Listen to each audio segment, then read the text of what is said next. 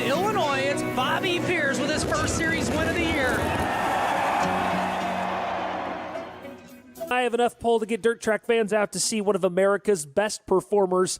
Check out Dylan's tour dates here and visit DylanScottCountry.com for tickets, merchandise, and everything related to the rising country music superstar. Thanks again to Dylan for providing the anthem to FloRacing Night in America. This town has been too good to us. Night number 2 of Iowa Speed Weeks on a Wednesday from the Hawkeye State is after Bobby Pierce's win last night at Marshalltown. We had about an hour and 45 minutes, if you can see me, north.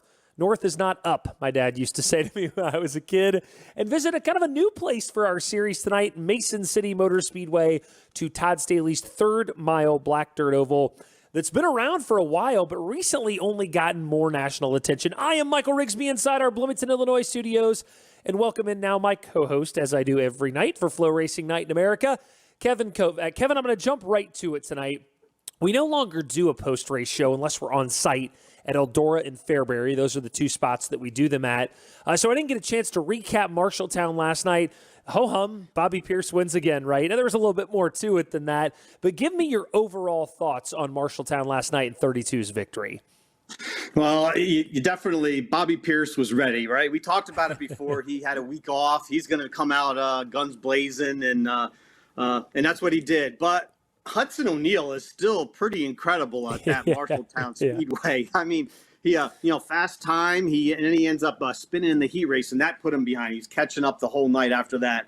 Had to start 17th. But man, if you had your eyes on, Bobby Pierce took the lead early, and he didn't, never really was like totally threatened.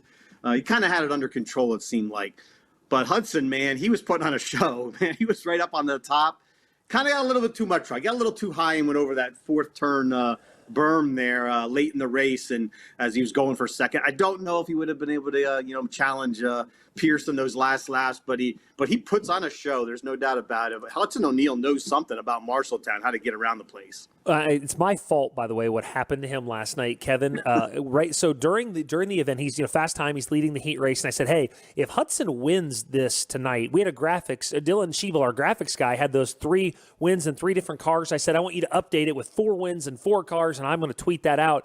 I am not joking you. I was literally typing it out, and instantly he went over the turns 3 and 4 berm. So Hud, I don't know if I've got this kind of power, Kevin, but I think I jinxed Hudson last night because it happened the moment that I typed that last night. Yeah, I saw your message on Slack to Dylan right when that happened, and I'm like, oh, well, you did give him you threw a little jinx on him, I guess, but sometimes that'll happen. Yeah, it's incredible what Bobby Pierce, credit to him for win, but man, Hudson O'Neal is unbelievable at that place. Mason City tonight, I sort of alluded to it in the open. I don't think it's a spot in the country that the grand national dirt late model folks know a lot about.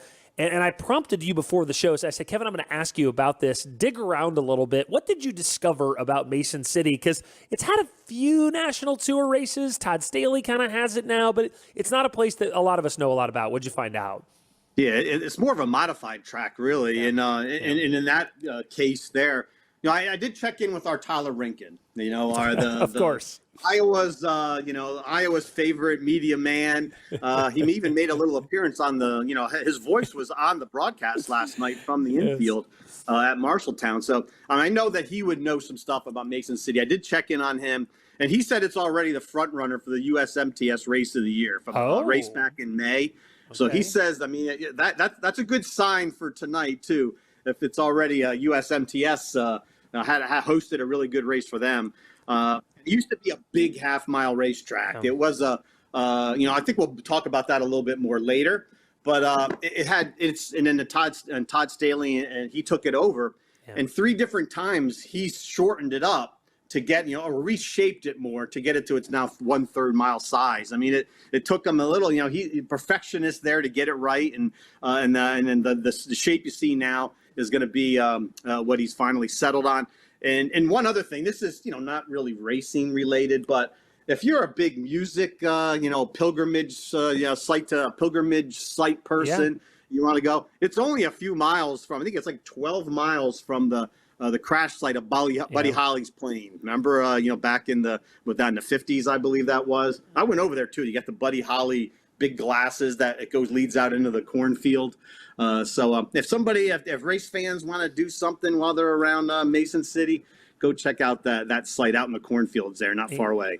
Yeah, the day the music died, right? I think is what right. Don McLean's American Pie song was based on, that crash in Iowa. Kevin, I know you have notes from last night. Again, follow up on Marshalltown. Empty your notebook. What did you have from last night? Yeah, Bobby Pierce now 25 wins, and he got a nice even number. Well, not even, but it's like that number that's 20, 25, 30. That's a good milestone for him. Will he be able to get to 40? I mean, I don't know, but this is a stretch right here. If he's able to get to 40 this year, this stretch in Iowa, it's in his wheelhouse. This is where he really needs to rack up some wins and get up near like the 30 mark after this next 2 weeks. But Dan Ebert, man, how about bad luck for him? He comes off that topless win. He wins another heat. I mean, again, he's looking really fast. Running third in the feature and gets a flat tire early and knocked him out of contention. Ricky Thornton Jr. too. He finished fifth last night, which I look back at his stats for the last few weeks since he won the Silver Dollar Nationals. That was his first top five in a full field race since the Silver Dollar Nationals. He had 12th, 6th, 19th, 19th, 6th. He's been running good, but I think that kind of shows what kind of season he's had. He just hasn't been able to carry that Ricky Thornton Jr. streak. Get it going. And one other little thing, though, too. I love that tech area at Marshalltown. Yeah, remember the Dairy Queen sponsored tech area? DQ Tech Zone, I think it was, right? I mean, that works out perfect. The DQ, that's what's going to happen if you step out of line, right? Marshalltown not in as many, it's not in the dead center of town as like Fairbury and Knoxville are, but it is kind of, it's in town because when you see at one point I'm like, is the Casey's in the pits? Like when you're looking over 3 and 4, it is right there. So I did like the DQ Tech Zone as well. By the way, last night, 9:45 feature time finish, right? So Dustin Jarrett has spent much of his career sort of lauding racing in the great state of Iowa. I thought 9:45 was pretty good, Kevin, but I think we could have done a little bit. I think we could have done a little bit better. So I've been giving DJ a little bit of crap about that today. I'd say it'll look somewhat similar tonight. Let's take a look at tonight's schedule and rundown that we'll see at Mason City. DJ was saying his phone service was breaking up when I was telling him it was running a little late last night. Of course, you switch over to Todd Staley tonight, Kevin. You're not going to have IMCA. You're going to have USRA mods in Iowa, right? Super late model hot laps, USRA hobby stock and B-mod hot laps, late model qualifying, opening ceremonies. And then from there on, USRA and super late model stuff will alternate all night long. Todd Staley, of course, the longtime owner and president of USMTS and USRA. So a little bit different look than IMCA tonight, but will still be a quality support class field. We do have the USRA hobby feature prior to the super late model feature, and then the USRA B-mod feature, of course. Kevin, the points after last night, I'm not going to call it a drastic shakeup. Bobby Pierce gets the win, but Brandon Shepard still, I wouldn't call it a commanding lead, but Devin Moran is right there, as is Hudson O'Neal. So Sheppy, Moran, Hudson. Bobby's still 96 points back even after his victory. Nick Hoffman, who was running, had some mechanical issues last night. He's tied with Bobby Pierce in fourth. Kevin, this thing is as tight as it's been, as late into the year as it's been for us. It's not over yet. I think any one of those, I still say top 5 guys can win this thing. Oh yeah. Bobby needed a good finish like that. Needed a good win to get back in the mix. But man, Shepard's going to be tough to catch because he's so consistent this year. But Bobby, it will be interesting to see him. It'll be neat to watch him try to make that run at the end of the year to catch up and overtake. I mean, that's a pretty good. He's 60 points behind third right now. He got off to a slow start in those first 4 races. So he has some catching up to do. Yeah, he really does. And, of course, the winner of this championship gets $75,000 at the end of the year at the Peach State Classic in Sonoy. We're still a ways from November yet, but that'll be the season finale at Bubba Pollard's Sonoy Raceway down there. Kovac, Ben has talked me into saying Sonoy, even though I want to say Sonoya with all of my being. Apparently, it is Sonoy locally. It just looks like Sonoya, right, Kevin? Just to be clear. Oh, yeah, that's one of those ones that I still like. Every time I say it, I can't really say it. With conviction, right. It doesn't come out real smoothly when we say that, It's just one of those ones that even there's towns where you put the an emphasis on a different syllable, and it's sort of like that with Sonoya, whatever. Both. We could go with both, right? Yeah. Speaking of, the season finale will be at Sonoya all the way on November 13th and 14th. This is the full season schedule. To get a look back, we started with Illinois Speed Week in May, Marshalltown and Mason City right now, and then in September, back-to-back weeks, LaSalle and Lincoln Park, Volunteer in October, and then we wrap things up. It's Sonoya in November 13th and 14th for the Peach State Classic. We're going to step away and take our first break. On the other side, it's our mystery guest. Kevin, do you have a guess? I want you to guess real quick who tonight's mystery guest is. Kevin? All right. Who's our mystery guest? Take a guess. I want you to guess. On air. Yes, I want you to guess on air. I thought we lost you earlier, Gary Stuhler, but I'm not sure. I figure he'll be on here sometime, right? Kovac thought we were in commercial. We weren't yet, but we are now. We'll have mystery guest and industry headlines. You're watching FloRacing Night in America. Back after this.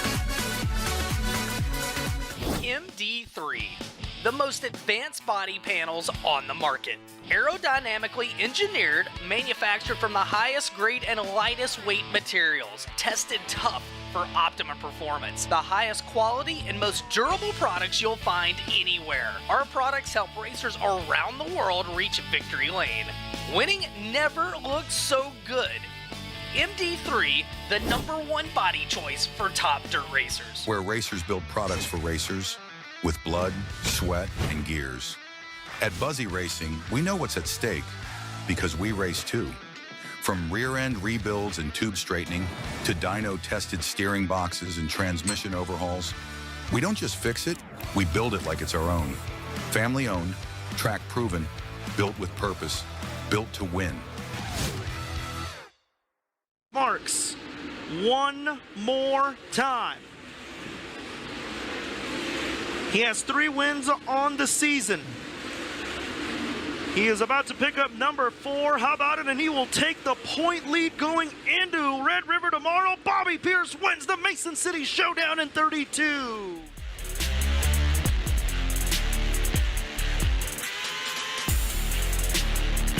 The last National Touring Series appearance for a series at Mason City, you just saw it right there, was the World of Outlaws back in 2023 that Bobby Pierce won.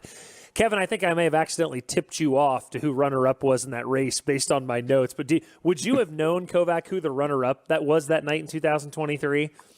Well, I wouldn't have remembered it like just off the top of my head, but I did happen to look at it last night because I was looking at some Mason City stuff, and I looked back at the finish of that race, so I knew it was Shane Clanton. And that was his last time he ran a full, national tour that year too. So that's right. He hasn't been running, like that much. He wouldn't be out there anymore, so all the way out of Mason City.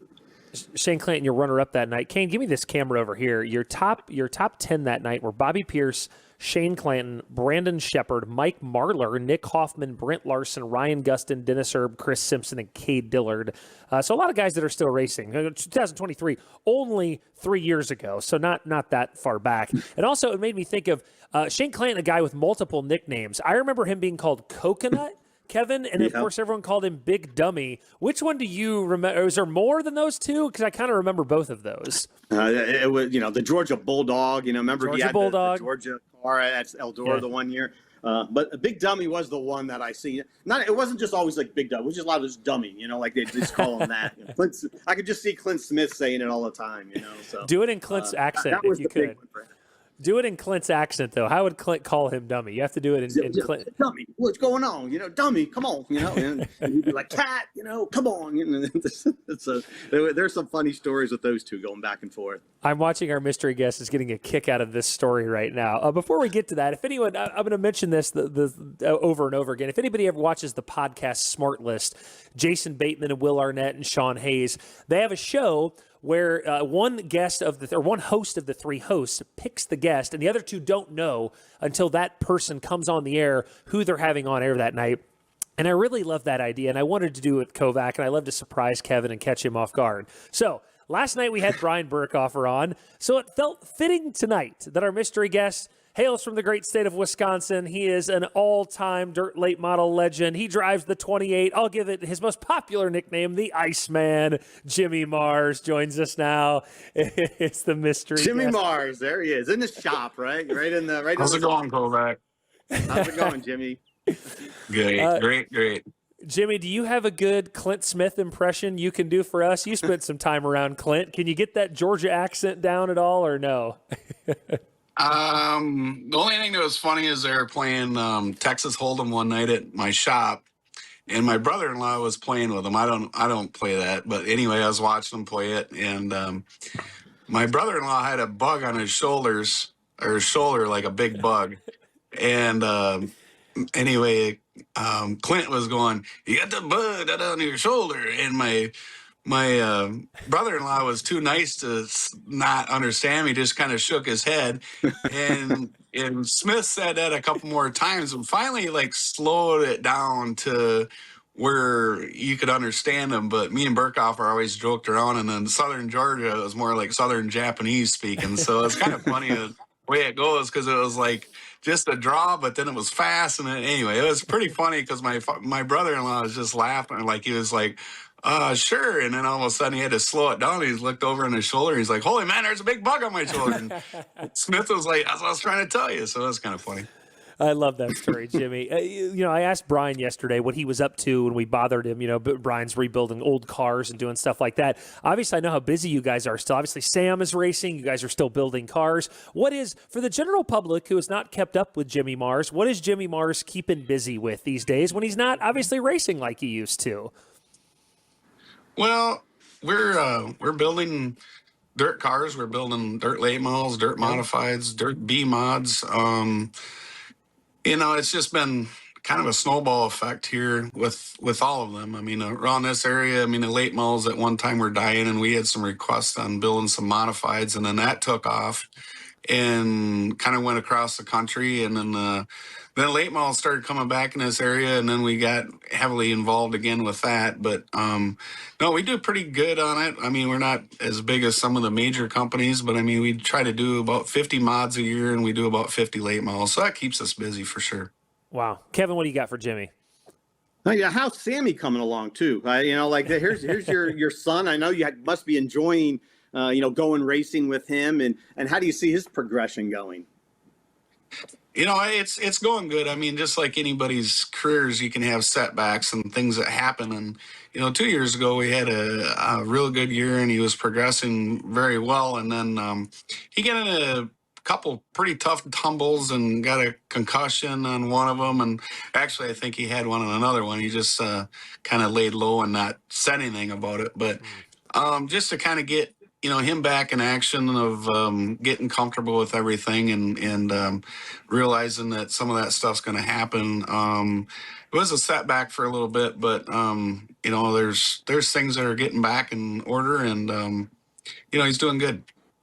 Jimmy, you had recently, I know, Tyler Courtney and I are buddies, and he sent me a picture that he was up at your shop when High Limit was up there running Red Cedar and stuff. He was going on and on about how cool your shop was and how cool and I was like, listen, Tyler, I've known Jimmy Mars for 30 years. You don't have to tell me how cool Jimmy Mars is. But how was it hosting the sprint car guys up there and just having that, group around you? And tell us about that visit from Tyler and those guys a little bit.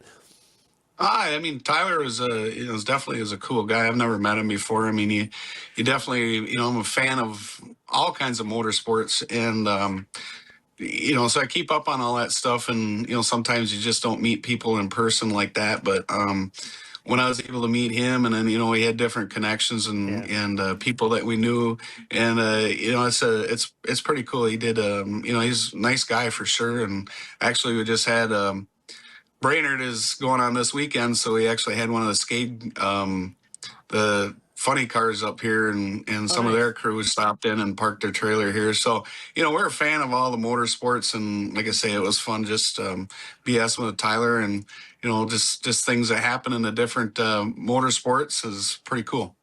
Kevin, go ahead.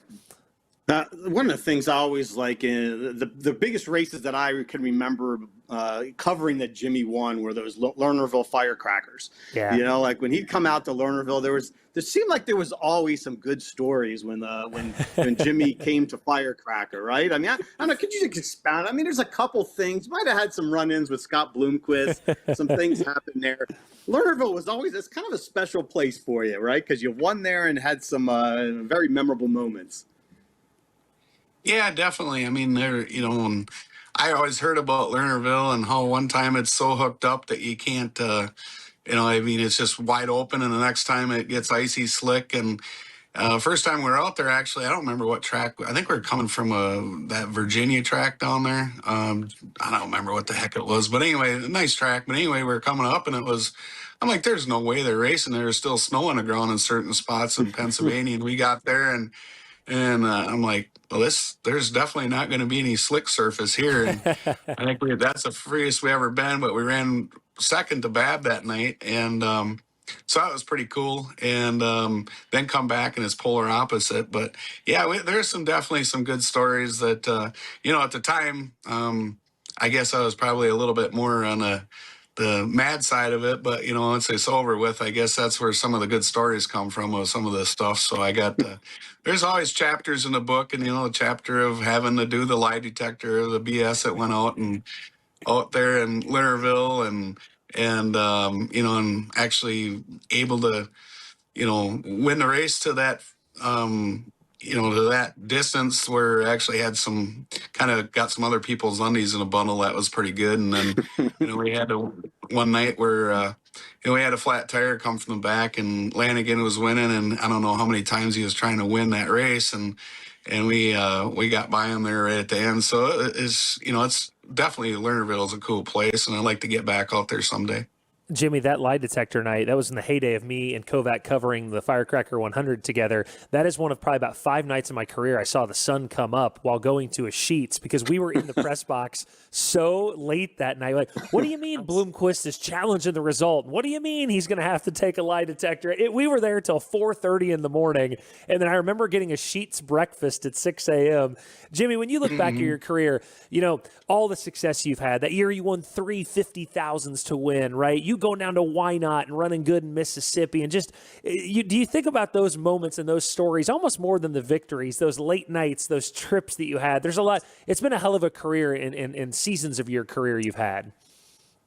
Yeah, I mean, we've definitely had success. I mean, there's some tracks that I felt like I didn't win at, that I, wanted to win at, but, we had good success. I mean, obviously the 50,000, that's just kind of a norm now, but, I don't know what that equates to, what money it cost us to race back then, and what that 50,000 was like compared to now. But, in a time it was cool. I mean, we had a lot of good competition, and it was an honor to beat that competition back in the day. And me and Burkhofer, going up and down the road, I mean, we had a good time. I mean, we didn't have what we have now for some of the technology, but, we were on the CB and had Channel 15 going, and we kept each other awake going down the road, just talking like dipsticks. So it was fun. We've got these 2 racetracks tonight, Mason City and Marshalltown, or this week. In Maquoketa, have you ever run Mason City, Marshalltown, or Maquoketa? I'm going to say maybe no in your career. Maybe Mason City, Jimmy? I don't know. Yeah, I ran to Big Mason City, and then I have not run any of the other tracks. Yeah.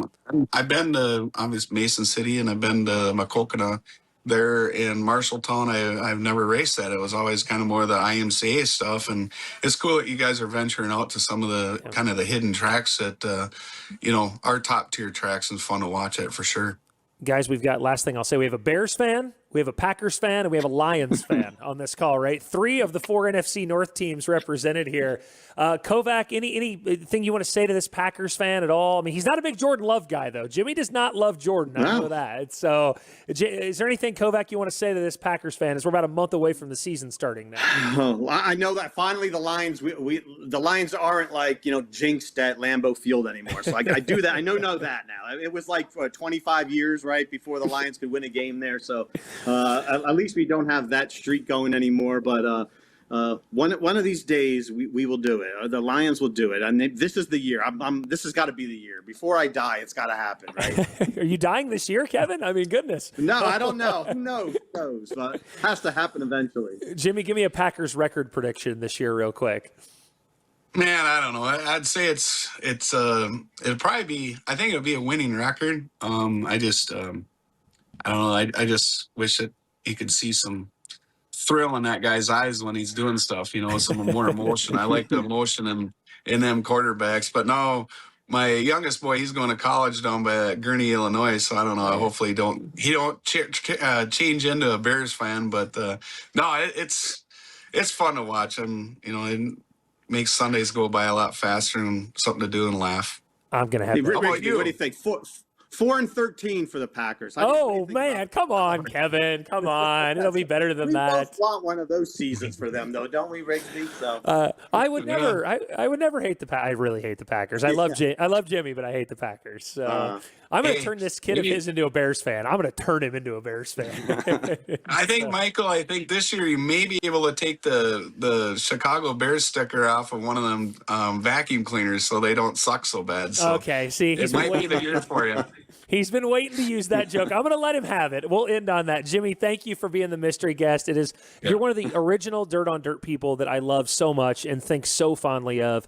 You recently sent me a text and told me, hey, you were proud of how big we've grown everything, and that really meant a lot to me. So, Jimmy, it means a lot for you to jump on. Thank you so much, and hopefully we'll see you soon on the road, okay? One other thing, Michael. Do you still have that old carb table that you first started with? Or I do. It's in the shop. It's in the shop. Perfect.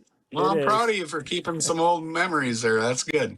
I actually have a picture behind me. You can't see it over my shoulder, but the night Amber and I launched Dirt on Dirt is a picture. It's a big picture I have blown up on the wall. So I do not forget where all this started. And working out of Jimmy Mars's hauler many, many times back in the day too. So thanks. All you guys do a good job, and Kovac, nice seeing you or talking with you here. And you guys all do a good job, and I'm proud of you. Thanks, buddy. I appreciate it. Thanks, Jimmy. You bet. Have a good one. All right, Kevin. It's now time for industry headlines.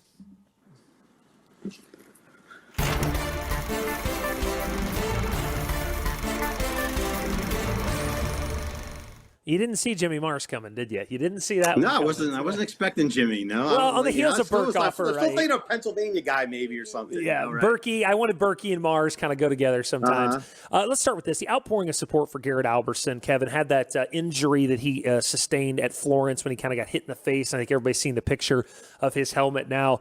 One thing our community does is they turn out for their own, and I think everybody's been thinking about Garrett and his wife and his entire family. That was a scary incident at Florence when he got out and went down to his knees. It's good to see that he's on the mend. Not sure when he'll be back in a race car, but he's on the mend at least. Yeah, it looks like 6 to 8 weeks now. They said he has to get another surgery on his on the fractures, I guess, in his face. So has to be out of the car a little bit. I mean, that might probably even put him a little bit past the World 100 now, I guess, unfortunately. So, but there's a GoFundMe page for him to kind of help out the family. I mean, they have a new baby on the way. They have a 1-year-old, right? I mean, and now and they have another baby on the way very soon. So everybody's thinking of Garrett and getting him back in the race car, because that was definitely scary when that happened at the North South. Kevin, secondly here, the Wild West Shootout. I remember when I was out there and it was $3,000 to win every night and maybe like an $8,000 to win finale, and we were racing the day. The Wild West Shootout has become a monster now, a $50,000 to win finale, and that still includes lap money. And the first race is big, and it's all 10,000s, and it's 1,000 to start, and et cetera, et cetera. The Wild West Shootout has really become, now that Speed Weeks kind of has also shifted later, Kevin, a little post-Daytona 500 for Lucas Oil. It's January's late model event now, really, in my opinion, and $50,000 to win finale for Chris Kearns, Matt Curl, and Jason Babiak. It's a big deal. Yeah, we always called it spring training, right? I mean, it's when you got $50,000 to win race and $25,000 in lap money for that race too. Man, you go for $75,000 in one night. I mean, that's tough to pass up for full-time race car drivers. They got to be looking to make the trip out there to Arizona. Yeah, for sure. And lastly, the Golden Ticket partnership between Gateway Dirt Nationals and Coles County. Coles County does that road to the Dome. Obviously, it's about the same size as the Dome, so it's kind of a nice partnership that they got, Kevin. I like these two organizations, Cody Summer and the folks at Coles County, working together. Yeah, like last year, Coles County had that race. It was kind of the road to the Dome. Get your little bit of experience on a small track before going to the Dome. And now, it's nice to have a partnership there. That really makes that race bigger. Yeah. It gives because it gives you whoever wins that race goes right into the preliminary, gets a guaranteed spot in the preliminary night, which is a huge deal when you have so many cars at Gateway. Yeah, it's almost 100 now. I think Gateway behind World 100 is only second in car count, which is absolutely crazy. Those were industry headlines. Thank you to Jimmy Mars for joining us. Todd Turner will be with us after the break. You're watching Flo racing night in America as the countdown to hot laps at Mason City is on. We will be back after this.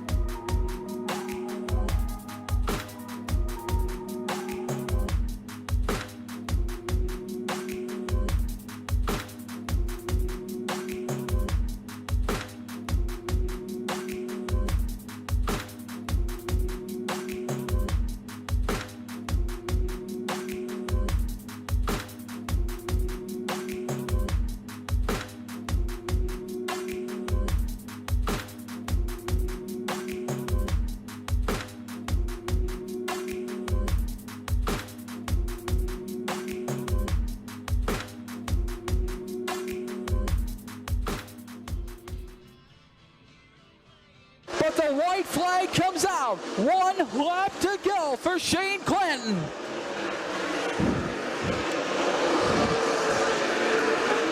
He'll go into turns 1 and 2 for the final time. Richards not gaining much ground. But Shane Clinton into turn number 3. Out of turn number 4. Checkered flag in the air for the 5th time this season. Defending series champion Shane Clinton to victory lane.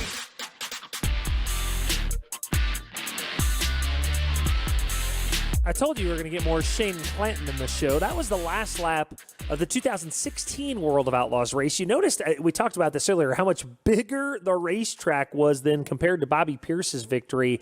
They cut it down in 2019. I prefer the new size. Kevin, big track or small track guy? I don't know that I've ever asked you this. I, of course, grew up at Fairbury, so I'm a small track guy. I do love some big tracks, but are you a big or small track guy?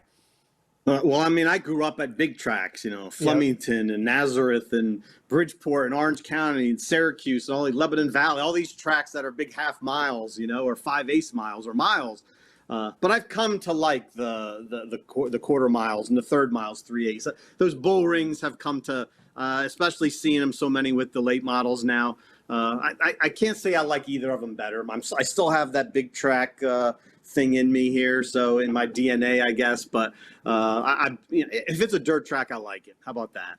I can appreciate both as well. Of course, I love Eldora. My big thing about it, I always liken it to this. Like, if you wanted to go see your band and you found out, Kevin, who's your favorite band? You're a Foo Fighters guy? I forget. Who do you like? I did like. I could have went to last week. I didn't go last week, but yeah, I do like the Foo Fighters. Yes, if you're a Foo Fighters guy and you found out they were going to be in a 500-person club, right? Oh, God, instead of a mega, you'd be like, oh my God, how do I get to this smaller venue to see them? That's kind of how I feel about quarter miles versus half miles. It's more of an intimate setting, tighter. You're closer to the action. Rigsby, the Foo Fighters did that in New Jersey not too long ago. And then they sold tickets the day before the event. Like 1,000-seat place. And I'm like, if I was closer, I'd have definitely been in line for that. But I could see what you're saying. Definitely the quarter miles like that. Exactly right. Todd Turner's going to join us in a second, but first we take a look at his weekly graphic. His first point on this is the one that we've touched on. This was a big monster, right? A monster. And there's half miles, and then there's Iowa half miles. This thing was huge. They cut this thing down in 2019. You also see the national scene. They did have that 2016 and 2023 World of Outlaws shows, which I've shown. I kind of forgot this, Kevin. A 2004 World of Outlaws race when it was I-35 Speedway that Rick Eckert won. I mean, that's the earliest years of the Dirty Dozen. I don't really remember anything about that race, honestly. Do you? Yeah, that was the first year. Really, I was like, that was right. 2004, the debut of the Dirty Dozen that season. So, yeah, I don't remember a lot. And I do remember it was I-35 Speedway. It was in August. It was an August event, like when they were on one of those swings out in the upper Midwest. Yeah, and also don't forget, the Eldora connection. Iowa's got that deep Eldora connection. Of course, the early race winners from Iowa, Verlin Akers from Iowa, Joe Merrifield won his Mason City debut a year after his 1975 World 100 victory, which was cool. I love that Todd put this, Silver Fox. NASCAR star David Pearson, shortly after leaving the Wood Brothers team in 1979, finished one spot ahead of some guy named Billy Moyer for a top 5 finish at Mason City in a Bruce Busho-owned Camaro. I'm going to ask Todd where the hell he found that out. Name game. We mentioned this. Track is operated under many names. North Iowa, Golden Hawk, Mohawk, and I-35 Speedway. And decades ago, the track frequently ran 200-lap, 100-mile races that lasted more than 2 hours. We bring in Todd Turner now to discuss some of this. Todd, I don't know what you're going to like less on this graphic, all the name changes of a racetrack, which I know you hate as we work on our database, or the fact that they ran 200-lap, 100-mile races, Todd. Take your poison there. Which one do you dislike more? That's a toss-up. I think maybe I'll take the name changes because occasionally they might stumble onto a better name. That's true. And I have to ask, too, before I get into the main crux of things, that David Pearson note, where did you find that at? How'd you find it? So there's a website, and I'm not sure I can call it exactly, Midwest Dirt Racing History or something. Some guys up in Iowa. So it's prominently Iowa stuff. When I was looking up some of this Iowa stuff, I dug through there, and they have what basically are reprints from things that were in racing newspapers. And that one kind of popped out at me. It was kind of crazy. I didn't know anything about that. But today it seems so crazy to be like, oh, yeah, David Pearson running NASCAR all of a sudden just shows up some dirt track race the next week, And Billy Moyer happens to be there, right, as well. So, Todd, Marshalltown last night, I got Kevin's reaction. Give me your thoughts on Bobby Pierce's victory last night. I guess it's more my biggest reaction is Hudson O'Neal's defeat. I feel like if he doesn't mess up that race, and I think he probably thinks that too, that he probably would have won. He had such a good car, and I think when the track evened out late in the race, it was more difficult to pass. You can make moves, but coming from as deep as Hudson did to catch Bobby wasn't going to be a thing. But if he starts up front, I think Hudson's going to be really hard to beat there. But Bobby Pierce, what are you going to say? He'll take him, right? 25th victory of Bobby Pierce's career. Kevin hit a number 40 earlier. I guess I'll just get to this right now. Do we know the last time somebody won 40 dirt late model races in a season? I know those Bloomquist have a Tampa days and those Buck Simmons things back in the day where he was running 17 times on a Saturday night features and stuff. But do we know the last 40 banger winner? Has it been recently? Am I missing it? I think we have to look it up. What you get into the issue is of did the guy travel or not? Because you have some guys who ran a lot of weekly races who could pile up. I think I'm not so sure Terry English didn't win more than 40 races a couple times when he was running, kind of weekly UMP stuff. So it's a different animal though what Bobby's doing, I think, than even many of the big totals over the years. No, I would agree. Todd, Mason City, you dug up a bunch of notes. Have you ever been to this place? And generally, what do you know about it? I've not. I tried to look this up. Somewhere in my mind, I feel like when it was I-35, that it was on a summer national schedule years ago, back when they do those Iowa half miles. I'm not sure that that's the case. Now, I haven't been to Mason City, but I did find some cities I've been to. I've been to Dodge City, I've been to Tri-City, been to Clay City, been to Queen City, been to Gas City, been to Farmer City, been to Phoenix City, and Calvert City. Is that good? Oh, I just was going through East Alabama, Kentucky Lake Motor Speedway. I was trying to associate the city with what a list, Todd. That's actually really impressive, and I'm actually there's probably more if you think about it too. So, Kevin, go ahead. Yeah, I've been to, how about 2 Tri-Cities too? I've been to 2 Tri-Cities, right, man? I've been to Pennsylvania and Illinois, right? So that's a thing there. But Todd, have you been to the Buddy Holly site though near Mason City? I mean, the Buddy Holly crash site of the plane. Didn't you know it was there? No, I do know of that, but no, I've not been to that. I'm sure you have, Kevin. You probably skipped the racetrack and went there instead. Well, I did. Like one time I was going from, I think, Deer Creek, maybe down to somewhere, driving, and I'm like, oh, Mason City, it's right off the highway. It's right off of I-35, of course. So I stopped in and looked at the racetrack. Never seen a race there, so I can't count it as a racetrack, but I did see the racetrack. And then I went down, and I'm like, man, Buddy Holly crash site is right down the road. You got to walk out into the cornfield to see it. So I had to stop in there. It's a little historic site, but I was wondering if you had back. I know you hit some historic places, when you're on your travels. Todd, Todd, I asked Kevin this question: you big track guy or small track guy? Because Kevin's bigger, I'm smaller. Where do you land? Are you 3/8? You split the difference? Medium size track? I think small. I grew up going to Brownstown mostly and a lot of those Illinois tracks. To me, it's more of the finesse. I think some people come from the speed side of it, and they love to watch those cars screaming around the half miles. To me, it's more the competition and the tightness of that that appeals to me, and being able to see all the track. I don't like it when they're so far away you can't even see what's going on. So I don't know. Just always a small track guy. I've appreciated a few bigger tracks, but I'm not Kevin. I'm not like Kevin. I'm not going to bail out and not answer. I will tell you, small. He did dodge it. He did really. I dodged a little bit. I got to go to a lot of small tracks now, or the bull ring. So I have feel like to. All the tracks Kevin loved that were bigger are all shut down, I feel like now too. So that should tell him something, maybe, that those tracks. Yes, they're mostly gone, right? They're all plowed over now in malls or houses or something. But Todd, how about this though? Do you like it when the tracks, are you excited then when the big track is cut down to the smaller track? Good question. Like a Mason City. It went from a half mile to the third, and West Virginia now, and there's Tri-City, quite a few tracks that have done that. Yeah, definitely. If you got a capable facility, much a better preference to bring it to have better racing there, make it smaller and stuff. West Virginia kind of did that they kind of stumbled into that and finally got there. It was so big, but a beautiful place. And so something like Mason City or these other tracks, and really it's becoming a list of them that have done this. I think we used to think, oh, racetracks, that's the size they're going to be. But, you stumble onto National Speedway Directory and Alan Brown, the late Alan Brown, who did that. But, it's great to look back through there and say, oh, and it changed to this size this year. And then it changed back to this size. And you get the whole recounting of it. So tracks try to figure out what the best shape and size will be. Todd, can I ask you, too, if you're on the panel here to decide if it counts as a racetrack, does it count as another racetrack when they shorten it up? Or is it still the same race? Did you get to count it twice? Same track. One. Okay, that's your vote then, right? 100%. You have to remember that Todd and I have always joked, Dustin Jarrett famously loves to count the number of racetracks that he's been at and loves to get 300, 400.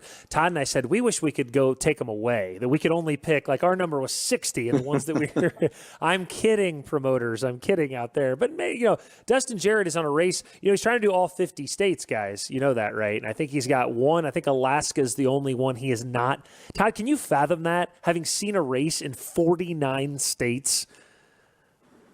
No, that's not my thing. I get that people do that, and some of those guys, but that it's not my thing. I'd rather go to one good track at one good race than 10 at just random ones. Todd, if you retire one day, I could, maybe become a race chaser. You and DJ out there in Evergreen Speedway in Alaska chasing races. So, we'll see. All right, Todd, thanks for joining us, buddy. We'll see you again in about a month from LaSalle. Thank you. My pleasure. Final commercial break. When we return, Kovac and I wrap it up on our pre-race show. You're watching FloRacing Night in America, Mason City Motor Speedway, coming out back after this.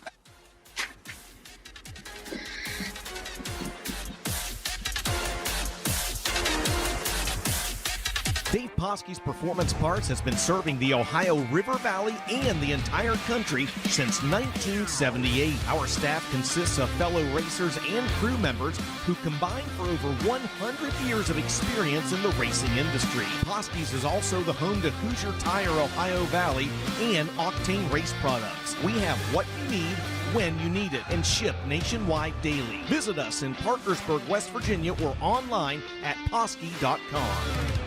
The new Dirt Draft app. Faster, sharper, built to win. New lock windows and predictive contests. More ways to play.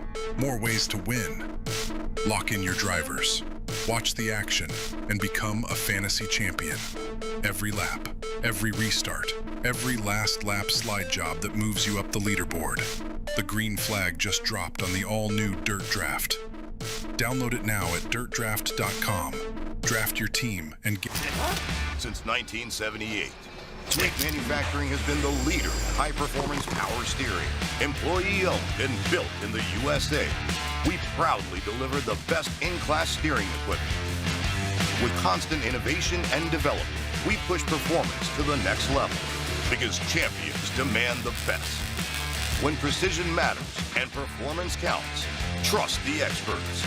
Sweet Manufacturing. Let us turn your wheels. He's climbing out of the car. Big hand, if you would, for the Georgia Bulldogs, Shane Clanton! On a rail all night. I mean, the car was good. We, Little Brian and GW and all the guys at Kaiser, Integra Shocks, we worked pretty hard this past week trying to find what we need to do to make this thing go, and it's pretty special right now. It's get a win here that eluded me the last time we was here. I went a little hard on tire, and tonight I think I went a little softer than everybody else, and it showed it was pretty good.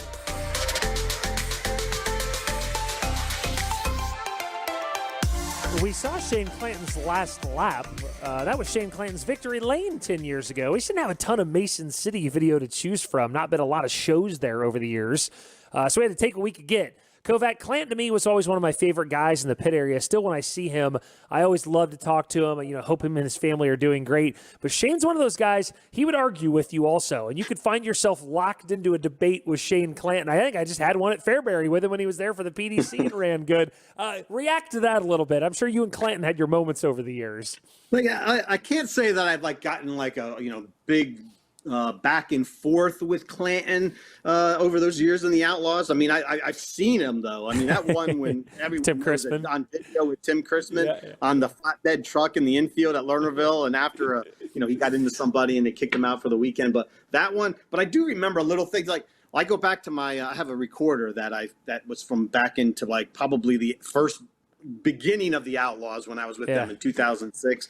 And I just went back and listened to them. Some of the things that are still on there, a lot of them are Clanton. I mean, and it's like, that's when you see them the anger, because I just go up to him, ask him what happened, and he'd be like, "What do you mean that chub mother effing Frank?" And he would. It's like, sometime I might have to bring this to you and listen. You have to listen to. I some would of love these that. interviews Bring it to the world. Bring it to the world. Yeah, it's good. Maybe you can make something out of it.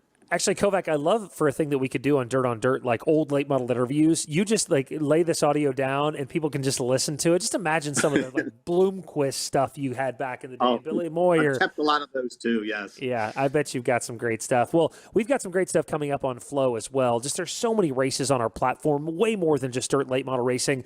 So we got USAC, we've got the Cars Tour, Lucas Oil, High Limit. For the Cars Tour, don't forget Anderson Motor Speedway up next for cars this weekend. That'll be great. Smackdown for Kokomo, a very famous non-wing sprint car race, August 27th through the 29th. Lucas Oil will be on the final weekend at Port Royal. High Limit heads west. Races in California starting tomorrow at Santa Maria, and they go all the way through Skagit, which is basically Vancouver, on Labor Day weekend. I'd love to get up there. And then FloRacing Night in America, of course, all the dates with FloRacing Night in America that we still have left. LaSalle and Lincoln Park in September, and of course, on and on from there at the end of the season at Snowy. Kovac, leave that screen up, Kane. Pick one thing on there that you would be the most interested in. Is it Smackdown with Kokomo? Is it High Limits West Coast Swing? You can't say Port Royal. I won't let you say Port Royal, Lucas Oil. Right. So you got to pick. I have to go out of the discipline here of late models. Yes, right? yes, correct.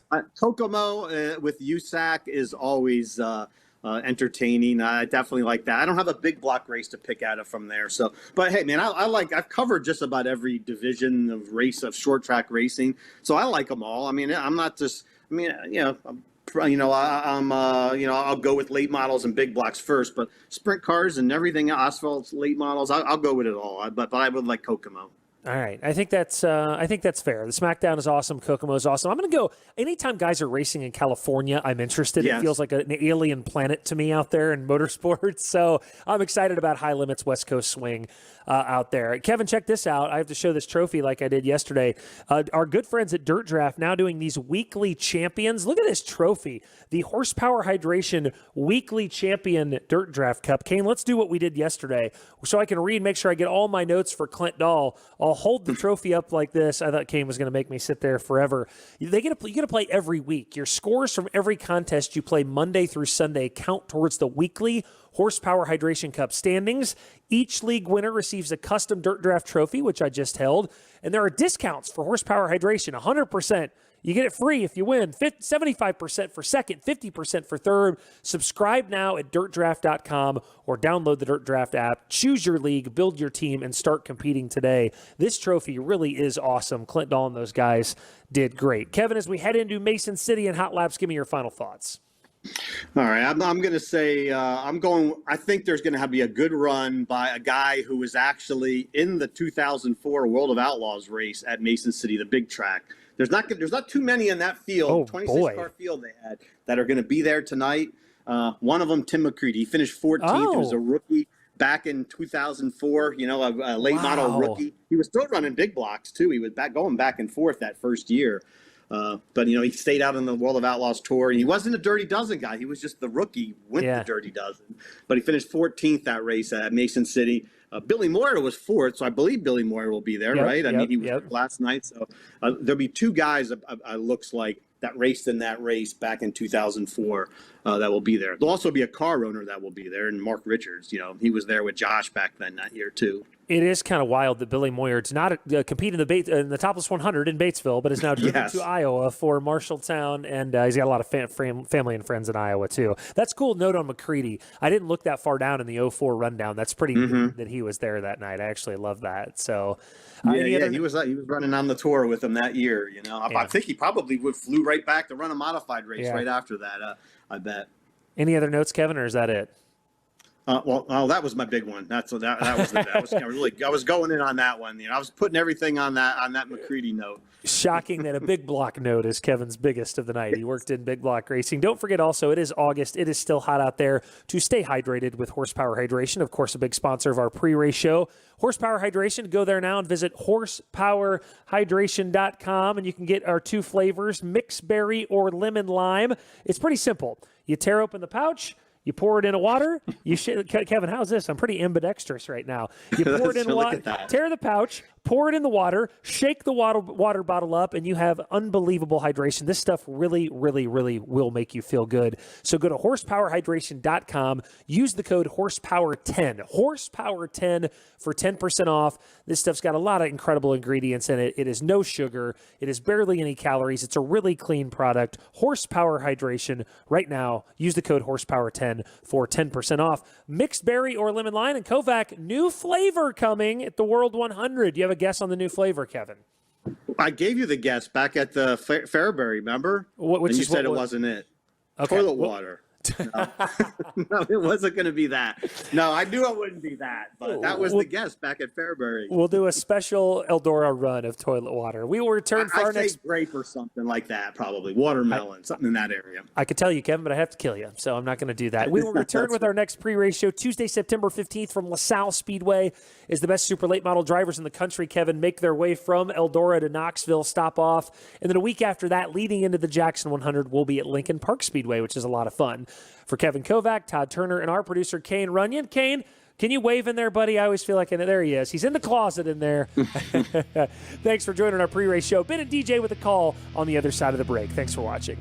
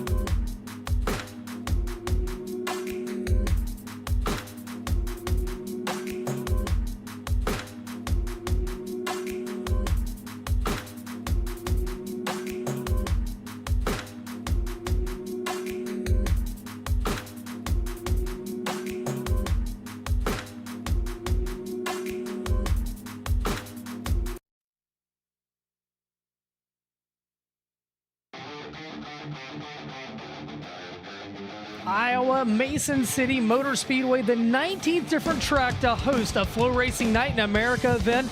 And it is a Wednesday night, and it is a jam-packed fairgrounds here for FloRacing Night in America Round 6. DJ, it would not be Iowa if you didn't have a water tower on the property at the racetrack. And you see outside of turns 3 and 4. My name is Ben Shelton, joined by Iowa's favorite son, Dustin Jarrett, Trenton Perry from the infield. And DJ, this is a place you've been to before, but you said every time you've been here, the racetrack has been shaped a little bit different. It's been shaped a little different. It was a half mile at one point. I was not here, and as you can see, an absolutely massive crowd has rolled into Mason City for tonight's event. It was a half mile at one time. I was not here when it was a half mile, but about 8 years ago or so, Todd Staley and his crew and his family, they came in and they shortened this track. They completely dozed the old track. They rebuilt a new 3/8 mile. It's taken on several different twists, turns, shapes, and sizes since then, and it's now the 1/3 mile configuration that you see here today in front of what is very likely to be the biggest crowd in the history of Mason City Motor Speedway here tonight. The third member of our broadcast team has been here more than both of us combined. He's been here broadcasting several races with Racing Dirt. He comes here on a fairly regular basis and with the USMTS Modifieds. We welcome in our good friend Trenton Berry. Trenton, how many times have you been here and how many reconfigurations have you seen at this racetrack? Man, I've probably worked here 75 times or something like that. It's been a lot. And, you know, you talked about the big reconfiguration from a half mile down to what it is now. And, you know, I think Todd's probably monkeyed with it twice considerably since then. He had the first time at his first run at it. He realized that pretty quickly. That just wasn't it, but it wasn't far off. And one of the big things was they kind of pushed the backstretch out just a little bit, made the corners a little more sweeping. And then he's worked over here in turn 3 and 4 some more as well. He really had this thing dialed in. We were here for a USMTS race over Memorial Day weekend, and it was one of the best races that I've seen all year. And I just kept standing right down here, right where I'm at right now, thinking, man, I can't wait for Flow Night, for everybody across the country and beyond to be able to take a look at this place and to see this thing in all its beauty. All the years Todd, Janet, and Ryan's hard work are kind of coming to fruition tonight. This weather, my goodness, this could not be any better, and this racetrack's going to provide a show tonight. I've been looking forward to this race, man, longer than I can even care to think about. Well, Trent, we're glad to be here. You've had us excited. And Dustin, you knew that this was going to be a big deal, but this crowd, were you prepared for the crowd that we've got? And there's probably a couple hundred people waiting in line still to get in right now, as it has just been jam-packed. Does this surprise you? I don't want to say yes, but I mean, you never know. It's an unknown. Of course, the Outlaws were here back in 2023, yep. But this is basically as far as we stretch with FloRacing Night in America. It's an area that doesn't get, a region that doesn't get but only a small handful of super or open late model races a year. It's a little more USRA modified country, or WISSOTA modified country just north as well. The USRA stock cars, which I love, by the way, also. Yeah. So, yeah, I mean, it's more of that country, and so you never know. Will fans show out when it's a big super late model race? Will they not show out? Well, they have showed out in a massive, massive way here tonight at Mason City Motor Speedway. Well, let's talk about some of the drivers that are on the racetrack. You see on your screen the B8 Brent Larson and one of his son's cars, the Lake Elmo, Minnesota driver, the Hanco USA TS Warehouse Pro Power Longhorn B8 car. And I tell you what, Tiffany, let's go right in front of him. Let's ride with Tyler Erb. There's the 1T out of New Waverly, Texas, the Best Performance Motorsports Langenfelter Mechanical Contractors entry. Third in the World of Outlaws standings, 5 wins on the year for Turbo Tyler Erb, and he enters tonight 5th in FloRacing Night in America's points. There's the driver behind them out of Decorah, Iowa. That's actually not terribly far from here. It's going to be Tyler Bruning in that Skyline Motorsports Quick Supply Company Truck Country. I did not see if he's in the AK. He was in the AK race car last night. He did unload the AK today. There you go. The Bruning Rock Products number 16 behind him, a driver that ran the World of Outlaws race here a few years back. It'll be Dennis Erb Jr. out of Carpentersville, Illinois, in that Vomac Truck Sales McBride Mac Kaiser Manufacturing sponsored number 28. That's Dennis Erb Jr. In car number 60. Behind him, the Topless 100 champion from last Saturday, Batesville, Arkansas, Locust Grove, Arkansas to be exact, Batesville Motor Speedway. It's Collins Brothers Towing, Minnesota Truck Headquarters entry out of Lakeshore, Minnesota. Dan Ebert, 1 win on the year in the Durham-powered Rocket, number 60. And behind him, spent a lot of time in Des Moines, Iowa, now lives in Batesville, Arkansas. How many Billy Moyer fans are in the house? The National Dirt Late Model Hall of Famer in car 21 out of Batesville, Arkansas. 858 career wins, 2 on the year. The Keith Lawson Motorsports, Carl Chevrolet, Mesilla Valley Transportation, number 21. Also rolling down the back straightaway, going to head back to the pit and get ready for his hot lap session. You saw Clay Stuckey flash in your screen. How about rolling into turn number 3, the 4TW of Tim Ward. That driver out of Mesa, Arizona, but now resides in Harcourt, Iowa, coming at you out of turn number 4 in car 4TW. And the J.M. Michelle Schmidt Motorsports, Dini Outside Services, Peak Decals, Halibut Powered Longhorn for Tim Ward with 3 wins on the year. Did you get Gordo? I did not get Gordy. Gordy Gundaker. Oh, that's not Gordy Gundaker. Close. That's the 99 of Devin Moran.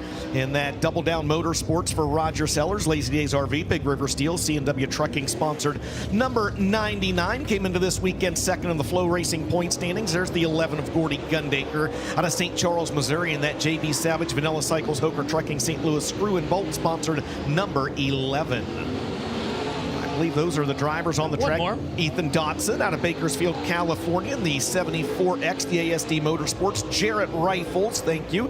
Taco John's Excel Floor Covering sponsored number 74X for Ethan Dotson. So right now getting the racetrack ironed in, half the field to the infield, half on the speedway. Tyler Bruni in car number 16, the Clemens powered AK race car we talked about. Looking for his first win of the year. It's been a bit of a slow year so far for that driver. He's had some rough and tumble rides this year, has the 16 man. He would love to get his first ever FloRacing Night in America win tonight in his home state. Of course, he's out of Decorah, Iowa. 51st event for the series here tonight. And as we said, the 19th different track to host a FloRacing Night in America event. As they're just kind of buzzing it a little bit, checking it out, racetrack a little bit slimy. So it isn't a real warm day, DJ, in the grand scheme of things. Down south, it's in the hundreds. Here today, it was 76 degrees, but the sun is out in a breeze, so they put some extra moisture in the racetrack to keep it good, especially as we progress later into the night. Yeah, absolutely. This is one of those racetracks. You can see the dark clay on here for folks that maybe aren't familiar with Mason City Motor Speedway. Everything about it is traditional Iowa, from the dark clay to the water tower, except there's no covered grandstands, right? But that dark clay, this is going to be one of those racetracks where I'm just going to be very honest with you. This thing might be a little greasy early on in the night, especially for the heat races this evening. And if that's the case, 9 times out of 10, the track widens out, and then you see a really, really good feature. It's just what we've become accustomed to seeing in with racetracks in the Midwest that have this really dark, almost black clay on them. Well, it does, and the transitions, and we saw that even last night at Mason City. It's a little bit different play than our play again. My goodness, Marshalltown. We fly home tomorrow, buddy. Yes, I know, buddy. Well, Tyler Bruning on your screen there. Tim Ward, I believe fastest in that set, the 4TW, the Arizona driver, now residing in Harcourt, Iowa. Racetrack a little bit slimy, the 15.6s right now. Those laps as we'll bring out the cars in the second group. So unofficially, the track record here at Mason City Motor Speedway was set during that World of Outlaws race back in 2023, June of 2023. Bobby Pierce has the track record here. He is running tonight, by the way, 13.343 for Bobby Pierce back on June 27th, 2023. Yeah, and that was the night, I believe Tanner English led early. Pierce actually ended up getting the win that night and the track record. We'll keep an eye on that. And again, just getting this racetrack packed in right now. We will also have the USRA B mods in action and the USRA hobby stocks. The 9 on your screen, Tim McCready, the driver out of Watertown, New York. Couple of wins on the year, 4th in the World of Outlaw standings. The XS Storage, Dave Warren Power Sports, Corey Rubber Company, number 9M, the Clemens Powered Longhorn. And on your screen, our current point leader for FloRacing Night in America and the Lucas Oil Late Model Dirt Series champion, Brandon Shepard out of New Berlin, Illinois.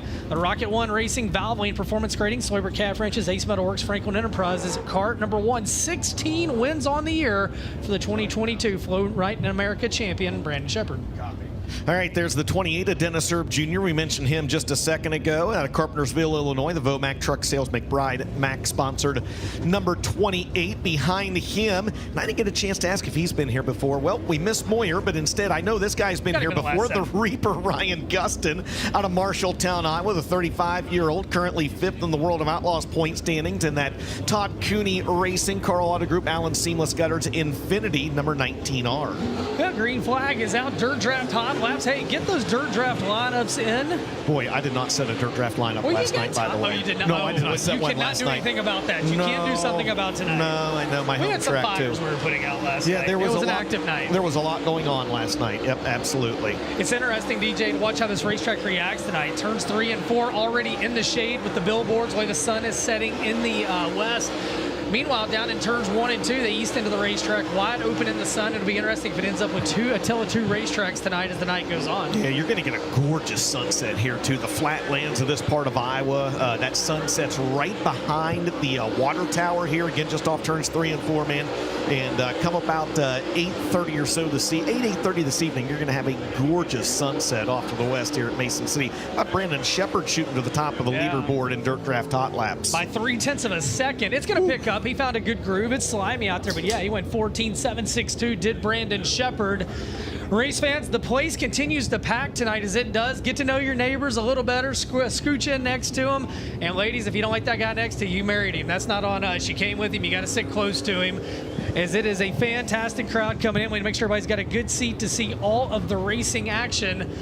And DJ, you feel like last night we struggled a little bit to build a cushion at Marshalltown. Tonight, I think a cushion may be a very real, especially tonight in Sunoco qualifying. Look at this crowd, DJ. That is incredible. Holy smokes, that is a beautiful shot. That is, listen, I think the phrases record crowd and biggest crowd gets thrown around a lot. Too much. Yeah, it does. But we'll confirm with Todd and with Ryan Staley here. But they, by all looks and feels, pre-sales, etc., they do truly believe this is going to be the biggest crowd in Mason City history. Trenton Berry, what do you got? Can I give you a little speak for my guy here just a little bit? Lay it on me. He's going to probably say, well, if I could have just sold one more hot dog? It's probably close. We'll just have to wait and see.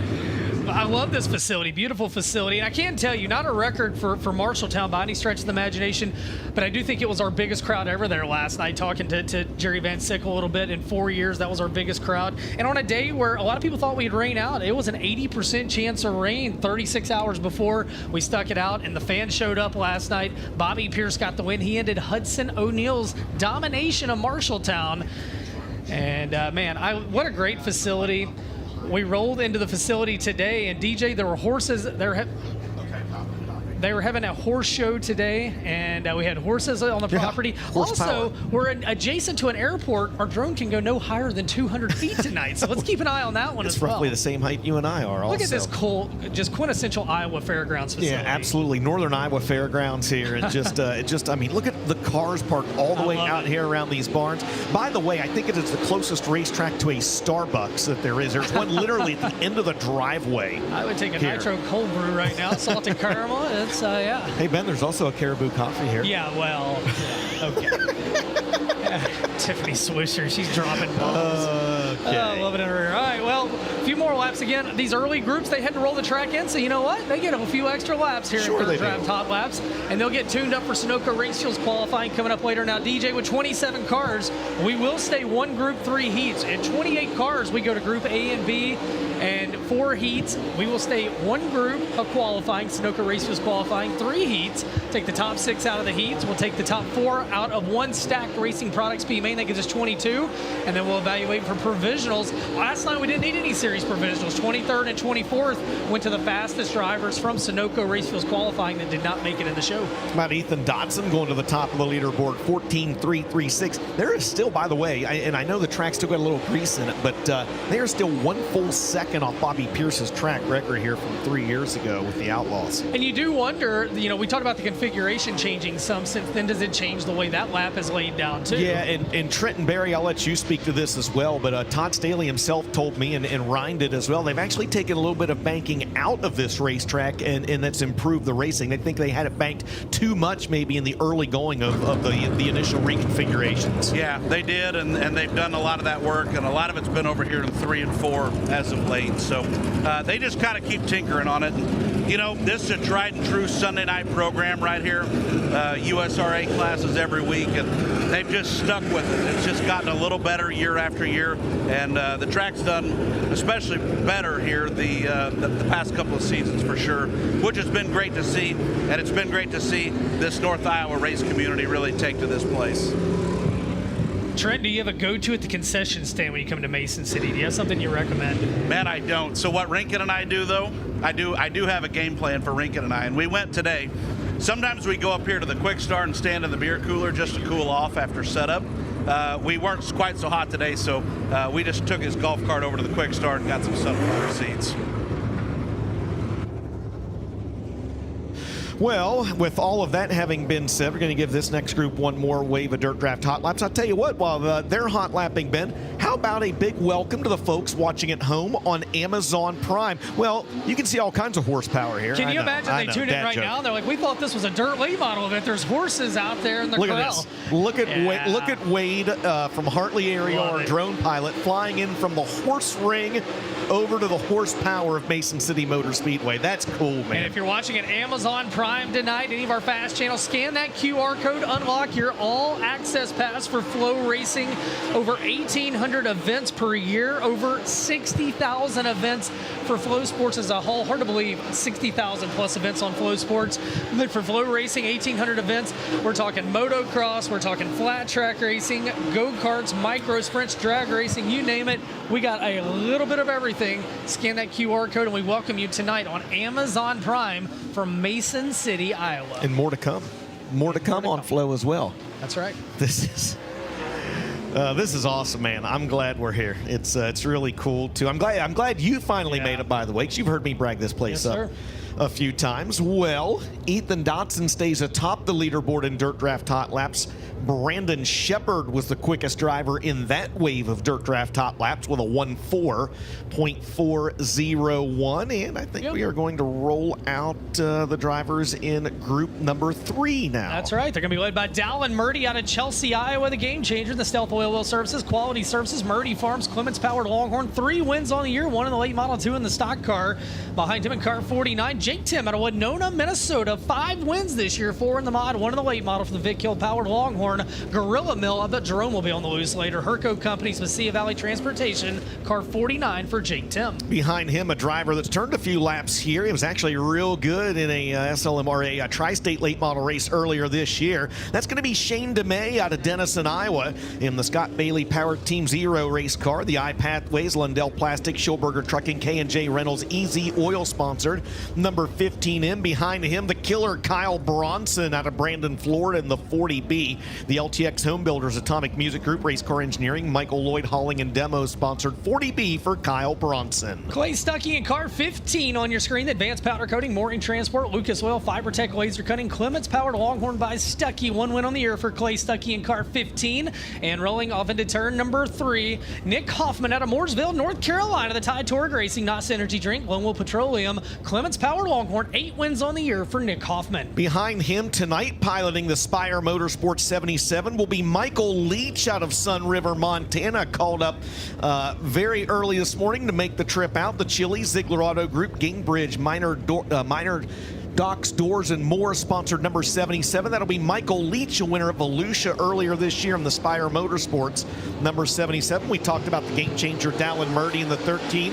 He's been here 3 or 4 times before, he told me. Ran the late model once last year, been here once or twice in a modified, and then has been here once or twice in a stock car as well. Jake Tim, a little bit of smoke coming out front 49. Yeah, I think we saw that early on last night. You're right. Yeah, you're going to want to maybe burn a little bit of oil off of that race car. Yeah, we're going to talk more when we drop the Midwest Sheet Metal caution on this set about the 77 and Carson Hocevar. Scheduled to race both races this weekend. We're going to talk more about how Michael Leach landed in that race car today. The 40B on your screen, Kyle Bronson currently 10th in the series standings. And car 40B didn't intend to run the whole tour this year, but he said, you know what, I may have to stick with it now. Looking pretty good. As fastest car in this set, Nick Hoffman, 14.519. Third fastest overall, Nick Hoffman, 14.519. Well, the 77 race car pulling to the infield, scheduled to be driven by Carson Hocevar last night and tonight. That is the Spire Motorsports owned late model team. Carson had some last minute plans related to his NASCAR Cup stuff he had to go to, so that team did not race last night at Marshalltown. They brought Michael Leach in tonight to drive that race car. Of course, Leach normally in the number 09. But yeah, kind of a bummer, DJ. We were supposed to have Hocevar at both races, but turns out his day job took him away, and hopefully we'll get him back here next year. Listen, I can relate. I hate when my day job takes me away from racing sometimes, right? Next driver on the track out of Earlham, Iowa, that's going to be Daniel Hilsebeck in that Manning Chiropractic, Big Deal Car Care, Rush Race Gear, Wolfmark Roofing, Hilsebeck Farm sponsored number 22. Behind him is going to be the driver of the number 8. That's the Baby Bomber, Matthew Larson out of Lake Elmo, Minnesota, in that Fuel Factory TS Warehouse Henco sponsored number 8. Rolling down the back straightaway out of turn number 2, I should say, Ricky Thornton Jr., the Chandler, Arizona native, the Knights Companies, Bill Stein, Hoker Trucking, High Performance Lubricants, Kohler Motorsports, Cornet Powered Longhorn, Indianola, Iowa driver now, Ricky Thornton Jr., 14 wins on the year. And behind him in car 6, the K&L Rumley Enterprises, D&E Marine, Senior Life Insurance Company, Cornet Powered Longhorn for Hudson O'Neill. He's got 14 wins on the year, and Huddy rides out of turn 4 in car 6. Behind him is going to be the driver of the Tumbling Dice, number 25. That's Jason Fager, currently second in the Mars Series point standings at Titan Industries, Stock Center, Remtech Enterprises, Hoker Trucking, Rosser Battery sponsored number 25 for the high side hustler Jason Fager. And there's his fellow Land of Lincoln driver out of Chatham, Illinois. That's the Squirrel Brian Shirley out of Chatham, Illinois, as I just said. The Bob Cullen Racing, Thomas Express, Hoker Trucking, J&J Ventures Gaming, Allgaier Performance 3S for Brian Shirley. This should be the final wave of Dirt Draft Hot Laps. Coming up after this, we will transition. USRA B-Mod Hot Laps coming up next. Oh, Shirley slides almost to the concrete down in turn number 2. We'll get his feet back under him. Hey, I set my Dirt Draft team. Good job. I have not done it in a month, I think. So listen, I look at this. I think, I don't know. I'm just taking a guess. I think it's going to be a throttle stomper kind of racetrack tonight. We'll see. Okay. So I got some mashers on my team. Well, right now it's definitely a masher kind of racetrack. We'll see how the track evolves throughout the night. How about a new Speaking of mashers, that's right. Who you got at the top of the board, DJ? Jason Fager with a 14.295 is the quickest driver right now in Dirt Draft Hot Laps. Thornton jumps up to third quick with a 14.336. And I think that's going to do it for Dirt Draft Hot Laps here this evening. Checkered flag flies on this final wave. And indeed, the driver that tops Dirt Draft Hot Laps, Brian Denicus's pick earlier this evening, it is Jason Fager with a 14.295. And so he will rest his hat knowing that he was the quickest in Dirt Draft Hot Laps. Brian, we're going to turn it over to you. We got the USRA B-Mods making their way out. We sure do. Thank you, DJ. I appreciate it as the Window World USRA B-Mods make their way to the track. The first car out onto the Speedway, car number 17. That's Oliver Sackett from Pearson, Iowa. Following him down into turn number 2 with car number 88. That's Nate Albrandt from Clear Lake, Iowa. Ryan Tannehill, or Zach Tannehill in the 18. Started talking football there for a little while.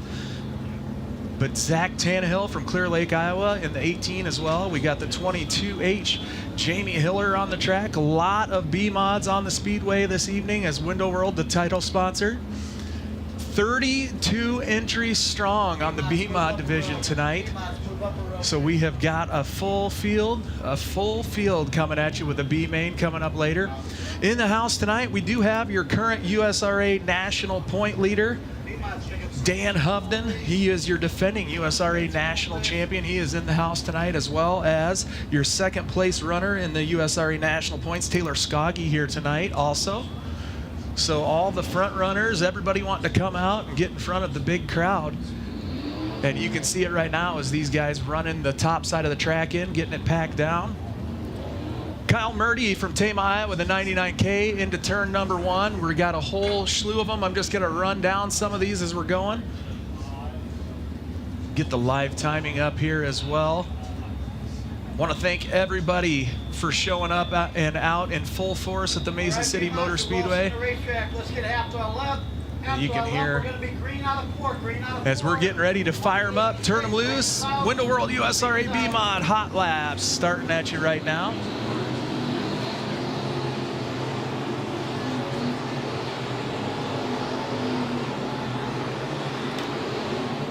Other cars out on the speedway, Jamie Hiller, Braden Ehlers, Randy Cram in the 86. Kyle Murdy, Hunter Kennedy out there, as well as Duke Erickson. Bill Wegner in the 79W, as well as Chris Moore in the X. Corbin Erickson, John Ross. Clay Beamer in the 17B, just to name a few as we're going through and getting their first laps in. Jackson Hale, quickest on the speedway so far, to 17.514. Followed by Corbin Erickson, John Ross. Hunter Kennedy so far, as the checkered flag flies on your first hot lap session of the Window World USRA B-Mods. Kyle gives them the checkered flag atop the flag stand, and here we go. We're going to get another batch of the USRA B-Mods out on the speedway.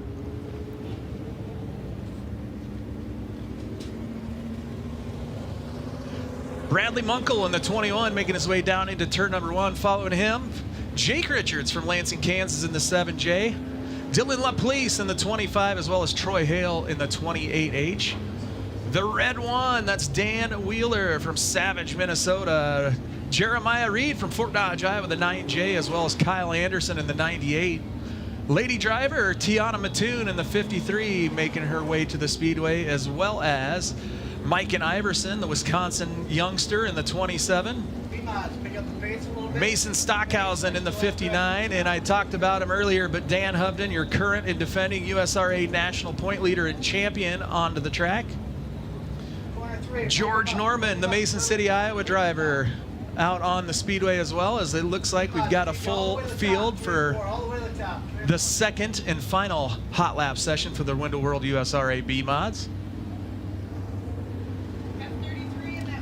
Want to remind everybody, 50/50 tickets are on sale. We've got all your special eats and treats down in the concession stand. Make sure you head on down there. Our staff has done a good job of preparing dinner for you, and there's plenty of you here, and hopefully they made enough. This is one of the only racetracks that has a wood-fired grill, gentlemen. I don't know if you saw that or not, but they cook on hard wood back there. So we're not talking propane or charcoal. They do it over wood, and it is delicious. And you were asking about recommendations. Got to try the cheese curds. Here we go, turning them loose, firing them up. Hot lap session number 2 for the Window World USRA B-Mods.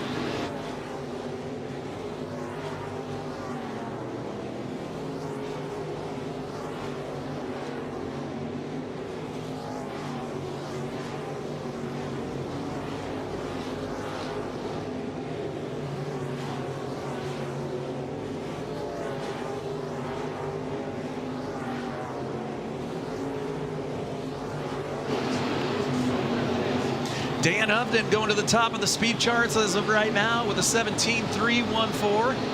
Jackson Hale, Kyle Anderson, and Dan Wheeler also up there, as well as Jake Richards, as the track's starting to get worked in and cleaned off. Plenty of B-Mods out here to get the track worked in. We'll have hobby stock hot laps coming up right after this, and then we'll go into tonight's super late model qualifying. 33, put your hand out your window. 33, put your hand out your window.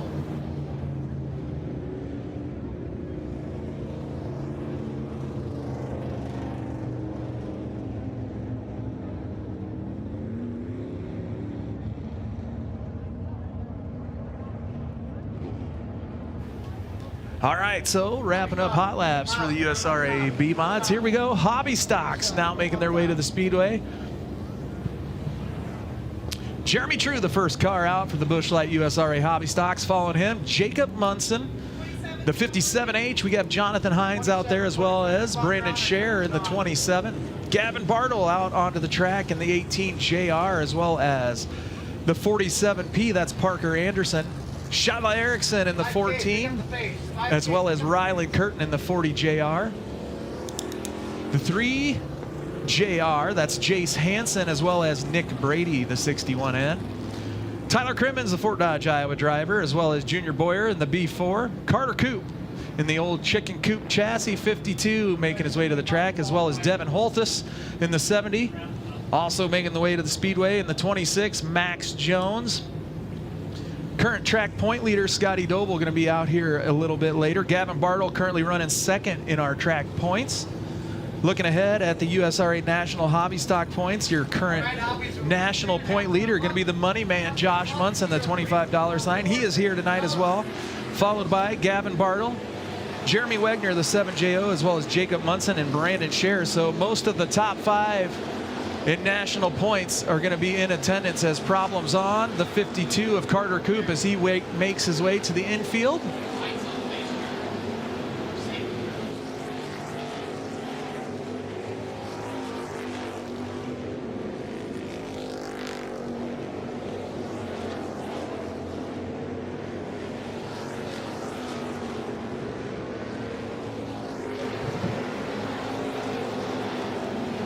Parker Anderson atop the speed charts so far, 19.306 the fast time. Now Nick Brady, Boyer, it's starting to get quicker by the lap as the racing groove gets worked in, as the checkered flag also comes out.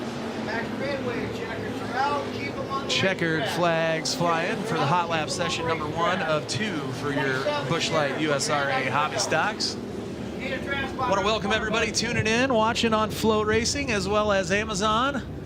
We're getting messages far and wide. We're glad to have you tuning in tonight. It's a special night here at Mason City Motor Speedway. We're lucky and blessed enough to have these guys in the house. And you couldn't ask for a more beautiful evening to be here at the racetrack. Temperature's good, especially when you're stacked in here like this. Couldn't ask for better weather. So a few laps around the top side of the Speedway. We're going to run that top side in a little bit with these hobby stocks. And do we have another hot lap session for the hobby stocks? Or are we going right into the qualifying? This is it for hobby stocks. Going to be heading right into qualifying for your super late. So with that being said, I'm going to pass this back over to the main squeezes. DJ Ben, here you go. All right, well, that is a wrap on hobby stock hot laps here this evening. Hey, it don't take long in Iowa. We're going to step aside for a very quick set of commercial breaks. When we come back, Sunoco Race Fuels time trials. Don't go anywhere. We'll be back right after this.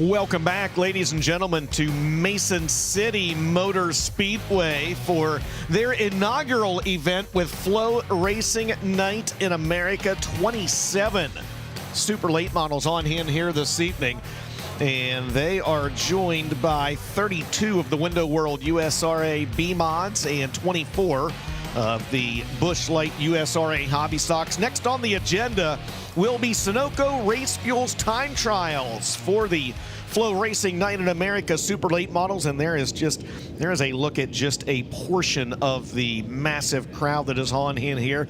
Ben, I told you earlier that I said my Dirt Draft fantasy lineup with a bunch of mashers, and I meant it. Now, that's my starter lineup. I might adjust it here a little bit as well. Obviously. What I have not done is set lineups for anything else this week, so I will not win the Horsepower Hydration Cup. But you weren't going to anyway. You weren't going to win anyway. Yep. Yeah. All right. Well, all you got to do is go to dirtdraft.com, sign up and play, and you play every event all week long. They start on Monday.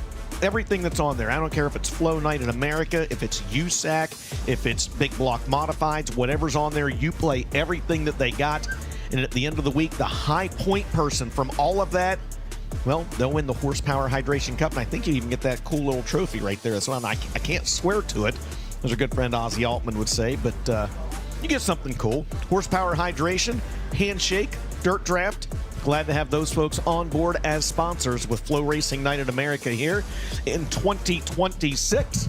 And that having been said, I think we're ready to get underway with Sunoco Race Fuels time trials. Track record unofficially Bobby Pierce set back in June of 2023 with a 1.343. Well, we'll send 3 cars at a time. That'll run up to 3 heat races tonight. Sunoco Race Fuels qualifying. Up first, Devin Moran out of Dresden, Ohio in car 99. The 32 of Bobby Pierce out of Oakwood, Illinois. He had starter issues. He did not come out for Dirt Draft Hot Laps. They replaced the starter on the 32 for Bobby Pierce. And Tyler Bruning out of Decorah, Iowa in car 16. So Devin Moran will make his way out first. Currently second in the FloRacing Night in America standings. He's last year's Lucas Oil Late Model Dirt Series champion. The Millwood Plumbing, Big River Steel, Double Down Motorsports, Hazen Services, Phillips CPA, CW Trucking, Storage King, Cart 99. And I tell you what, before we get into the next 2 drivers and their sponsor accolades, every lap, speaking of the Lucas Oil Late Model Dirt Series, you can catch it here on FloRacing, February to October.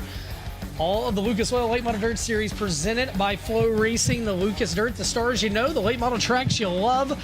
You go to lucasdirt.com for more information. We will be at Port Royal Speedway next Friday and Saturday, Port Royal, Pennsylvania. DJ's got some family obligations, but James Essex, the legend, is going to be over there. I'm going to be joining him up in the tower. Chris Moore pit reporting with the Lucas Oil Late Model Dirt Series. Brandon Shepard going after his first series title. He leads the points over there, DJ. He leads the points over here, and you can catch it all here on FloRacing. Absolutely. Lucas Oil Late Model Dirt Series, as James would say, is it on Flow? Yes, it's on Flow. Every event is on Flow.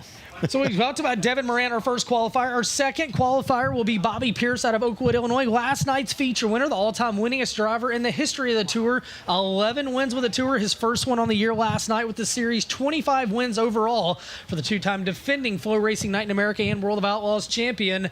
And he currently leads the Outlaw standings in the Low Voltage Solutions, Churchill Transport, Collins Brothers Towing, Rio Grande Waste Services, AZ4, Massey Valley Transportation, Longhorn Race Car, the 32 for Bobby Pierce, and Tyler Bruning out of Decorah, Iowa, the Skyline Motorsports, Quick Supply Company, Truck Country, Bruning Rock Products, Brown's Heavy Equipment, Olson Explosives, Clements Powered, AK Race Car for Tyler Bruning. They're putting the old stripe on the wall, DJ. Didn't see that one coming. We rolled the top of the racetrack and then we went out there and customized it with a few shovels here tonight. It's got a lot of juice in it. Track record, Bobby Pierce 13.343, and he set that with the World of Outlaws back on June 27th, 2023. DJ, the last time you were here was what? Man, I think it was 2023. I've got to look. Let's see. Let me go into my my spreadsheet of racing events here that you like so much, Your Ben. handy dandy notes. Well, we're My getting handy dandy notes. It was. I'll tell you when it was. It was 2023. The Malvern Bank late models, and Corey Zeitner got the win that night.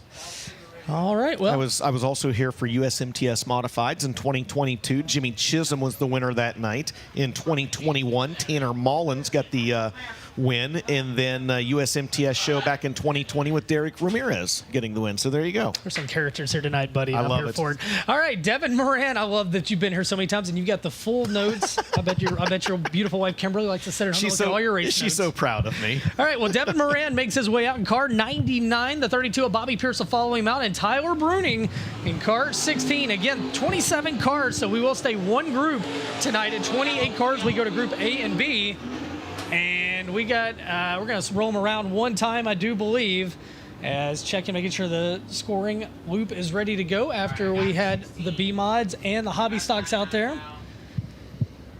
Well, DJ, 3 heats tonight. There'll be 8 laps apiece. The top 6 out of the heats move on. We talked about it. 1B main taking 4, and then we'll go for provisionals from that. And, hey, get a green flag, bring it on out, put it on the speedway. We're underway with Sunoco Race Fuels qualifying. So you see the 32 of Bobby Pierce there real quick. One thing that we talked about with his crew guys down there earlier, it's actually not a new wrap on the side of the 32, as I had actually inadvertently said. They actually just put black in the decking, black in the filler panel as well, black roof on the race car. So just a little different look with the black there, but same wrap on that race car. As the first lap times go up on the board. Pierce 13.599. He's flirting with it. Morana 15.766. Tyler Bruning a 14.039. Lap 2, Devin Moran, he goes to the top of the leaderboard, 13.544. Pierce second quick, best lap 13.599, and Tyler Bruning on his payout lap will be third quick, his best lap time 14.039. So after 3 cars, Devin Moran sets the early time to beat Mason City with a 1:3.544. Up next, Gordy Gundaker out of St. Charles, Missouri in the 11, Tim Ward out of Harcourt, Iowa in the 4TW, and Ethan Dotson out of Bakersfield, California in the 74X.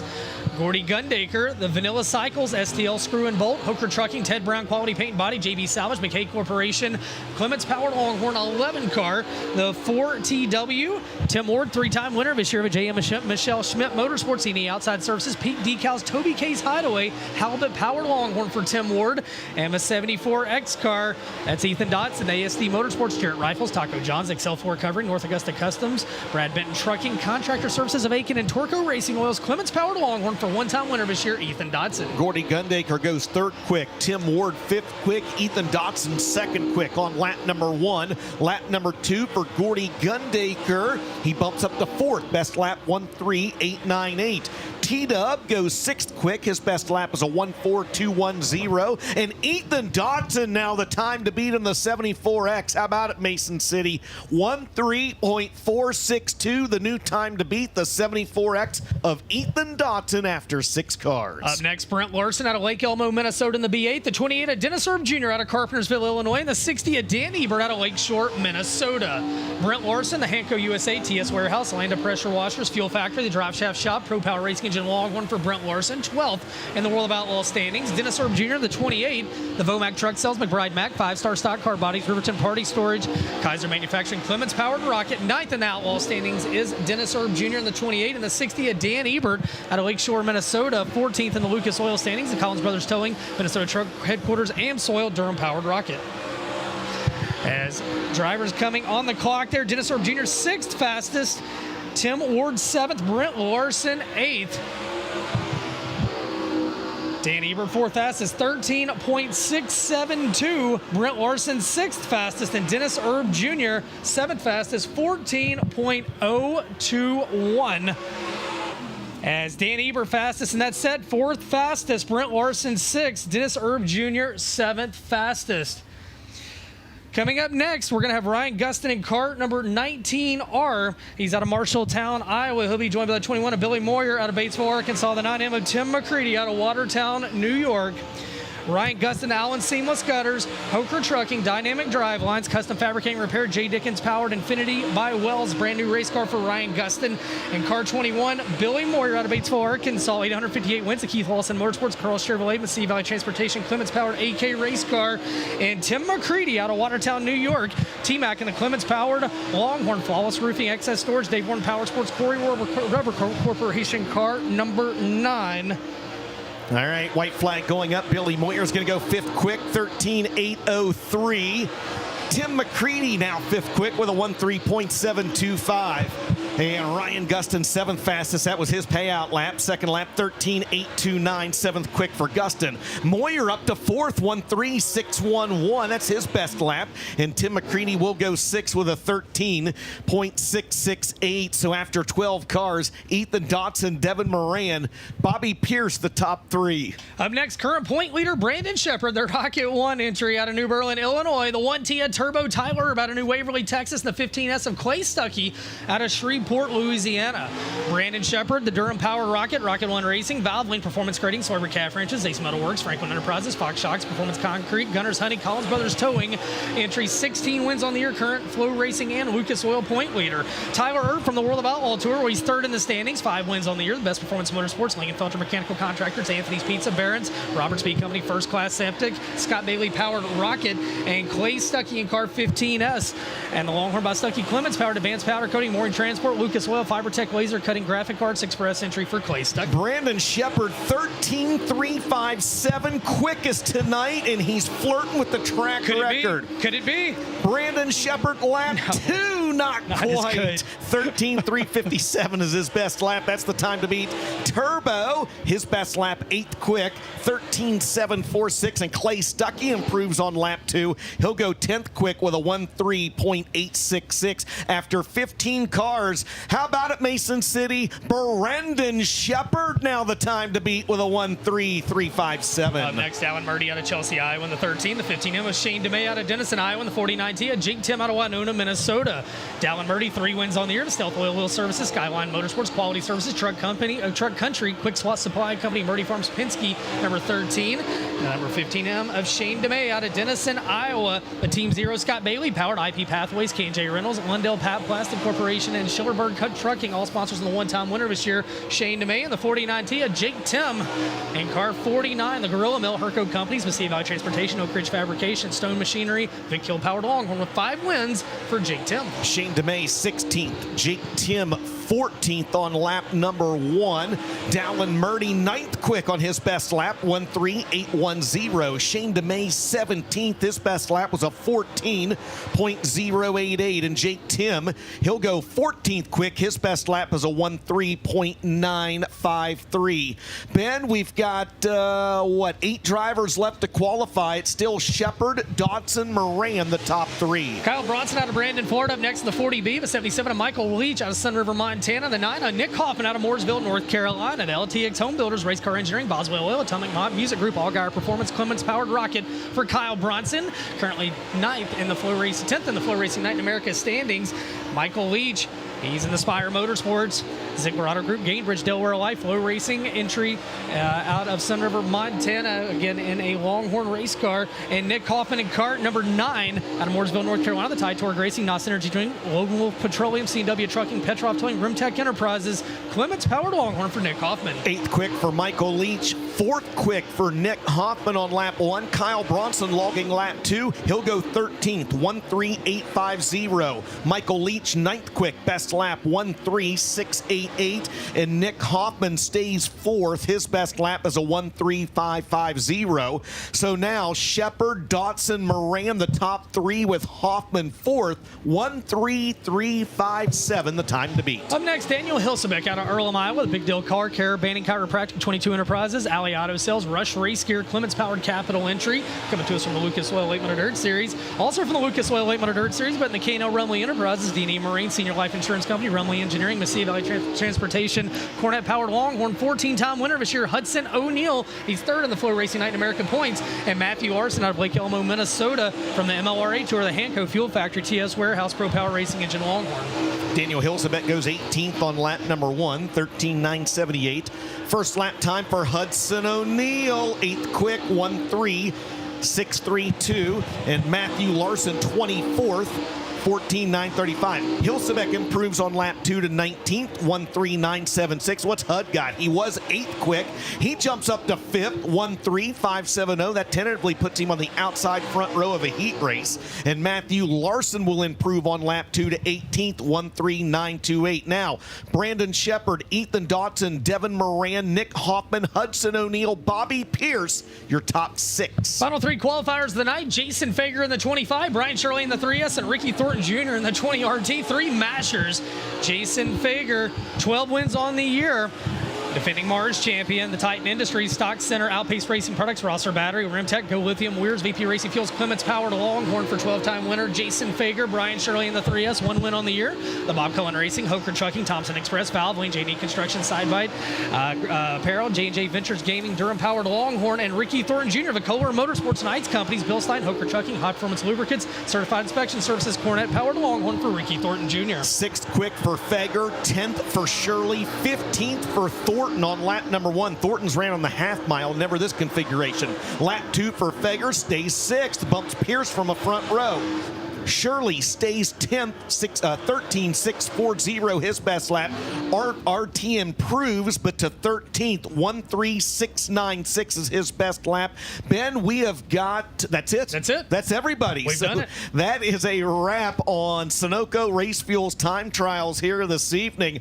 Unofficially, your quick qualifier tonight out of New Berlin, Illinois. How about it, Mason City for the Rocket 1, Brandon Shepard with a 1.357. DJ, he missed the track record by 14 thousandths of a second. He was there. Wow. He was flirting with it, man. Ethan Dotson, 2nd quick. Devin Moran, 3rd. If those times hold up, those 3 drivers will start on the pole of heats 1, 2, and 3 with Nick Hoffman, Hudson O'Neal, and Jason Fager joining them on the front row. You see the rest of the top 10 there. Hat tip to Billy Moyer, who was 8th quick here this evening.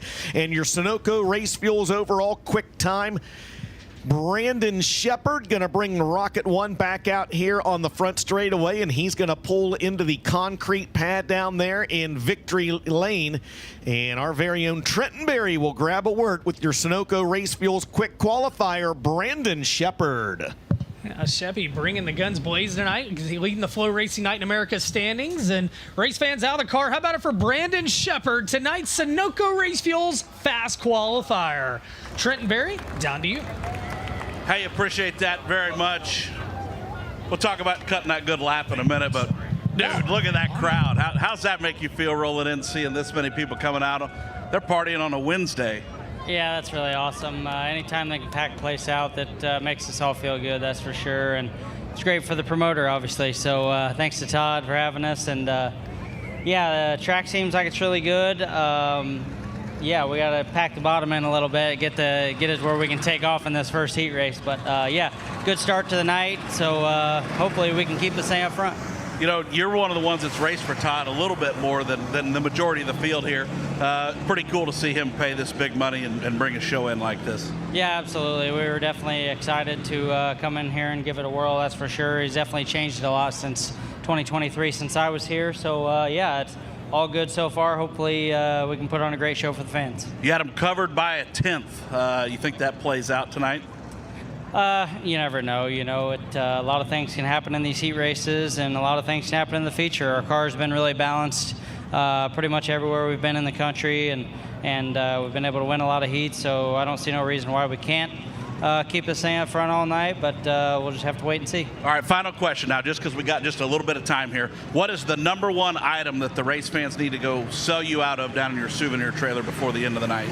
I don't even know, honestly. We have so many options, and my wife does such a great job with that. We got all kinds of hats and shirts and cups and you name it. She's got it down there, so go check it out. There he is, Brandon Shepard, your Sunoco fast qualifier tonight here at the Mason City Motor Speedway. All right, thanks a lot, Trenton Berry. Well, with that, Todd Staley is going to go out there, check this racetrack out. We are going to get re-squared for opening ceremonies in front of a near-capacity crowd here tonight at Mason City Motor Speedway. We thank you for being here, and we thank those of you that are watching at home live on FloRacing.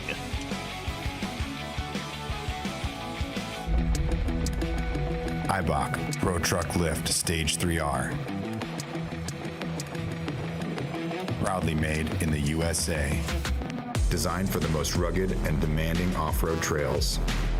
Featuring front 2.5-inch coilovers and rear 2.5-inch reservoir shocks. Developed to provide maximum traction, consistency, and control off-road and on-road. Established in 1983, FK Rod Ends has been the industry leader for both midget and micro racing. family owned and operated, we take pride in our products and our name because we know you value yours. Visit our website, www.fkrodends.com, to find out how you can join our winning team. FK Rod Ends. To beat the best, you've got to use the best.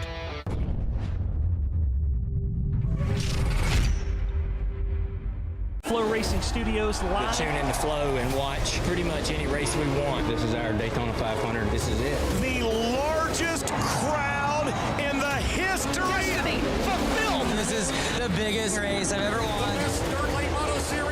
This is exactly the group you need to put on a big event like this. The biggest night in pavement late model racing history.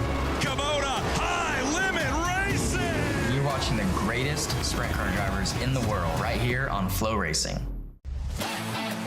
The fast.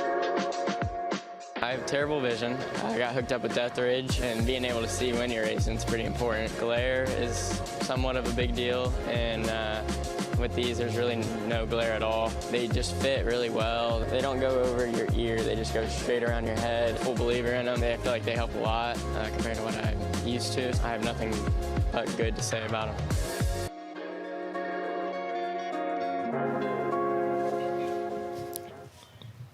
Welcome back, ladies and gentlemen, to Mason City, Iowa, the Northern Iowa Fairgrounds and Mason City Motor Speedway for FloRacing Night in America. Well, hot laps are in the books. Sunoco Race Fuels time trials are in the books, and it's time to get underway with opening ceremonies here this evening. So if you're on the ground, we'll ask you to stop what you're doing. We'll ask you if you are able to please rise. Gentlemen, remove your caps. First, for this evening's invocation, it'll be my good friend and track announcer, Brian Denikus. Dear Heavenly Father, thank you for bringing us all here together to fellowship as friends, to watch a sport that we love. Thank you for giving us this beautiful night to be here together. Thank you for these wonderful drivers and all these wonderful fans. Lord, as we ask at every race, I ask that you please watch over each one of our competitors and each one of the people that are here with us. Make sure that they're safe, they're sound, and that they're able to come back and do it with us again. Lord, please watch over all of our friends and family that can't be with us here tonight. If they're hurting or sick, please give them a healing hand. Lord, we ask these things in your name. Amen. Please remain standing for the playing of tonight's national anthem. Something I like to do at racetracks I go to, and I have never got to do it here. Mason City, we have got a near capacity crowd here tonight, so I've got just one question for you. Mason City Motor Speedway, are you ready? Well, Brian, it don't get any better than that, buddy. I think they're ready for the first of 3 heats for the USRA B mods. They are fired up, Dustin, and I tell you what, so am I. Couldn't be more excited to be here in the booth with you guys and have you in attendance tonight as the Window World USRA B mods make their way to the track. Heat race number 1 going to line up like this. On the pole from Tama, Iowa, the 99K, that's Kyle Murdy to his outside. From Charles City, that's Dylan LaPolice in the 25. Row number 2 on the inside from Otho, Iowa, the 9J, that's going to be Jeremiah Reed to his outside. From Grand Meadow, Minnesota, the 33 machine, that's Corbin Ludeman. Randy Cram in 86 and Hunter Kennedy in the 02K from St. Ansgar make up your 3rd row. Kyle Anderson from Decorah. Bill Wegner from Armstrong, the 79W, are your 4th row starters. Braden Ehlers in the 20 and Zach Tannehill in the 18 make up row 5. And your final starter from Caledonia, Minnesota, the 32 machine, that's Taylor Skoggy. And that's how we're going to stack them up.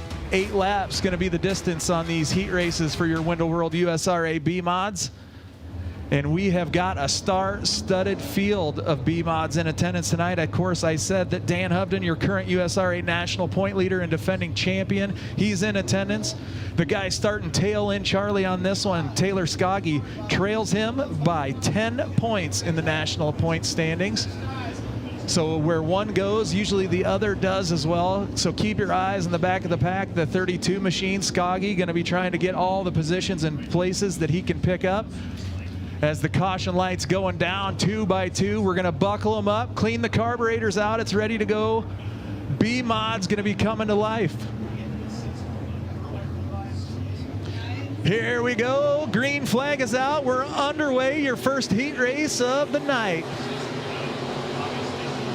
Murdy, Jeremiah Reed with the hole shot. Going to take the 9J up to the cushion off the top of turn number 2. Here comes Kyle Anderson, the 98, working down to the inside under Ludeman.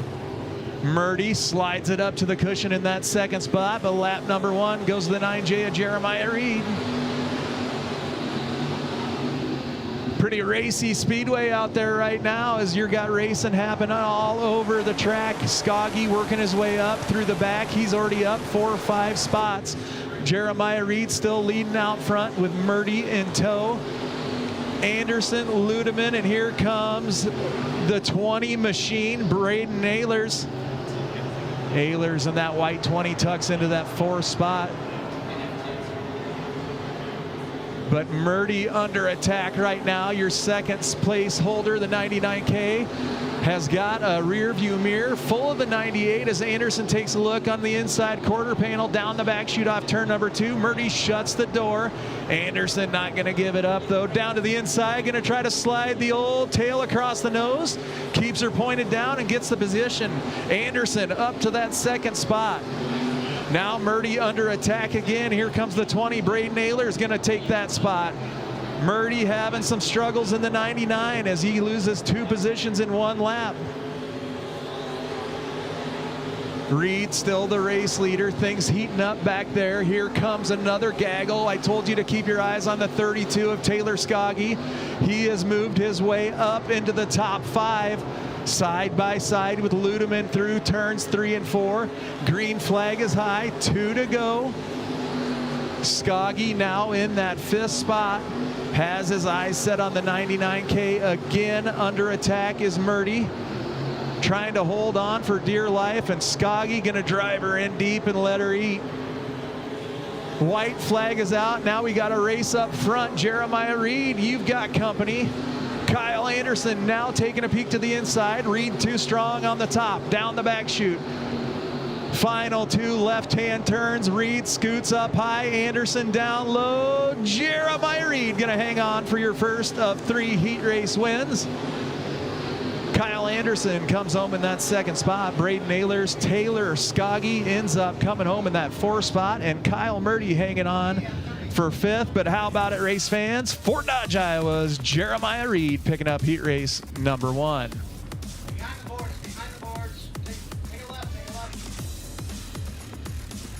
Heat race number 2 making its way to the Speedway. Going to line up like so. On the pole from Fairmont, Minnesota, the 17B, that's Clay Beamer. To his outside from Clear Lake in the 88N, that's Nate Albrandt. Your current and defending USRA national champion from Decorah, Iowa in 16, that's Dan Hovden. And to his outside from Sioux Falls, South Dakota, the 18X, that's Corbin Erickson. Jake Richards from Lansing, Kansas, the 7J, and Troy Hale, the 28H, make up row number 3. Jackson Hale, the 28J, and Tiana Mattoon in the 53 are your 4th row starters. Mason Stockhausen, the 59, and Jamie Hiller, the 22H, are your row 5 starters. And rounding out the field from Lime Springs, Iowa, the 21 is Bradley Munkle. So again, Dan Hovden, your defending USRA national champion, your current points leader in the national championship, has a 10-point advantage over Taylor Skoggy, who we just saw work from the back of heat race number 1 up into the top 4. Dan Hovden in the 16D has 14 wins on the season, so a great season going for Dan Hovden so far. Skoggy himself has had 10 wins. So here we go. We're going to get these guys doubled up. Again, shout out to Rookies Rockin' Sports Bar for being one of the title sponsors tonight, as well as Malvern Bank. I want to thank Hoker Trucking for bringing Flow Night Racing in America with us and to us. It's a beautiful evening. Full house, great to see. Although we do pack the house, not quite like this on a weekly basis, but it's pretty good crowd that we get here each and every week at Mason City. All right, here we go. Flagman Kyle gonna look him over 2 by 2 and showtime. B-Mods coming back to life. Look at this, 3 wide out of the chutes.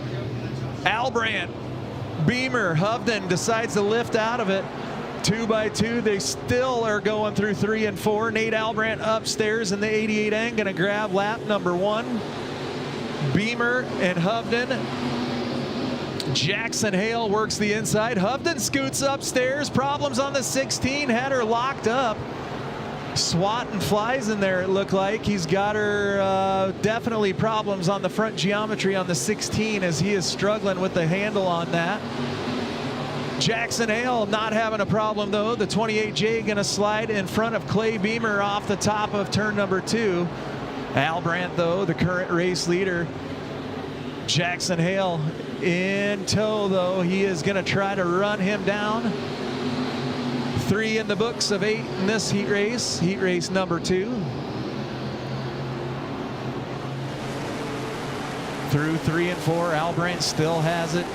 Hale trying to give it all, slides her up right behind. A good aggressive move there. Track widening out. Definitely multiple racing grooves out there on the Speedway. Should be a gym dandy for the heat races coming up for your super late models as well. Jackson Hale pulling ever so closer, side by side at the flag stand. Albrandt has it this time. Oh, a little bit of leaning, gonna move him off the groove. Albrandt upstairs, Jackson Hale to the race lead.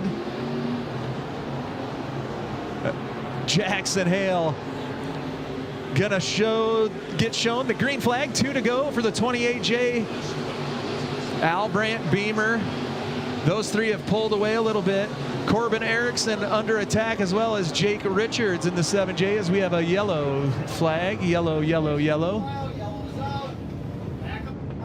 And debris on the front stretch there. Caution for the famous Frenchman, Jacques Debris. So off of Hovden's machine, the left door panel on Dan Hovden's 16. You can see he's got a door bar hanging there, bouncing around. A little bit of body bracing going on. We got a replay coming at you right there. So he got leaned on just a hair. He had a little help removing that door. And we're going to get him lined up. Lineup is good, and you can see Tiana Mattoon has got some rub. She's calling for a little bit of assistance on the 53. The Windy Ridge Fabrication and Auto has got the right rear quarter panel hiked up on the rear tire. 18, you got a flat left rear. Pull it off the racetrack. Oh man, Corbin Erickson, flat left rear. Tiana Mattoon getting things scouted out on her machine. We got all sorts of bedlam going on out there.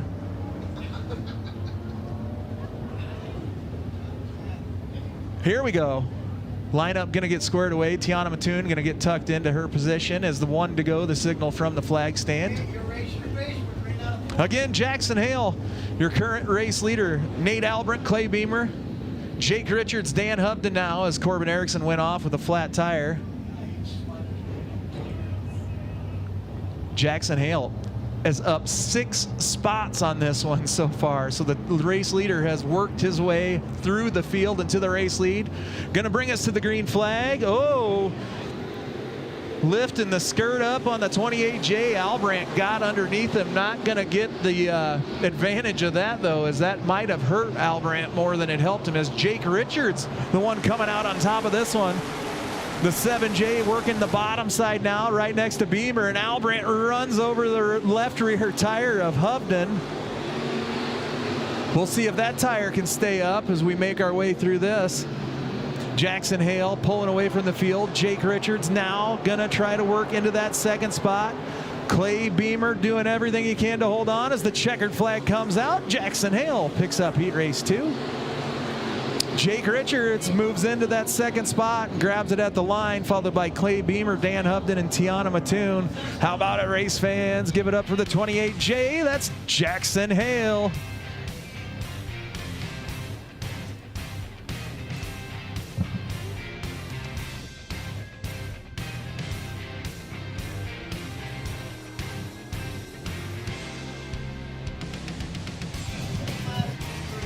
Trenton Berry, you got a copy down there in the infield?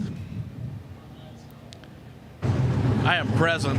How you doing, old buddy, old pal? It's glad to have you back in the old Mason City Motor Speedway. The track looks like it's widening out and getting pretty racy down there. What are you seeing from your side? Yeah, it does. It's coming in kind of like we've become accustomed to seeing it do over the years. Great field, great cars. Great to see all these USRA B mods out here supporting it as well. Excited to watch these hobby stocks later too. So going to be a treat all the way around, and you're sounding good up there, old buddy. Well, I appreciate it. You know what we got going on? We got a big race coming on down at Lucas Oil Speedway on September 29th through October 3rd. We got the USRA Nationals going to be coming at you live from Lucas Oil Speedway. Yep, they're going to be a big time there. A week's worth of extravaganza, and going to culminate on Saturday night, crowning some champions. All right, thank you very much. Good to hear from you, Trenton, as we get ready for heat race number 3, your final Window World USRA B-Mod heat race. Ashton Pankow on the pole to his outside. Going to be the 27 of Mike and Iverson. Duke Erickson and Oliver Sackett are making up row number 2. Doug McCullough from Webster City and John Ross from Liberty, Missouri make up row number 3. Your 4th row finds George Nordman from right here in Mason City, as well as another guy in the top 5 of USRA national points, Ben Modry from Protivin. And your final row finds the red 1 of Dan Wheeler from Savage, Minnesota, as well as the X Machine, Chris Moore from Madison, South Dakota. That will be the starting lineup of your 3rd and final heat race for the Window World USRA B-Mods. Want to wish a couple special happy birthdays. Landon Schiff, happy 15th birthday, so happy birthday, Landon Schiff, as well. Our very own buddy, our own pal, Pat Graham, he's got his mom up here. Happy birthday, Linda Graham, an early birthday, having it tomorrow. As the caution lights go down, Kyle gonna look him over. 2 by 2 as no intended. Here we go, showtime.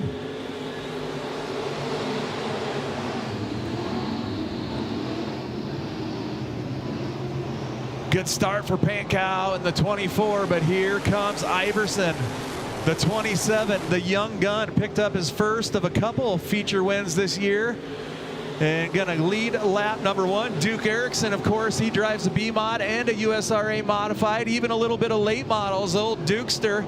He's got John Wayne riding on the side. The Duke is always with Duke as he is working the top side, gonna try to chop it down, but Oliver Sackett shuts the door in the 17. Good racing going on in this one. A couple young drivers, and Mike and Iverson and Oliver Sackett out front early in heat race number 3. Pankow holding on to that 4 spot. There's a whole gaggle back there running for 4th, 5th, 6th, and 7th. Ben Modry working Pankow, John Ross, Doug McCullough, and here comes Dan Wheeler, the Savage 1. Now back up front, take a look at this. Here comes Sackett, the 17, trying to work the inside. Iverson doing a great job working the cushion, but the 17 not going away in this one.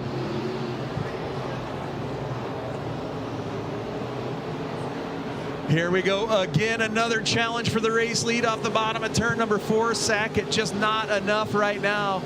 This racetrack, I am telling you what, it is starting to look real spicy out there. I like what I am seeing. Oliver Sackett does as well as he goes down to the inside. Does he have enough to try the slider? 2 to go, not enough this time. Iverson protecting the top side. Sackett mounting a charge. Gonna have to gather her back up and try again, but a great race in heat race number 3 for the Window World B-Mods.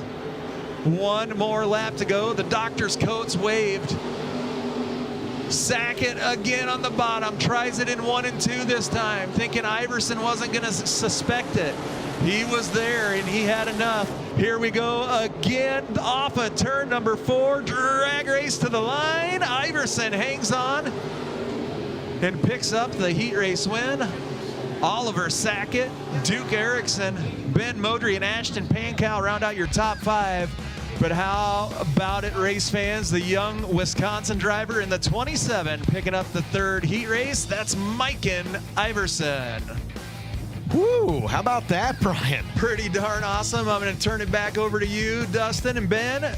heat races should be awesome coming up here. Absolutely. 3 bangers there for the Window World USRA B mods. So that's good stuff. That was good stuff, man. That track's really, really good right now as the sun has started to go down as well. The crews are crossing over into the infield, and we have got the first of 3 heat races for FloRacing Night in America. 3 heats, 8 laps in distance. The top 6 race their way into the main event. And Ben, let's go ahead and give them the starting lineup for Integra Shocks and Springs Heat number 1. Starting on the pole position, tonight's Sunoco Race Fuels Fast Qualifier and current series point leader Brandon Shepard out of New Berlin, Illinois, in car number 1 into his outside.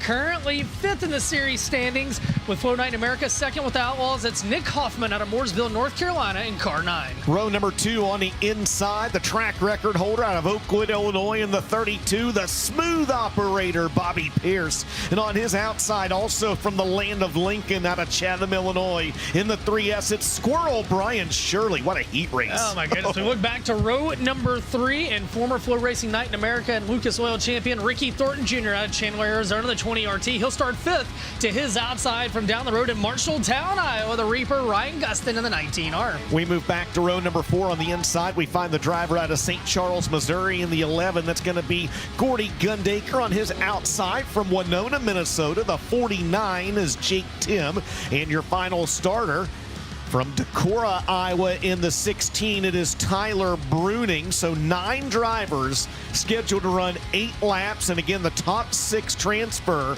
out of heat race number 1 that has every former Flow Night champ that is racing with us in it here tonight. I love it. The race car engineering pace truck leading the way, and Jerome! We got Jerome from GorillaMill.com.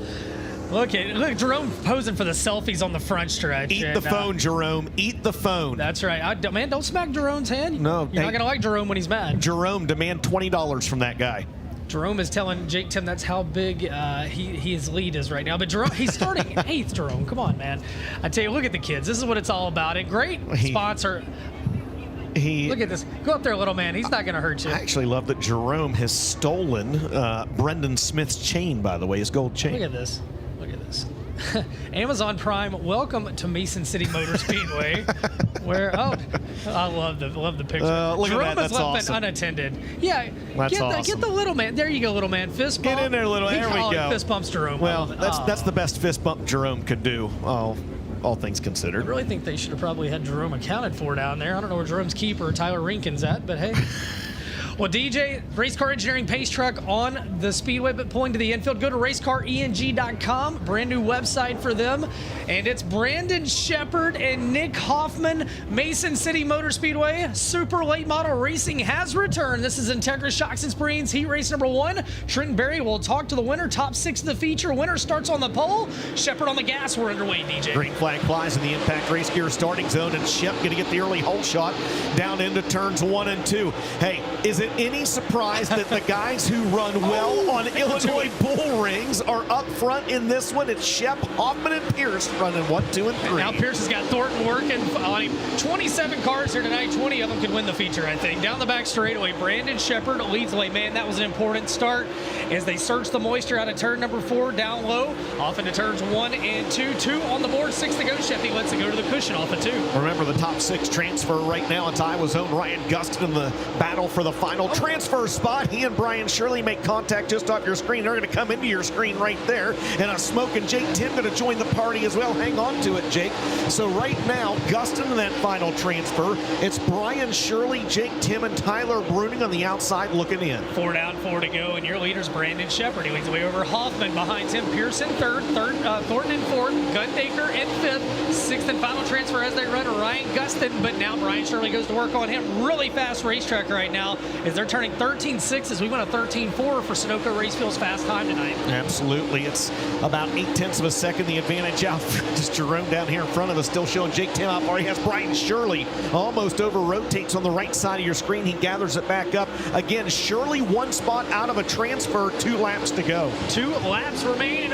Shepard drifted a little wide off of 2, but he actually adds to the lead. Hoffman in 2nd. Pierce has got Thornton behind him, keeping him at bay. DJ Allgaier Performance, white flag in there. One more time time around the Speedway. Integra Shocks and Springs Heat 1. Final time around for Brandon Shepard. Hoffman second, still Pierce and the 20 RT on the right side of your screen now battling for third, but checkered flag in the air. The winner of Integra Shocks and Springs Heat 1 is Brandon Shepard. Nick Hoffman second.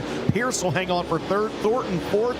Gundaker fifth, and right there you see that Ryan Gustin hangs on to the final transfer. So Brian Shirley, Jake Tim, Tyler Bruning will go to the B main out of this one. Sixth and final transfer, Ryan Gustin. Fifth, Gordy Gundaker. Fourth, Ricky Thornton Jr. Third to Bobby Pierce. Second to Nick Hoffman.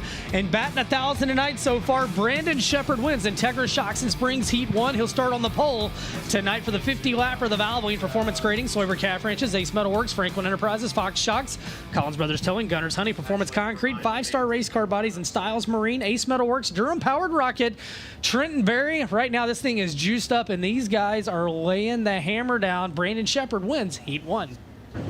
Shep did a great job there, just like he did in Sunoco Race Fuels qualifying as well. He's going to pull right up here to the droop check. Canute gets him shut down, and he's going to go to the work onto the left rear of the race car. Once Shep pulls his helmet off, we're going to get a quick word with him. He held off a hard-charging Nick Hoffman, Bobby Pierce, Ricky Thornton Jr., all in a day's work here that is just getting underway, but it's been a great start to the night for the Rocket 1 and Brandon Shepard. Hey, qualifying's one thing, racing it's another. How did the racetrack feel in race condition? Well, I keep thinking it's going to slow down at some point, so but it hasn't yet. Keeps blowing a lot of crumbs and keeping the track super dirty, so it's a little bit tricky getting around right now, but our car's really good and really balanced, so yeah, the track's going to change a bunch throughout the night tonight, and I think it's going to come around and be pretty good for this feature.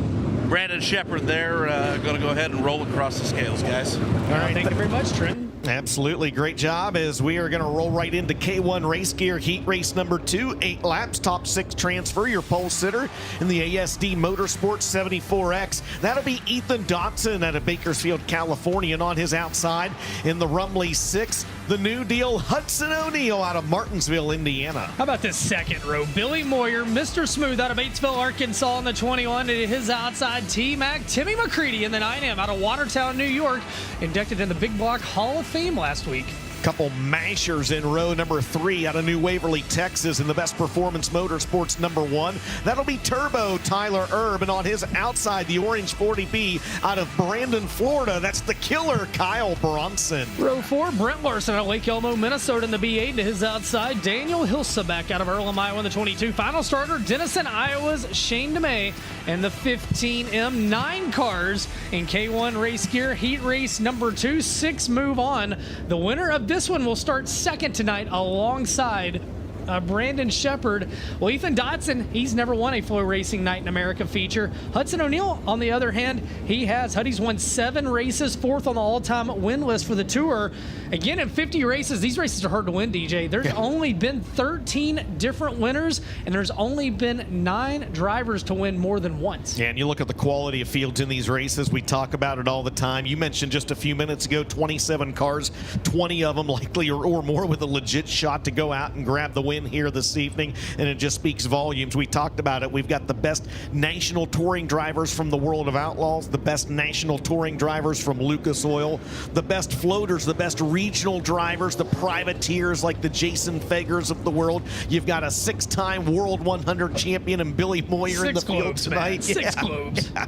I mean, what more can you say about Flow Night in America? Well, look at that second row. You got 7 globes in it. You got 6 for Moyer. You got 1 for McCready. Obviously, Hudson got 1. He's a World 100 champion. And some potential future World 100 champions in this one. The Race Car Engineering Pace Truck pulls to the infield. The Impact Race Gear start zone down in turn 4. That's where they'll mash the loud pedal. It's California and Indiana on the front row, and we're underway with Heat 2 presented by K1. Be side by side off into 1 and 2. Is Dodson going to get the advantage off the corner? No. Hud's going to cross him over, and he'll take the lead down the back straightaway. Crowd on their feet. Here comes the outside the Rocket 1, the Best Performance 1 of Turbo. He'll take 3rd. It's going to be O'Neal, Dodson, Turbo, top 3.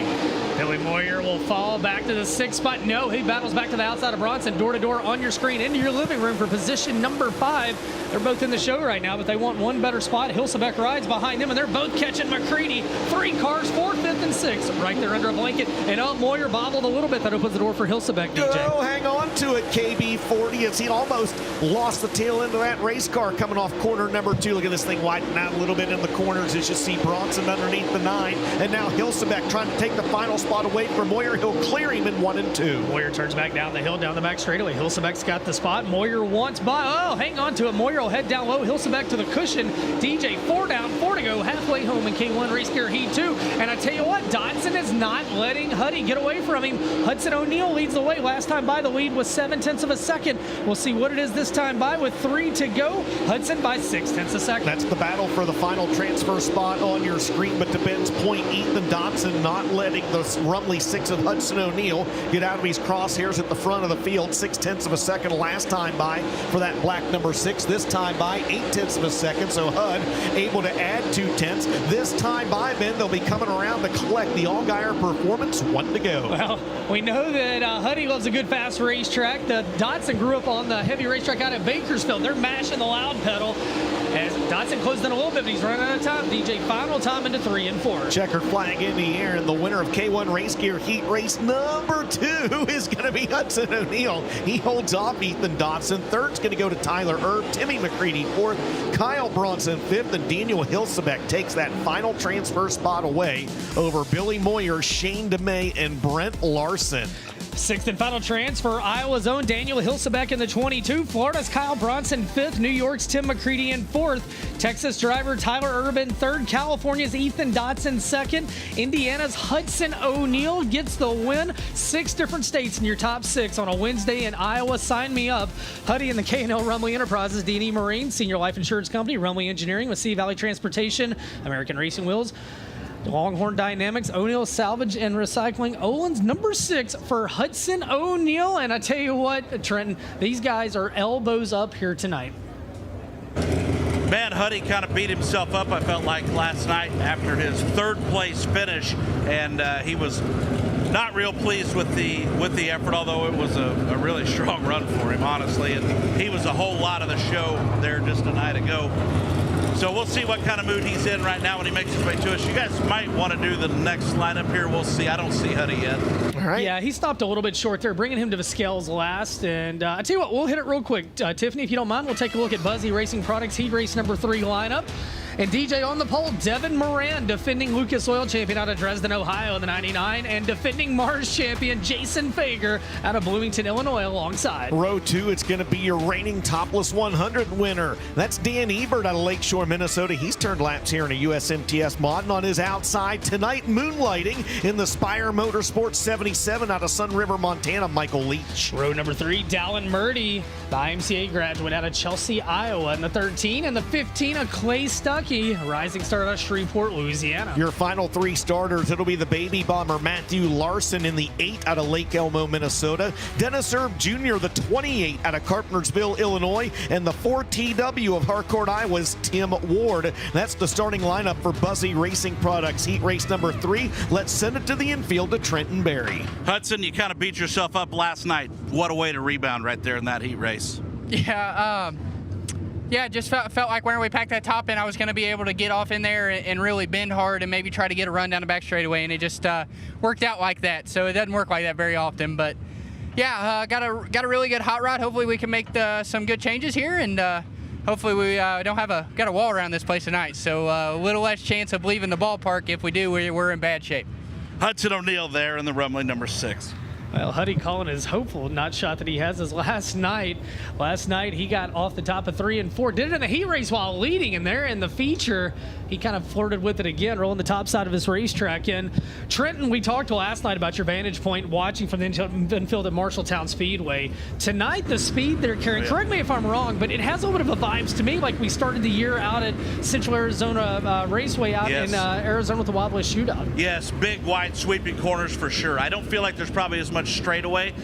They run a lot of this in kind of a circular fashion, obviously, where they're kind of always turning here a little bit. It's what I get a lot of the guys telling me, but definitely feel that kind of vibe through the corners for sure here. Trenton, I know that obviously you're tight with the Staley family. You've come here and done a lot of races with USMTS and different things. But to be a Wednesday night, and again, you hate to keep talking about it, but actually I don't. This crowd here, man, from the infield, what kind of faith does that give you about dirt track racing right now? Oh, God, dude, it's so good. I sat there and I took pictures on my phone there with the grandstands when everybody was watching the cars. I want to be able to remember that this is the stuff right here. I mean, beautiful cornfields, knee-deep black dirt, packed grandstands, super late models. I mean, come on. It doesn't get any better than this. I was just going to say, it doesn't get any better than this, guys. And if you're watching on Amazon Prime at home, there's dirt tracks all over North America, Australia, New Zealand. Get out and check it out in person. It's cool on TV. It's better in person. And right now, it's Buzzy Racing Products Heat 3 with Devin Moran and Jason Fager. They fire in the Impact Race Gear starting zone. They'll run 8 laps. Top 6 will transfer. Devin Moran, the 2024 Lucas Oil Late Model Dirt Series champion. 2025 Lucas Oil Late Model Dirt Series champion. And take that back. Going to get the early advantage in this one. Fager in second.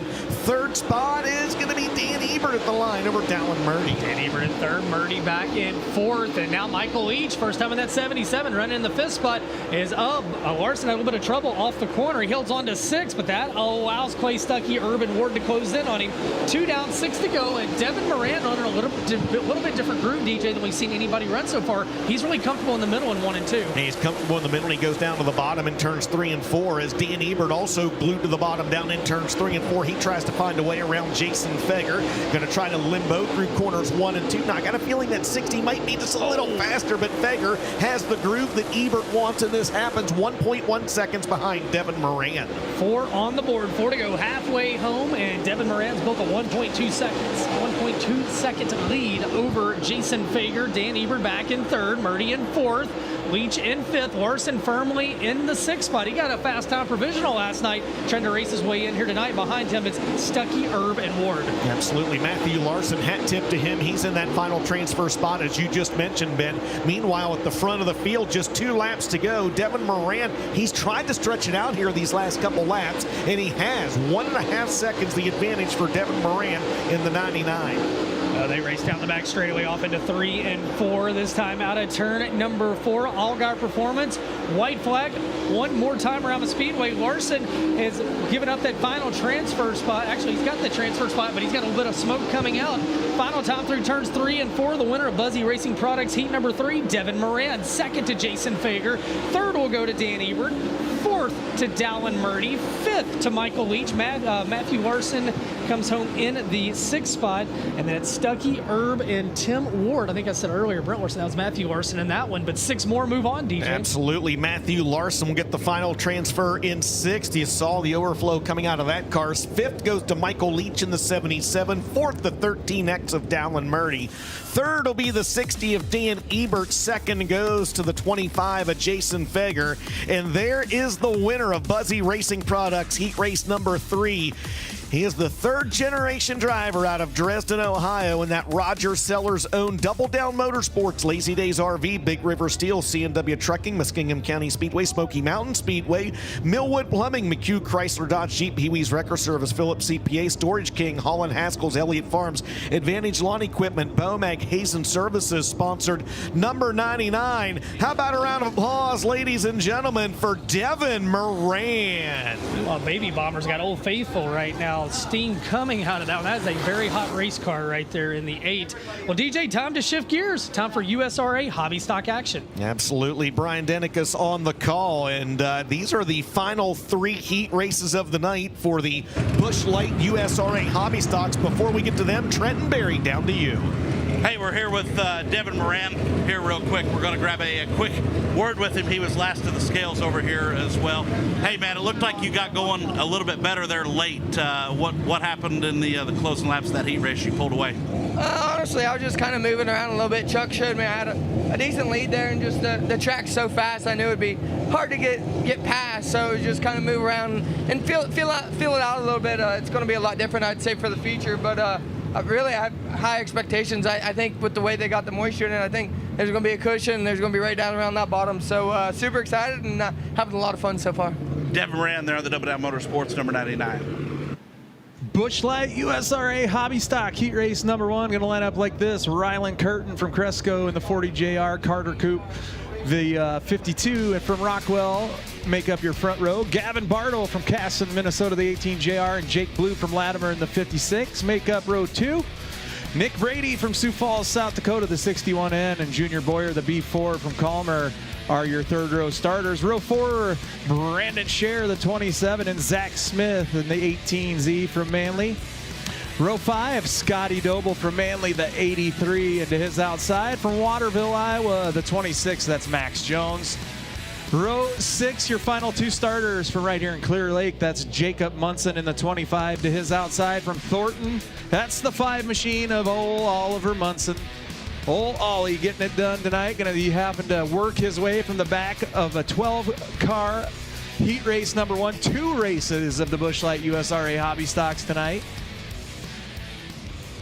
Gonna pack them all in 2 heat races. Again, a big shout out to Hoker Trucking for presenting Flow Racing Night in America, presented by Rookies Rockin' Sports Bar and Malvern Bank.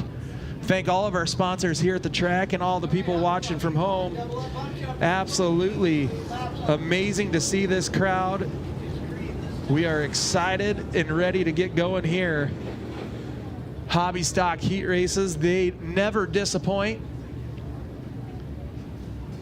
We're gonna go 8 laps the distance on these 2. 24 total cars in attendance tonight with us for the USRA Hobby Stocks as the caution lights get turned off. Flagman Kyle gonna watch these over, make sure we get a good clean start. Cinch the belts up, clean the carbs out. Here we go, nose to tail. At a snail's pace through 3 and 4. Caution lights are off. Green flag is up. Hammer down. Here we go. Hobby stocks underway. Carter Coop going to work the top side. The 52 machine had problems in hot laps. Now back underway. A little bumping, a little grinding back there in the middle of the pack. Gavin Bartle gets the old chrome horn honk for the 56. Lap number 1 going to go to Carter Coop. Curtin, Gavin Bartle, Jake Blue. That's the top 4 right now with Zach Smith doing battle with Junior Boyer there. USRA Hobby Stocks very evenly matched as they're working through the corners here. Carter Coop, though, out to about a 4 or 5 car length advantage to start things off right now. 3 wide off of turn number 2. Boyer on the top side takes the B4 upstairs. On the move, look at that. Boyer working it. Curtin, right into the wall. Gavin Bartle tried to shut the door. Boyer didn't appreciate that. Now Zach Smith gonna try to slide on by.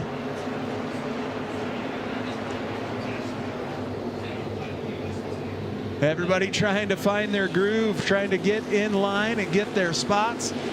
Carter Coop's enjoying the hard racing behind him as the 52 is the race leader, but Rylan Curtin, the 40 JR, hanging on for that one as Gavin Bartle trying to find his way around the 40 JR, not having any luck right now. Boyer back into that 4th spot, trying to run down Bartle in the 18. Here comes Brady on the inside as Jake Blue having problems on the 56. I told you to keep your eyes on Oliver Munson as well, as he has worked his way from the back of the pack. He's halfway through it as we have 2 to go in this one. Carter Coop is liking what he's seeing. Coop still stretching the legs, almost has a full second advantage out in front of the field on this one. Everybody rim riding around, got the right rear planted on the cushion, giving it the berries. Bartle, he is currently running second in USRA national points in the 18 JR, trying to get to second in the heat race as he takes a peek to the inside. Here we go to the checkered flag. Carter Coop picking up the heat race win. Rylan Curtin, Gavin Bartle, Junior Boyer, and Zach Smith, your top 5 for heat race number 1 of the Busch Light USRA Hobby Stocks.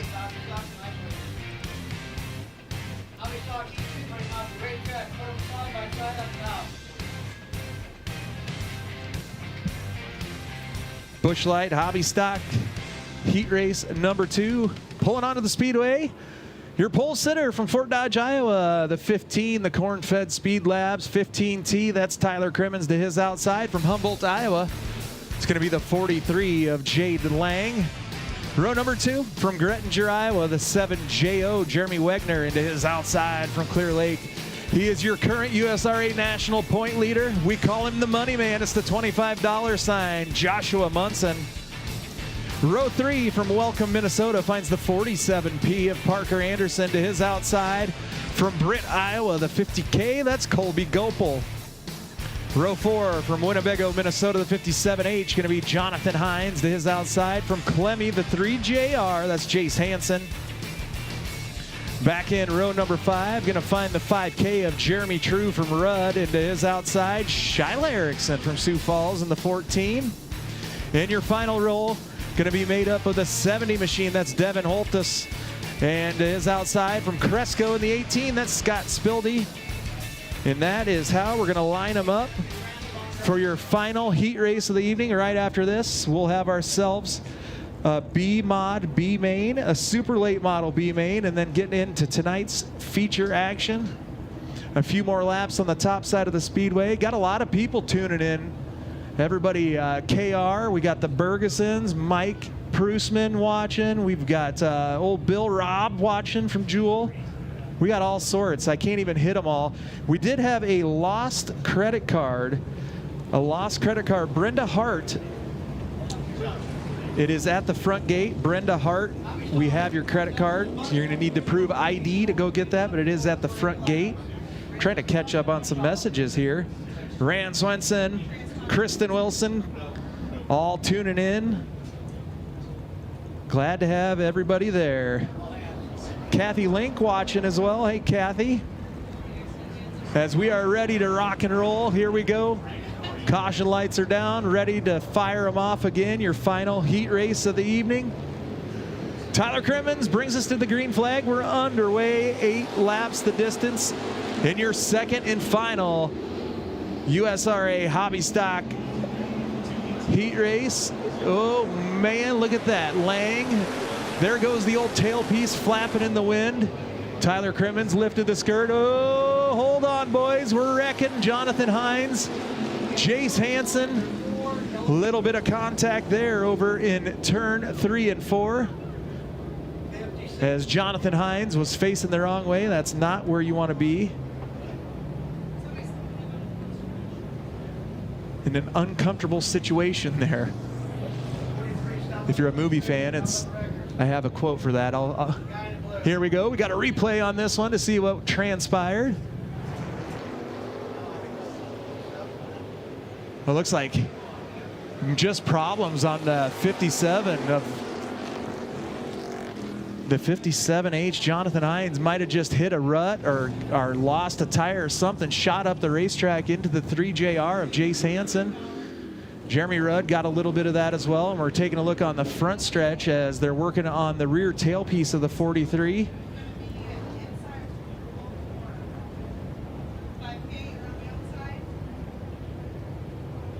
They've got that attached somewhat. I don't know how long that's going to hold. That's like a farmer fix right there. All you guys watching at home, I'll tell you what.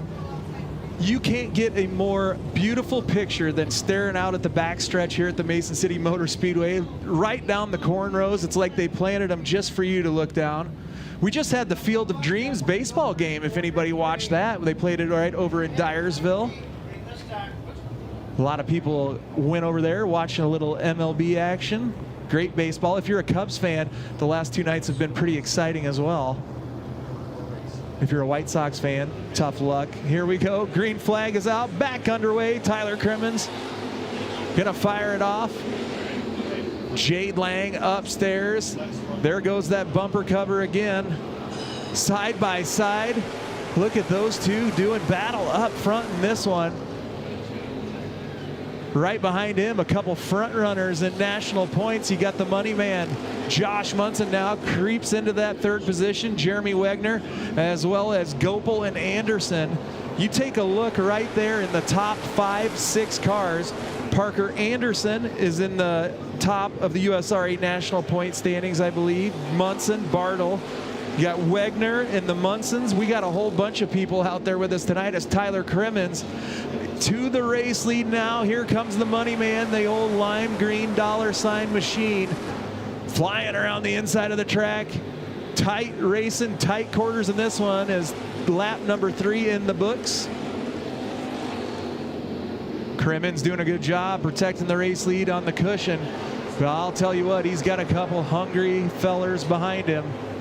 Jade Lang holding on. Jeremy Wegner and Munson now a little bit of rubbing. You can see the fenders moving as well as the nose pieces now. Munson goes into that 3rd spot. Wegner going to tuck in behind him. Jade Lang, you got company. It's Shane. It's Josh Munson. I almost called him his dad's name. Shane used to be a heck of a driver as well back in the day. A good sponsor here at the Mason City Motor Speedway. Tyler Crimmins, though, the corn-fed Speed Labs 15T out front, whistling Dixie, trying to make the Fort Dodge faithful proud as he gets the green flag high to the sky. 2 to go. The fast man says nobody is watching the race.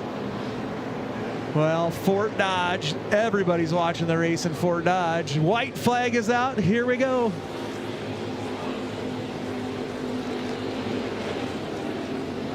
You are correct. If you're watching the scoring, 2nd place is Jade Lang. Transponder not working, but here we go. Last 2 left-hand turns. Tyler Crimmins has got it. Jade Lang wants it. Checkered flag flies. Tyler Crimmins hangs on for the heat race win. Josh Munson, Jeremy Wagner, Parker Anderson, and Colby Gopel round out the top 5. How about that one? Action-packed USRA Hobby Stock heat race action. So again, if you're watching at home, the 43 did not have a working transponder there for some reason, so he came home in that 2nd spot. So Tyler Crimmins picks up the win. Jade Lang comes home 2nd. Josh Munson 3rd. Jeremy Wagner comes home 4th, and rounding out the top 5 is Parker Anderson. As we get ready to do a little bit of B-Main action. B-Main's coming up next. I believe we're going to have ourselves some USRA B-Mod B-Main action. You do have people walking, so be careful. And I do have track person on the track. Side by side up. Getting right into it. The Window World USRA B-Mod B-Main making its way to the Speedway. Gonna start like this on the pole from Webster City, Iowa. Gonna be the 1 Chevy sign. That's Dougie Fresh, Doug McCullough. Scheduled to start to his outside from Clear Lake in the 88N, Nate Albrandt. Row number 2 in the inside, the red 1, that's Dan Wheeler from Savage, Minnesota, to his outside. From Clear Lake in the 18, that's Zach Tannehill. Madison, South Dakota, Chris Moore going to start inside row number 3 in the X, and to his outside from Algona, the 86, that's Randy Cram. Row 4 from Grand Meadow, the 28H is Troy Hale, and to his outside, Billy Wegner from Armstrong. Row 5, we got Mason Stockhausen in the 59 and Dylan LaPolice in the 25. And your final 2 starters going to be George Nordman from Mason City in the 90 and the 18X of Corbin Erickson. Man, B features coming at you. Trenton Berry, you down in the infield. I'm telling you, this racetrack is looking awesome. The cushion keeps getting pushed up. The racing was great in the hobby stocks. It is starting to turn into a humdinger. Yeah, it really is. And we see El Presidente right over there overseeing turn 4, taking a look at the racetrack, the cars there as they continue. You know, Todd's really big on packing the top of the racetrack, and that's kind of what you're taking a look at right there, as he's making sure that they get up there. They got the 4-wheelers situated right there as well. So just trying to get that packed in, and that's something he's very diligent about doing it at all his shows, whether he's on the road somewhere or he's at his racetrack. Yeah, he does. And they watch this place like a hawk. They do a great job on it. It's one of the few racetracks that I've been at that I've been able to watch guys go out. If they have an issue on the racetrack, you give them 10 or 15 minutes and they can have this thing dialed in. I don't know if it needs anything right now, though. It is in such fantastic shape, and they put plenty of moisture in it, and they did that on purpose because we're going to have a lot of cars turn a lot of laps on here, and it should work its way up and be perfect by the end of the night. For sure. He just want to make sure it's packed down too, and they can race as close to the wall as they want to, not as close to the wall as they're forced to, or as far away from the wall. Either way, no matter how you want to spin that one. So it's a little bit of that going on here in both corners. Very good. Thank you, Trenton. Bruce and Lester checking in from Cape Coral, Florida. How about that? We got people watching in Florida checking in with us. The Fox Man checking in. We've got, let's see, Todd Brim. We got Tyler Nealons, Aaron Hinckley, or Jeff Erhammer. Oh, man, Jeff. The Fast Man, Danny Sassman, watching, and he says the old Silver Fox is in the stands. Must not have been able to afford a ticket. Hollywood's in the house. Jason Haney. And Jen Jermelin, how you doing, Jen? You and John watching from home. Hopefully my biddy buddy Braxton is tuning in as well. And we are good to go. Here we go. USRA B-Mod B feature, of course, sponsored by Window World. Caution lights are out. Green flag coming up, and showtime.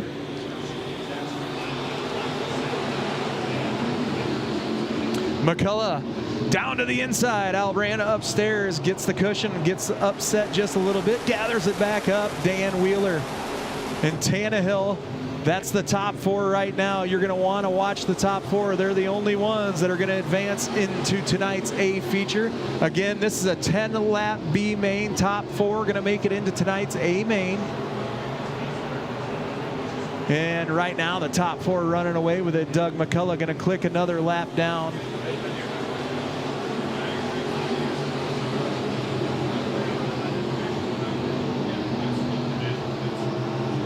McCullough always has some of the best looking B-Mods around. That pretty red and yellow machine, that Harris Auto Racing chassis out front in this one.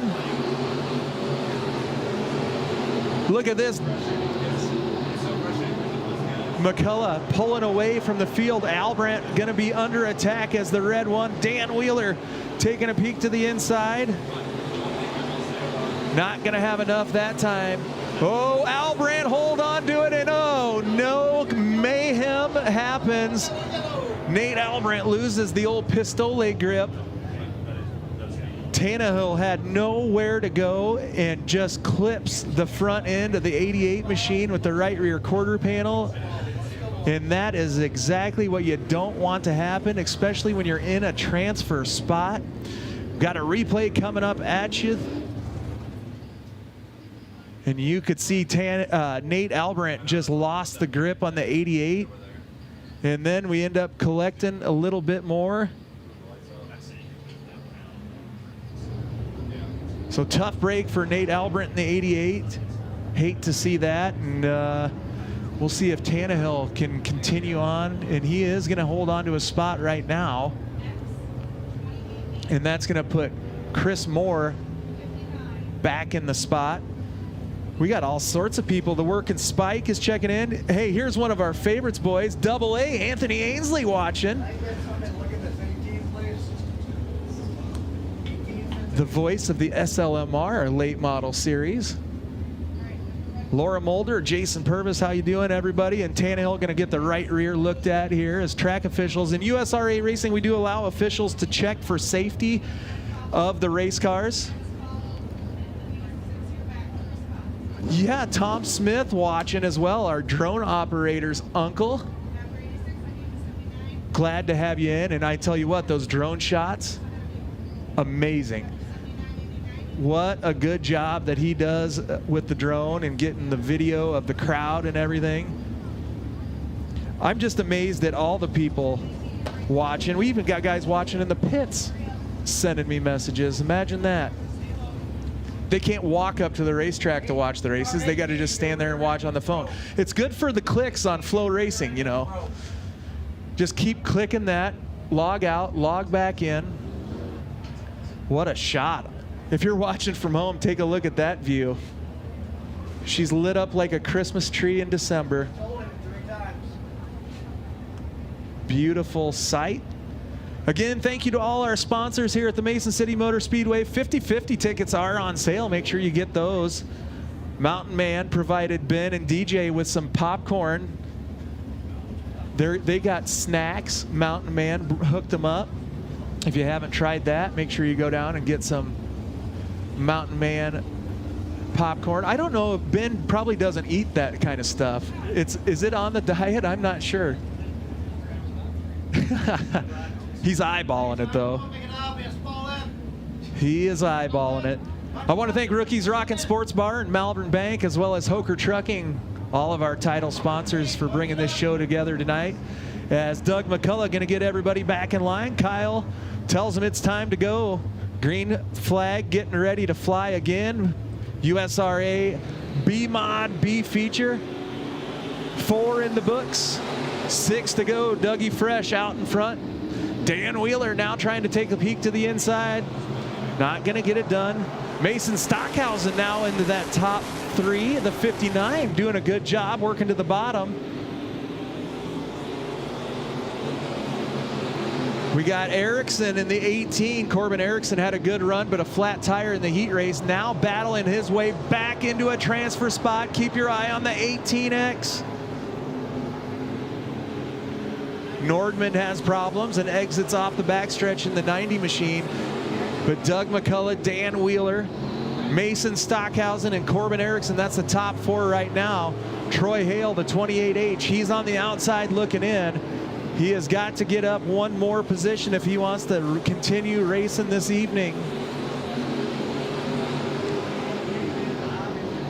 All the pretty maids just in a row right now. As the green flag gonna go high to the sky. 2 laps to go for Doug McCullough.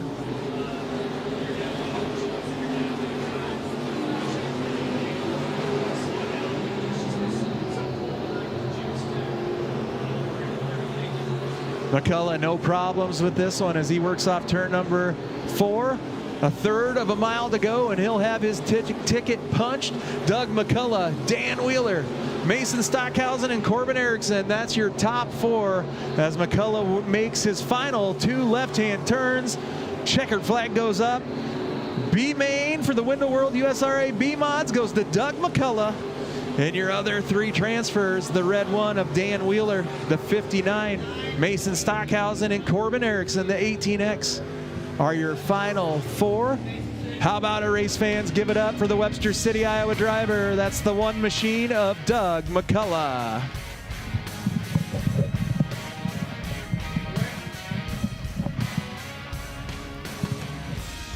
All right, race fans. That's going to bring us on to, I believe, the next super late model event. We got a B-Main coming up for you guys, and this one should be very, very good as well. Let's go. Yeah, let's take just a brief moment while we're getting the lineup set and the pit teams in the infield. We're going to go to a commercial. We'll be right back on FloRacing.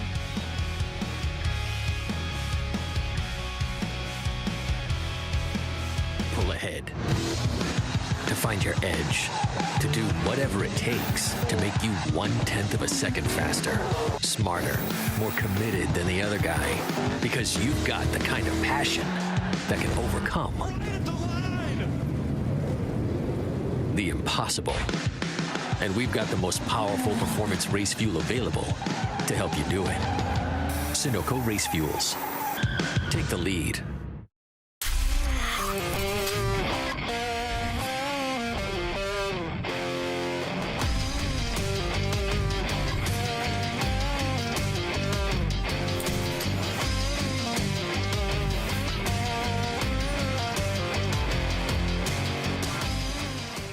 Dave Poske's Performance Parts has been serving the Ohio River Valley and the entire country since 1978. Our staff consists of fellow racers and crew members who combine for over 100 years of experience in the racing industry. Poske's is also the home to Hoosier Tire Ohio Valley and Octane Race Products. We have what you need when you need it and ship nationwide daily. Visit us in Parkersburg, West Virginia or online at Poske.com. MD3.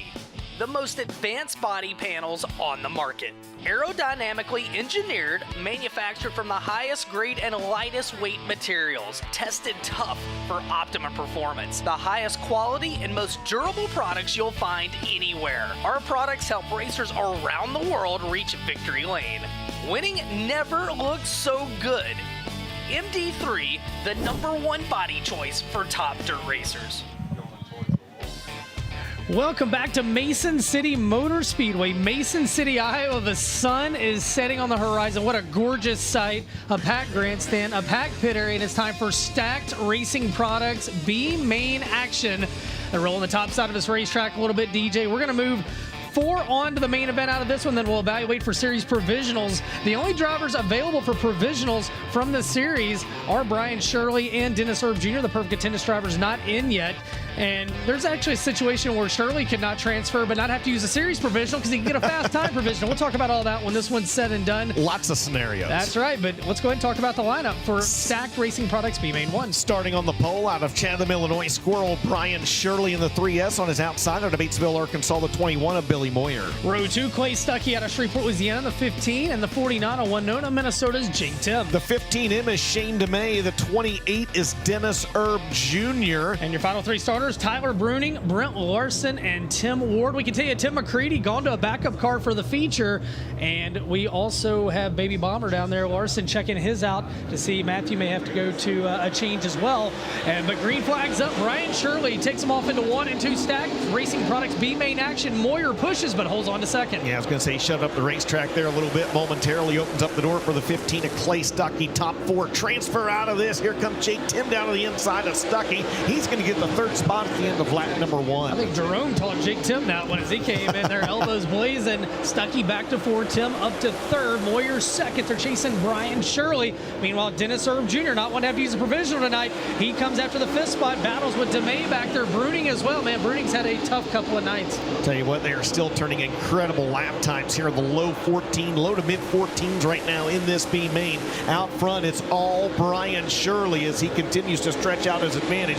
1.4 seconds the lead for Squirrel, just 3 laps into this one. Meanwhile, Jake Tim continues to work on Moyer for position number 2. Stuckey in the 4th and final transfer. Again, Dennis Erb Jr. is falling back to 7th. He would be eligible for a provisional here tonight. Shirley leads the way. He does not want to have to use a series provisional here tonight at Mason City. Moyer's got his hands full battling with Jake Tim.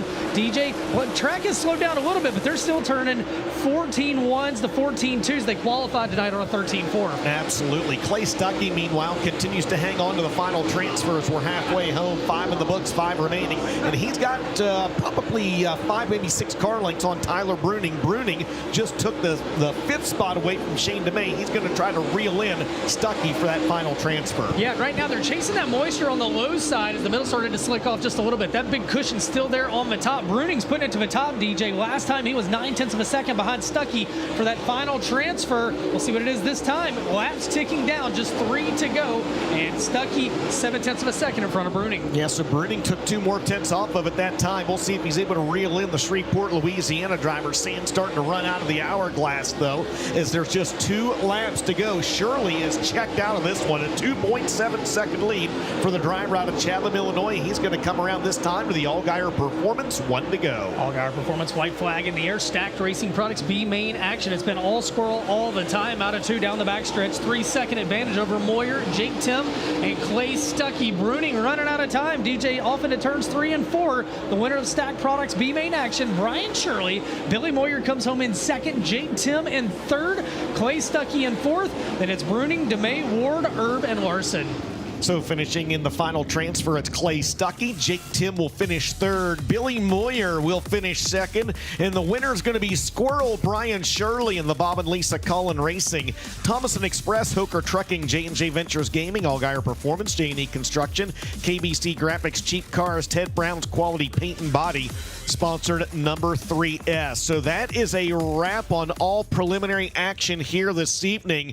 And if you want to stand up and stretch your legs or grab something to eat, well, this is your final opportunity. 3 features coming up next here from the Mason City Motor Speedway. If you're at home watching, don't go anywhere. We'll be back with 3A Mains. It's FloRacing Night in America at Mason City.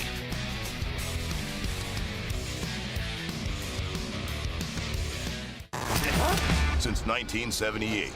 Sweet Manufacturing has been the leader in high-performance power steering. Employee-owned and built in the USA.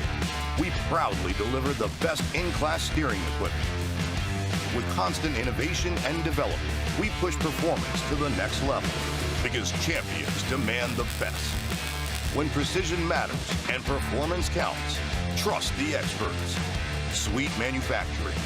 Let us turn your wheels. Rocket Chassis, the winningest name in dirt late model racing. From the red clay of the south to the slick tracks up north. When victory is on the line, champions choose Rocket Chassis. Born in 1991 by racers for racers. Rocket has built nearly 6,500 chassis and stacked more wins than anybody in the sport. And don't forget the newest cutting-edge XR2. Razor sharp handle, unmatched speed, and the legendary Rocket Edge. Whether you're chasing Lucas, World of Outlaws glory, or dominating your local bull ring, Rocket delivers the tools to dominate. Rocket Chassis. Built to win, driven to victory.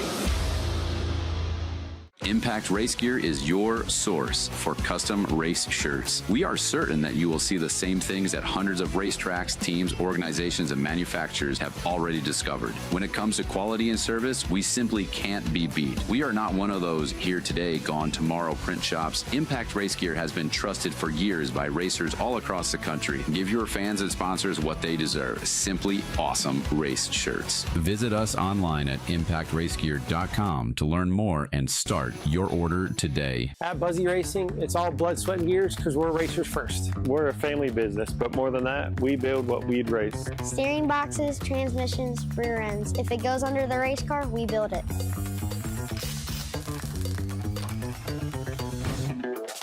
Buzzy Racing, family owned, track proven. Built by racers for racers.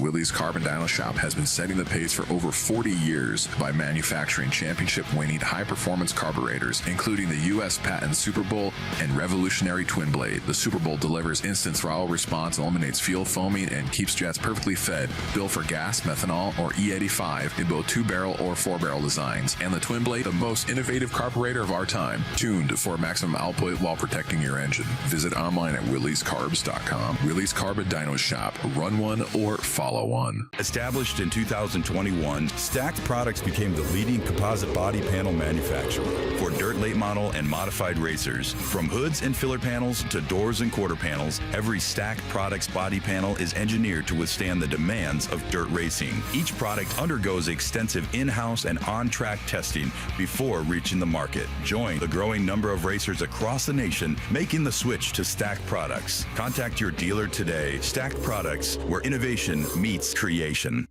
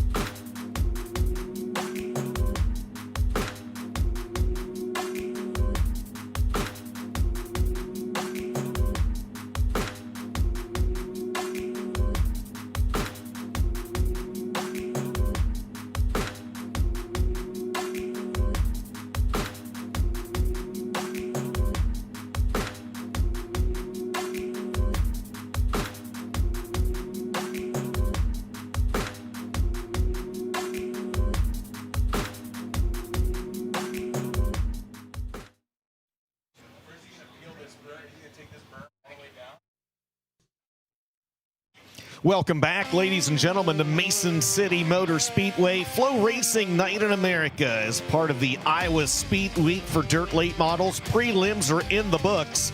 Features are next on the agenda, dressing up this racetrack just a little bit, getting it ready for tonight's feature action. We'd like to welcome those of you watching at home on FloRacing and those of you watching at home tonight on Amazon Prime, as it's our race of the night on Amazon Prime. And if you are not currently a FloRacing subscriber, we highly encourage it, very obviously. But you've seen great racing here tonight, and you can scan that QR code on the left side of your screen for your all-access pass to FloRacing. We have got everything from dirt stock car racing to drag racing to snowmobiles to motocross to pavement asphalt to all points in between. That's right. If you're watching tonight on Amazon Prime, scan that QR code for your all-access pass to all things racing right here on FloRacing. And speaking of all the different disciplines of racing, let's take a look at just a small sampling at some of our upcoming events here on FloRacing. Of course, we are your home for the Interstate Batteries High Limit Racing Series. They go to the left coast this weekend as they will be in action tomorrow night, High Limit at Santa Maria Speedway. They'll be in action Friday at the Thunderbolt Raceway in Tulare, and then at Placerville Speedway on Saturday. That's the Interstate Batteries High Limit Racing Series. The Napa All-Star Circuit of Champions are in action this weekend as well. They're going to be at I-96 up there in Michigan on Friday night. We got the Z-Max Cars Tour at Anderson Motor Speedway coming up this weekend. There's a lot of stuff going on. The World Fuel Altered Nationals down in Oskaloosa, if you like that. USAC's got the Bentonhausen 100 coming up this weekend. Race of Champions, or the Race for the Million. Well, Race of Champions, they've actually got the Sportsman at Shangri-La this weekend. Race for the Million at Colorado National. We've got weekly racing from NASCAR sanctioned tracks like Hickory and Langley.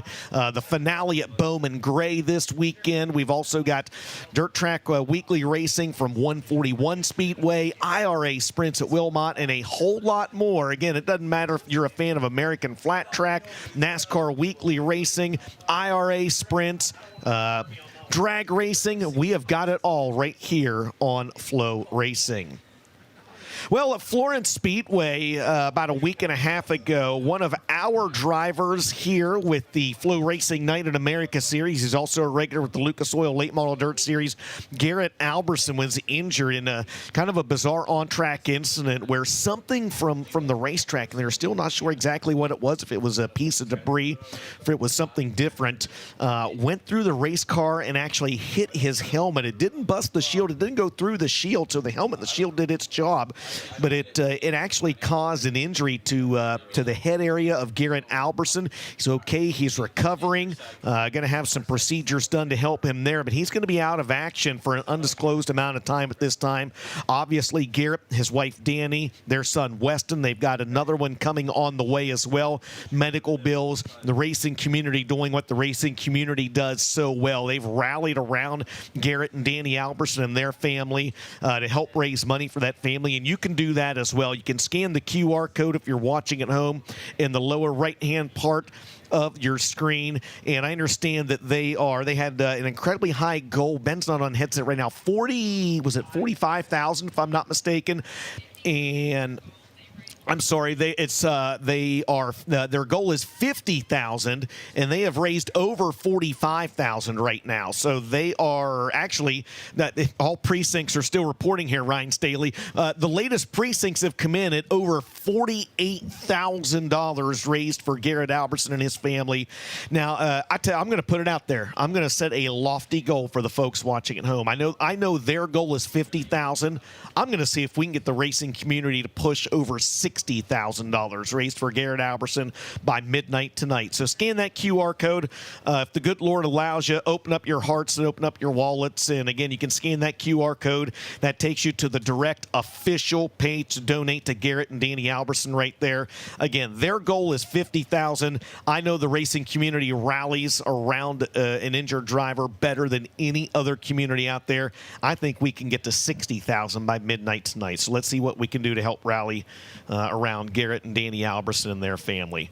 Well, there you see some of the drivers out there checking out the racetrack. We're going to step aside for another set of commercial breaks. When we come back, we'll see if Trenton Berry's able to go up there and maybe talk to a few drivers. You are watching the live broadcast of FloRacing Night in America, and we're at Mason City Motor Speedway here in Mason City, Iowa.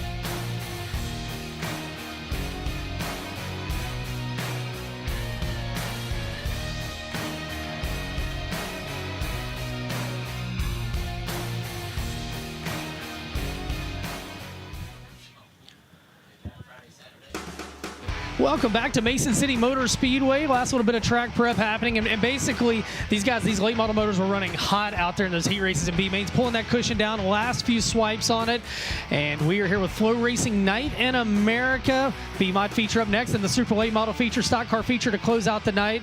And we were talking about Garrett Alberson and his recovery, having a procedure today, and man, we continue to think about him.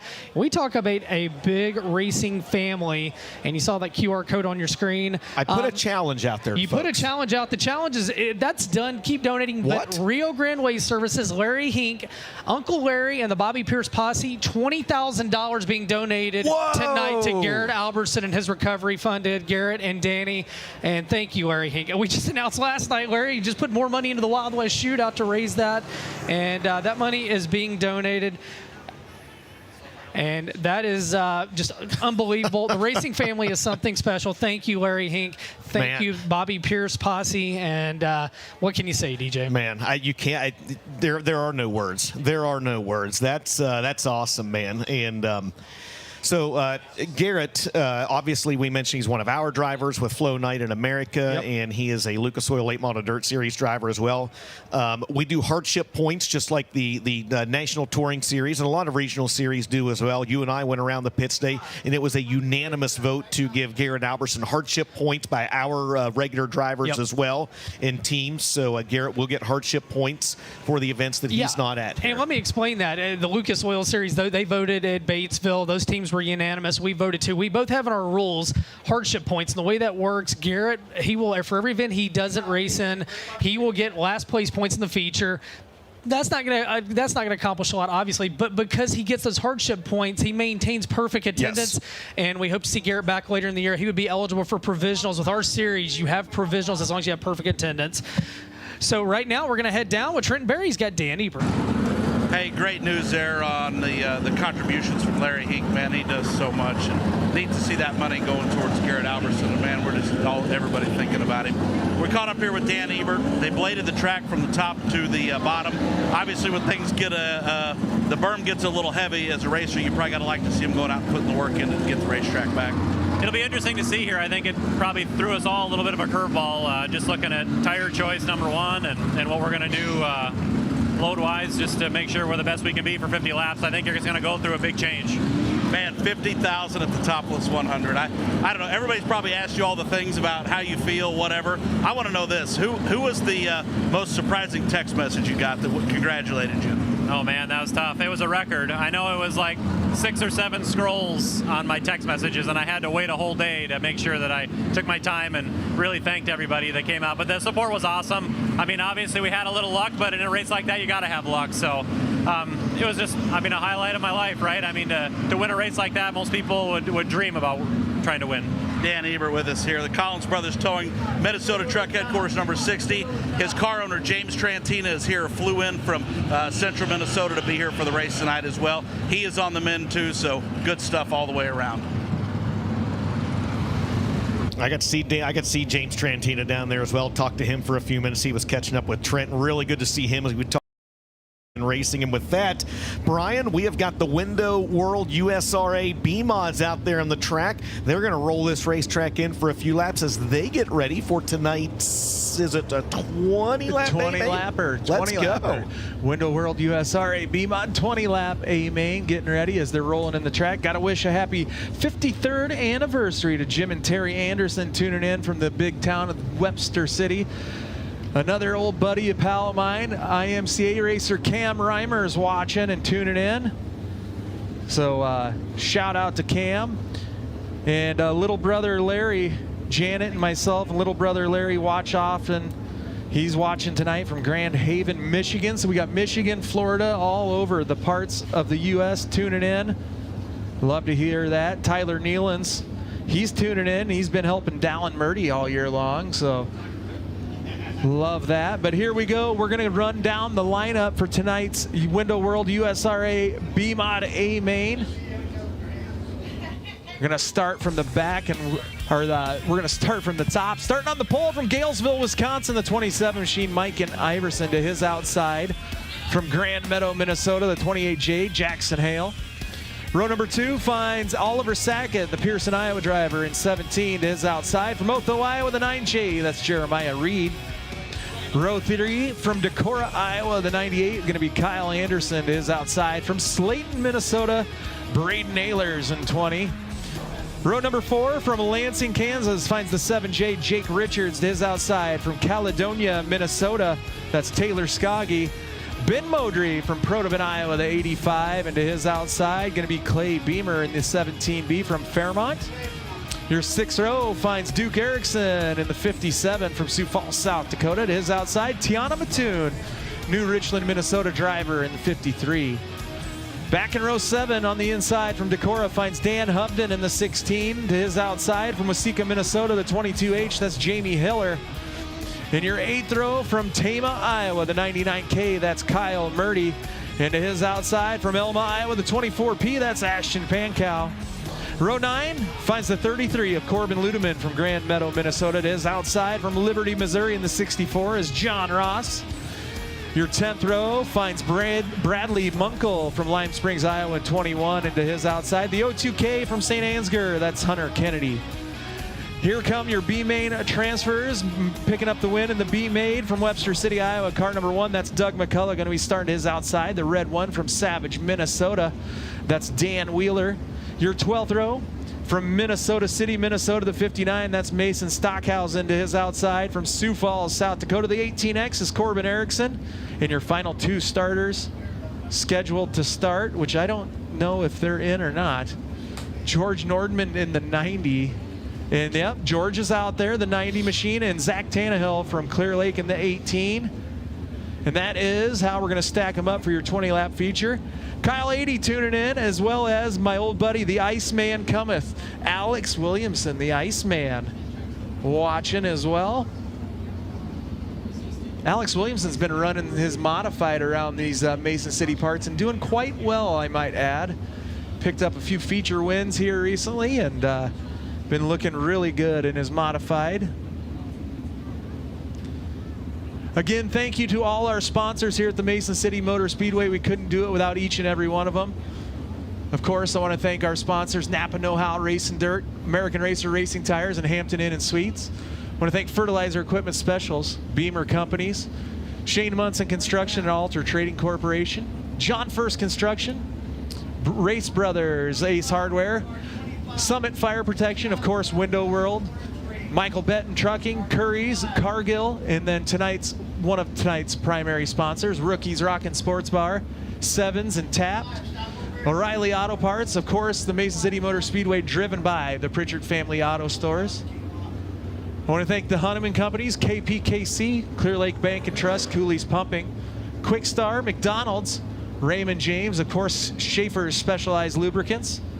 I want to thank Farm Bureau Financial Services, Charlie's Auto Repair, Busch Light, the Christie Door Company, Studio 65 Tattoo Company, KS Engineering, our old buddy Kevin Stoa, Tony's Tire Service, Nelson Tire Recycling, Burke's Bar and Grill, J&J Machine and Welding and Fabrication.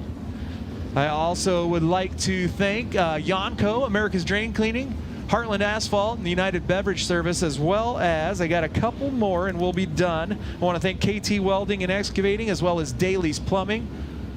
All these sponsors are what make these races possible. We could not do it without each and every one of them, and we thank them from the bottom of our hearts.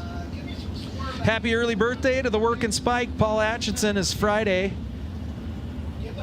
And Alex asked if I'm going to come to Victory Lane one of these times. You know what, Alex? I will come to Victory Lane. The next win you get here, I got you covered, buddy. I will come down and have a chat with my old buddy. The old Windy Ridge Fabrication. Iceman, I love it. This guy's watching from near and far.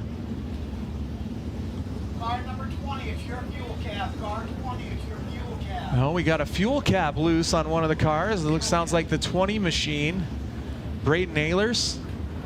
They're going to have him stop. Of course, a safety concern. We'll have our track officials take a peek on the backstretch. They're going to find the fuel cap. That's the next thing.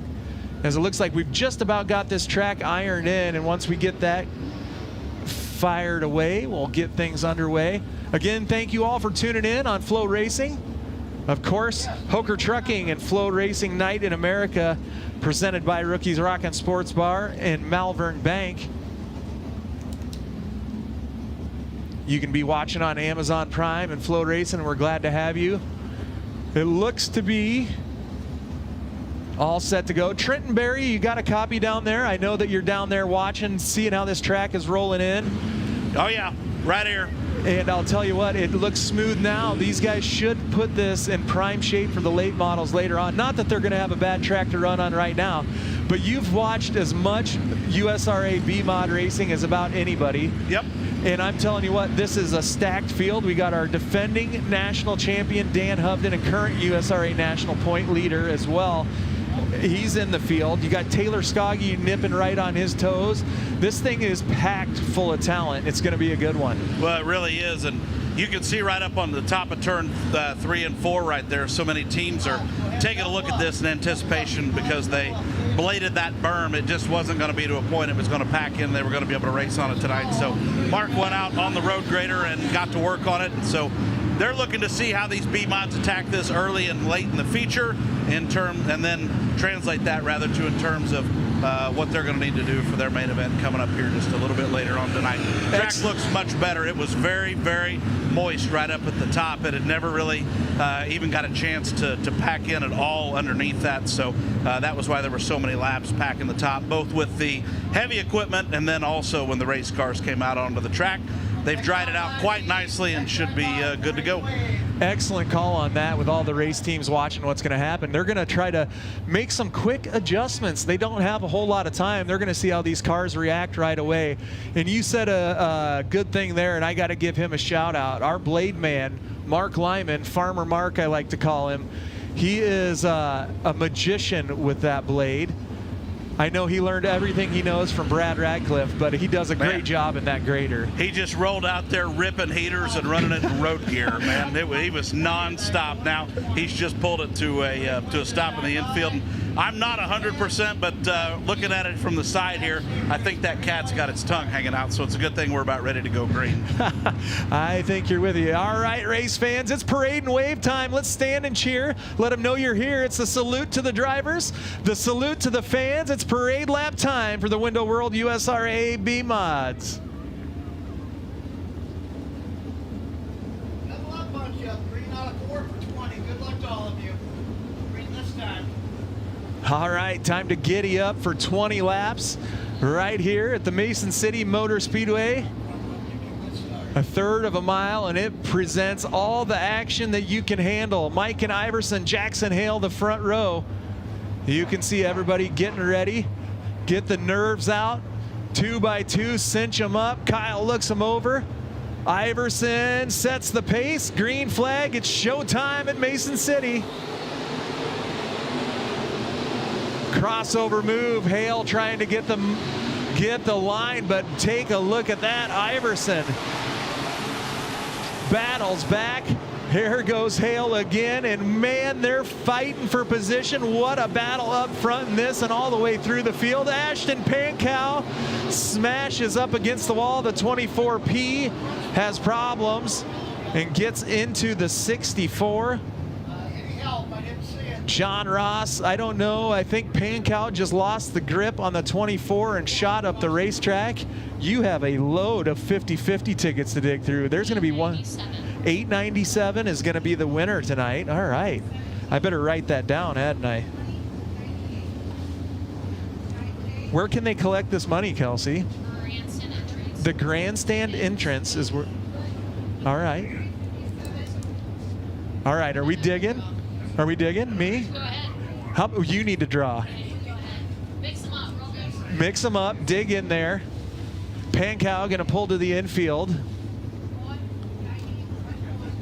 We have the lucky winner.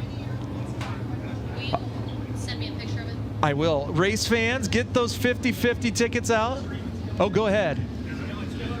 Here we go. Get those 50-50 tickets out. We are getting ready to draw. The winning ticket number for $897 is going to go to 587144. or 578-144. Sorry, good grief, it's dark in here, Kels. 578-144. It's $897. You can pick this money up at the grandstand entrance. 578-144. Kelsey, I'm going to give you this ticket. I'm going to write the number down just in case I have to re-announce it.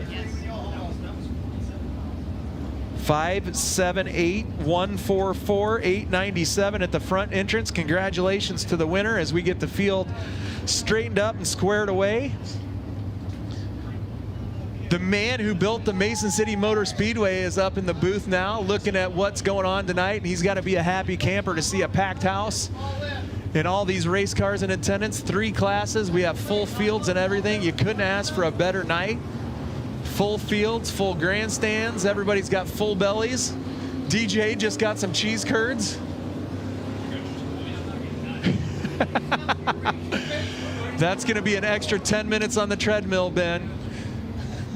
Here we go. Caution lights go down.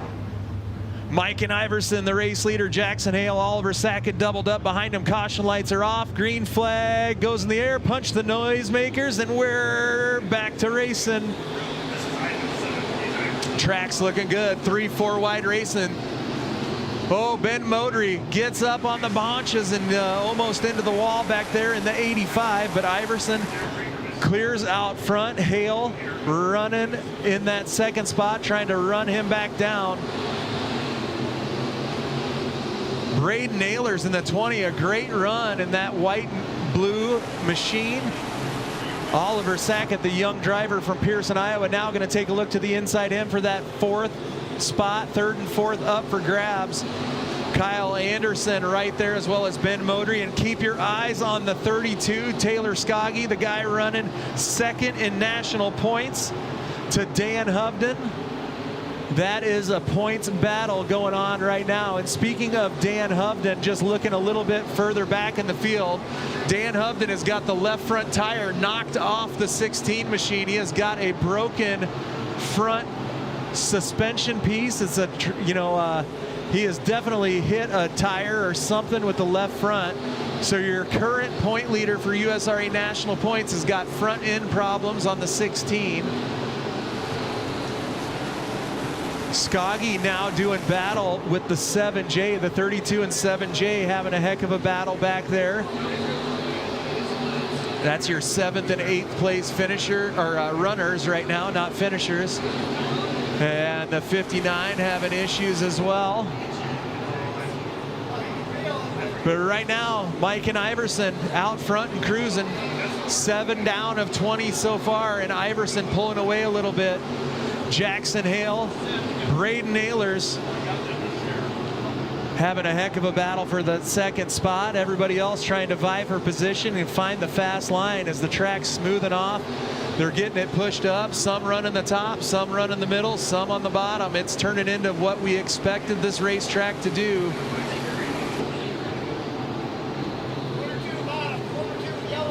Yellow, yellow, yellow, the bottom of turn number 2. We got a caution on the speedway. Get up to the top, please. Get up to the top. Get up to the top. What do you want to do with Hovden? His front end's broke. I'm done with him. So I think that's the 22 of Jamie Hiller. It's fine. Let's just The 22 down to the infield, waiting for the field to go by. Going to tag the back of the pack. Like I said, I made mention number 16, Dan Hovden. Problems on the left front tire. Your current USRA national point leader, and he does not have much of a lead. Okay, all right. Dan Hovden has a 10-point lead over Taylor Skoggy in the national point battle. So you really need to keep your eyes on how the 16 machine, how this plays out. Currently, Hovden is sitting in the 11th spot. Taylor Skoggy is right in the 8th position. So a very important race here with a full field of cars. National points implications on the line, but there's a guy up front, a young gentleman up front who doesn't care about that points battle. He cares about getting that big paycheck and going and having a chat with Trenton Berry. Speaking of Trenton Berry, It's been action-packed to start off. We're only 8 laps in. Yes. Been good. Hey, Hubden's done surprisingly well with that broken left front so far. Well, I think he just pulled in. Did he go in? I think he just pulled in, Trent. He was doing a good job out there. He was. I'm kind of surprised he pulled in because under racing conditions, I think it was all right. It probably felt worse under the slow speeds would be my guess. Probably thought he had bigger issues. All right, caution lights getting flashed. That's going to tell our drivers they're going to go back to green flag racing. He's about 13 years old. I know it. 8 in the books, 12 to go. You can see that right on the screen. FloRacing doing a great job with our coverage here tonight. Mike and Iverson, the young driver from Galesville, Wisconsin, out front, going to bring us to the green flag. Sets the pace, punches the pedal, and back underway. Ehlers with a move. The 20 car going to try to slide by and gets it done over Jackson Hale. Ehlers moves into the second spot. Iverson, though, out front. He's going to have company. This thing far from over. Plenty of race to go and plenty of fast shoes out in the field that can put up a fight. And you can see that Ehlers right now has closed the gap. Iverson scooting up the racetrack. This time by. 3-car battle. Here comes Ben Modry, the 85, going to join the party. Ehlers down to the inside, inching even closer as they come off of turn number 4. What a side-by-side battle for the race lead. Iverson hanging on to it still. And here comes Ehlers. The 20 machine might have the advantage here. Iverson has the high ground, but Ehlers fighting on the inside. You got a new race leader that time by. But take a look, Jackson Hale, yellow, yellow, yellow. Jeremiah Reed, Corbin Erickson problems on the front stretch. And that does not look good for the 9J as Jeremiah Reed's car looks all bent up.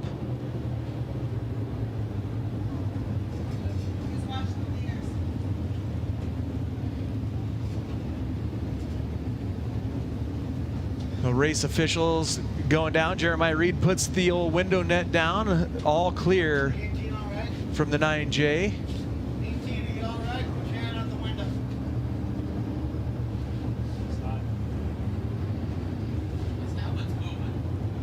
So Corbin Erickson sitting on the front stretch as well. Jeremiah Reed gonna go get Toe Mater to give him a little help. Not. All right, we got 2 looks at what transpired on this one, so watch the replay if you'd like.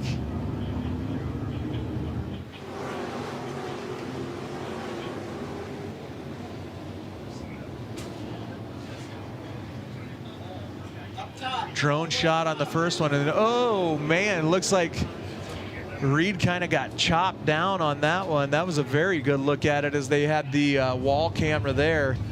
So tough break for Jeremiah Reed as he's getting the old double wreckers.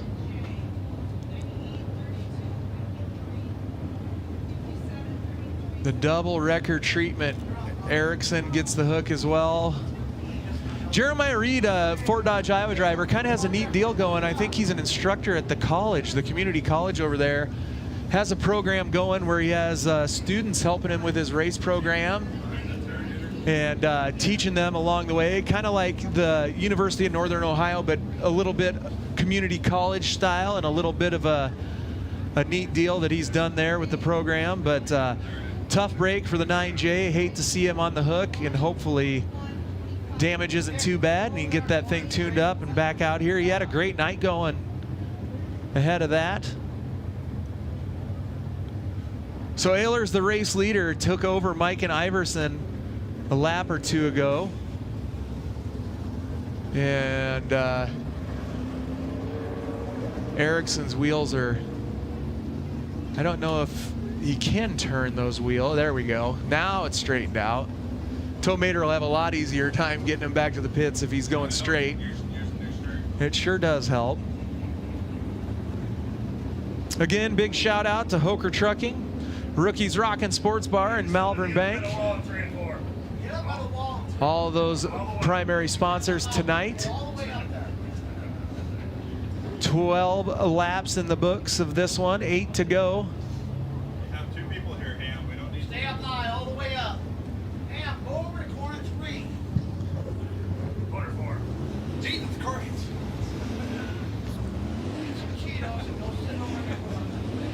High school students, sorry.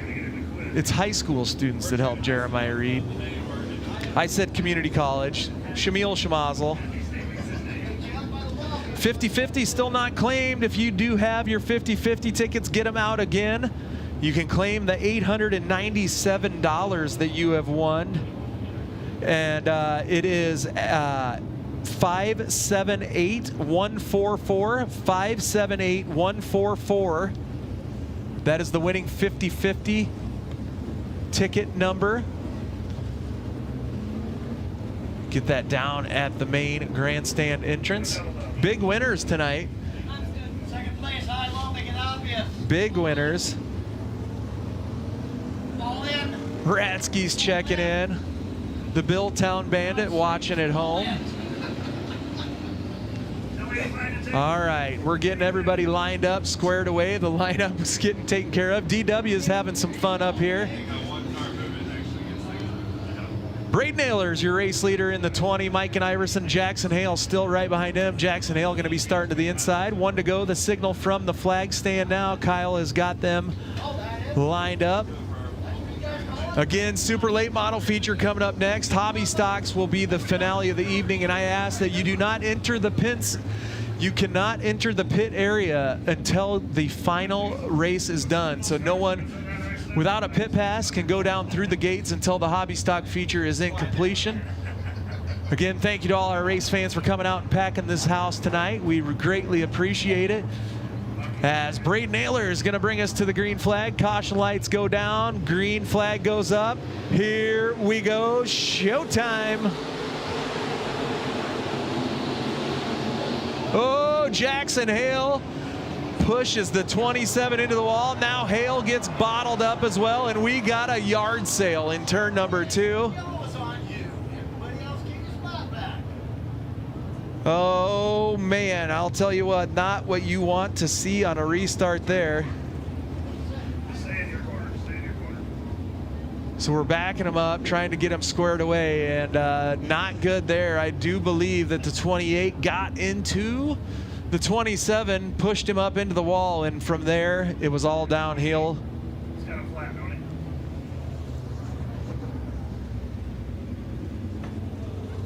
Tell the 28 he's got flat. So Jackson Hale, flat left rear tire. Left rear tire down on the 28J.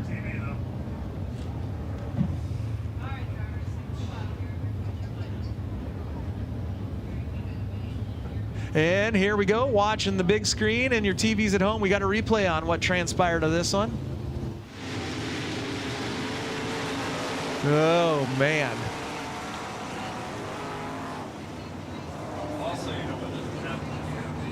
That is the good old American yard sale. Oliver Sackett involved in that one. It would happen up front. You don't, or excuse me, that is Beamer. Clay Beamer will get the spot back. The 17s look too familiar to me. Looking the same, didn't mean to call him that. Sackett is up front running in that 4th position. And the 25 machine pulls into the infield as well. So we're losing the 25 of Dylan LaPolice down to the inside of the racetrack. So getting the lineup squared away. Everybody that was not involved in that is going to get their spot back. They're calling the yellow flag on the 28J of Jackson Hale. But the bad thing is, well, Iverson's going to continue. We'll see if he has any significant damage. Ben Modry makes the most out of that one. The 85 goes inside that first doubled up row. But right now, Braden Naylor is the race leader, going to bring us back to the green flag. 8 to go still in this one, and we're back underway.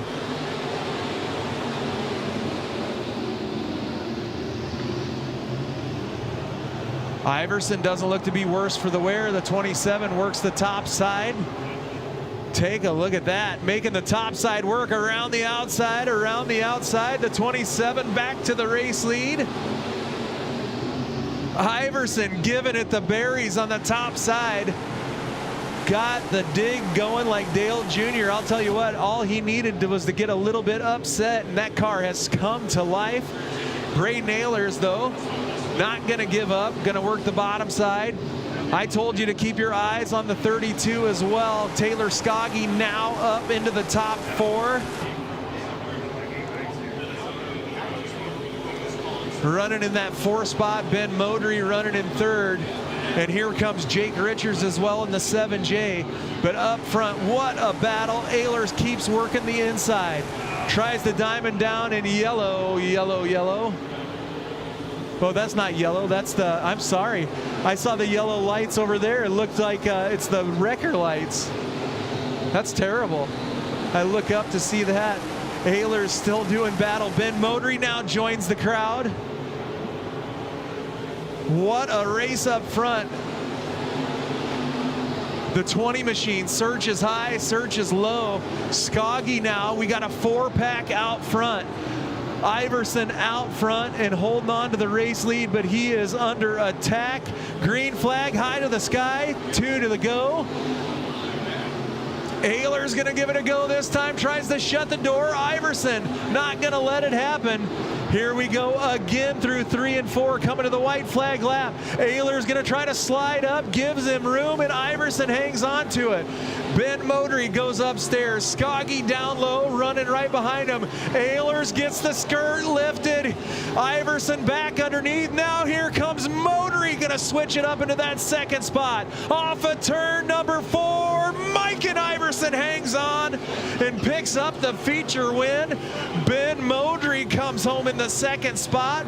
Braden Ehlers, Taylor Skoggy, and Jake Richards round out the top 5. But how about that, race fans? Holy cow, Trenton Berry. Woo! What a race, what a finish, and you're going to have a chance to talk to a young man who should be very excited. I don't want him to. Stop when I was asking.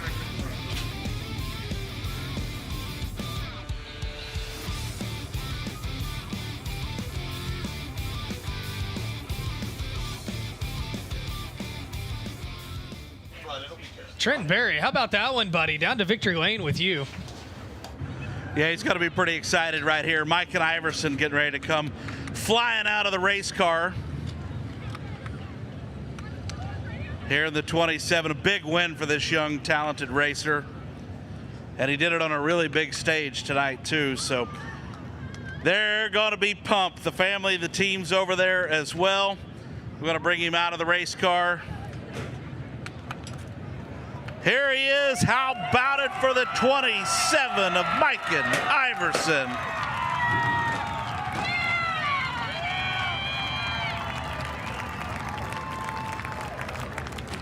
Hey, I hate to be Captain Obvious here, but son, you're up past your bedtime tonight. We'll let this one slide though.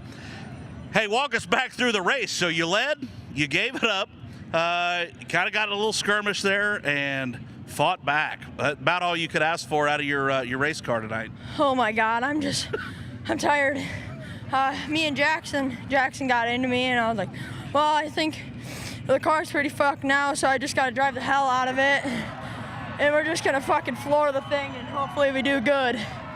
Man, you did a great job out there tonight. We got a lot of crew and people over here excited to see this win tonight, and you obviously had enough left there to hold on. Yeah, I just had to get going, and thanks to my mom, my dad, the people that got me here, L&L Volkman Auto Body Repair, Dirt Dealer Chassis, Blood Lubricants, JB Haulers, Mike Stenson Trucking, TNC Farms, Ho Chi Town Saloon, Salon CI, L&L Volkman Auto Body Repair, Dalton Refrigeration, Whitewire Chrysler Dodge Jeep Ram, Gary's Pump and Well Service. Thanks to my motor guy, Goth Performance. He makes me a good motor every year. Thanks to everybody that got me here at Truebilt, BJ's Airport Bar and Grill. Thanks to everybody that got me here and my brother. Mike and Iverson, he's going to get him a big check and a bar of soap for that win right there, race fans. Super Late Models getting ready to roll in just a little bit. Oh, man, that kid, you'll shoot your eye out. Wow. Oh, my goodness.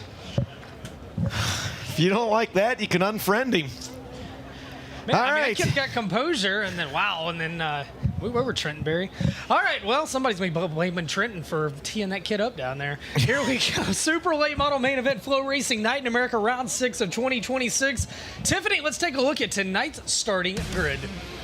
Starting on the pole, setting the pace and bringing them around out of New Berlin, Illinois. It'll be tonight's quick qualifier and Heat 1 winner in Rocket 1, Brandon Shepard.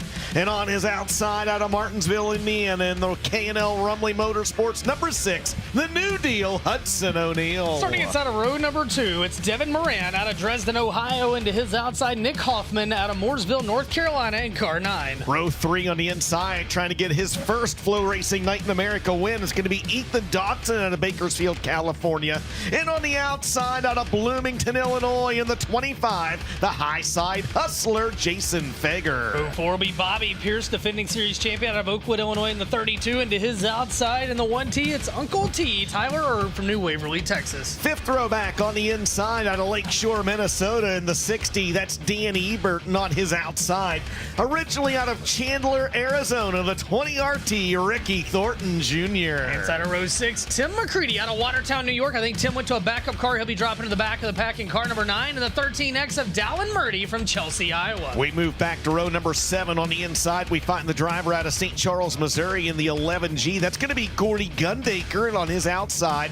In the 40B out of Brandon, Florida, it's Kyle Bronson. Row 8, Michael Leach out of Sun River, Montana on the 77. Into his outside from Marshalltown, Iowa, the 19R of Ryan Gustin. Moving back to row number 9, we'll find the 22 out of Earlham, Iowa. That's going to be Daniel Hilsebeck. And on his outside, running what was his dad's car, but is really his car, the Baby Bomber out of Lake Elmo, Minnesota, the B8. That'll be Matthew Larson. Not confusing at all. Starting inside of row 10, the 3S car of Brian Shirley out of Chatham, Illinois. Into his outside, the Hall of Famer out of Batesville, Arkansas, Billy Moyer. We move back to row number 11 out of Winona, Minnesota in the 49T. That's going to be Jake Timon. On his outside out of Shreveport, Louisiana, the 15 is Clay Stuckey. Your final 2 starters tonight using his first series provisional of the year, Dennis Erb Jr. in car 28 out of Carpentersville, Illinois. Into his outside, Brent Larson. He's going to make the start in Tim Ward's 4TW out of Lake Elmo, Minnesota. He gets a fast time award as we only needed 1 series provisional tonight, so the final starting spot tonight goes to Brent Larson, the fastest car from Sunoco Racefields qualifying, not in the show. Trenton Berry, give me some storylines you're going to be watching tonight and how you're going to be thinking about what that 13-year-old kid said to you all the way home. Man, it's going to be a long drive. Hopefully I can stay awake. Hey, so they bladed that thing top to bottom. I think everybody was so curious about that. Dan Ebert kind of alluded to that up top there when we talked to him before we went back to racing tonight. The B-Mod's not really able to get right up against the wall. I'd say these late models will have no trouble. We'll see how soon they go there. I think Hudson O'Neal's going to be a complete problem for the rest of this field tonight, but you know it, boys. I try to stay off the front row to make my picks a little more interesting, a little more spicy. So I'm not going to go too far back, but I'll take Nick Hoffman from the outside of the second row to win this thing tonight. I thought Trent might have taken his doppelganger, Jason Fager. He did not. Jason's been fast all night. Dustin, what have you got your eyes on, and who's your feature winner? The same thing. This track rework and just a lot of unknowns, right? The tracks we mentioned gone through a few different reconfigurations. Even since some of these guys were here the last time as well, running with the Outlaws in 23. A lot of guys that haven't been here. I'm keeping my eye on that. I started the night picking Brandon Shepard. I'm going to stay with my horse till the finish. Sheppy's a good one. Huddy's going to be tough. I feel like Nick Hoffman. I feel like that is who Trenton took. I am going to take the car beside him and Devin Moran. It's all 9s all the time. Guys, the race car engineering pace struck to the infield down the back straightaway. 50 laps. Trenton will talk to the top 3 in FloRacing victory lane. Fans, we ask you to please grab a seat so everybody around you can see all the racing action.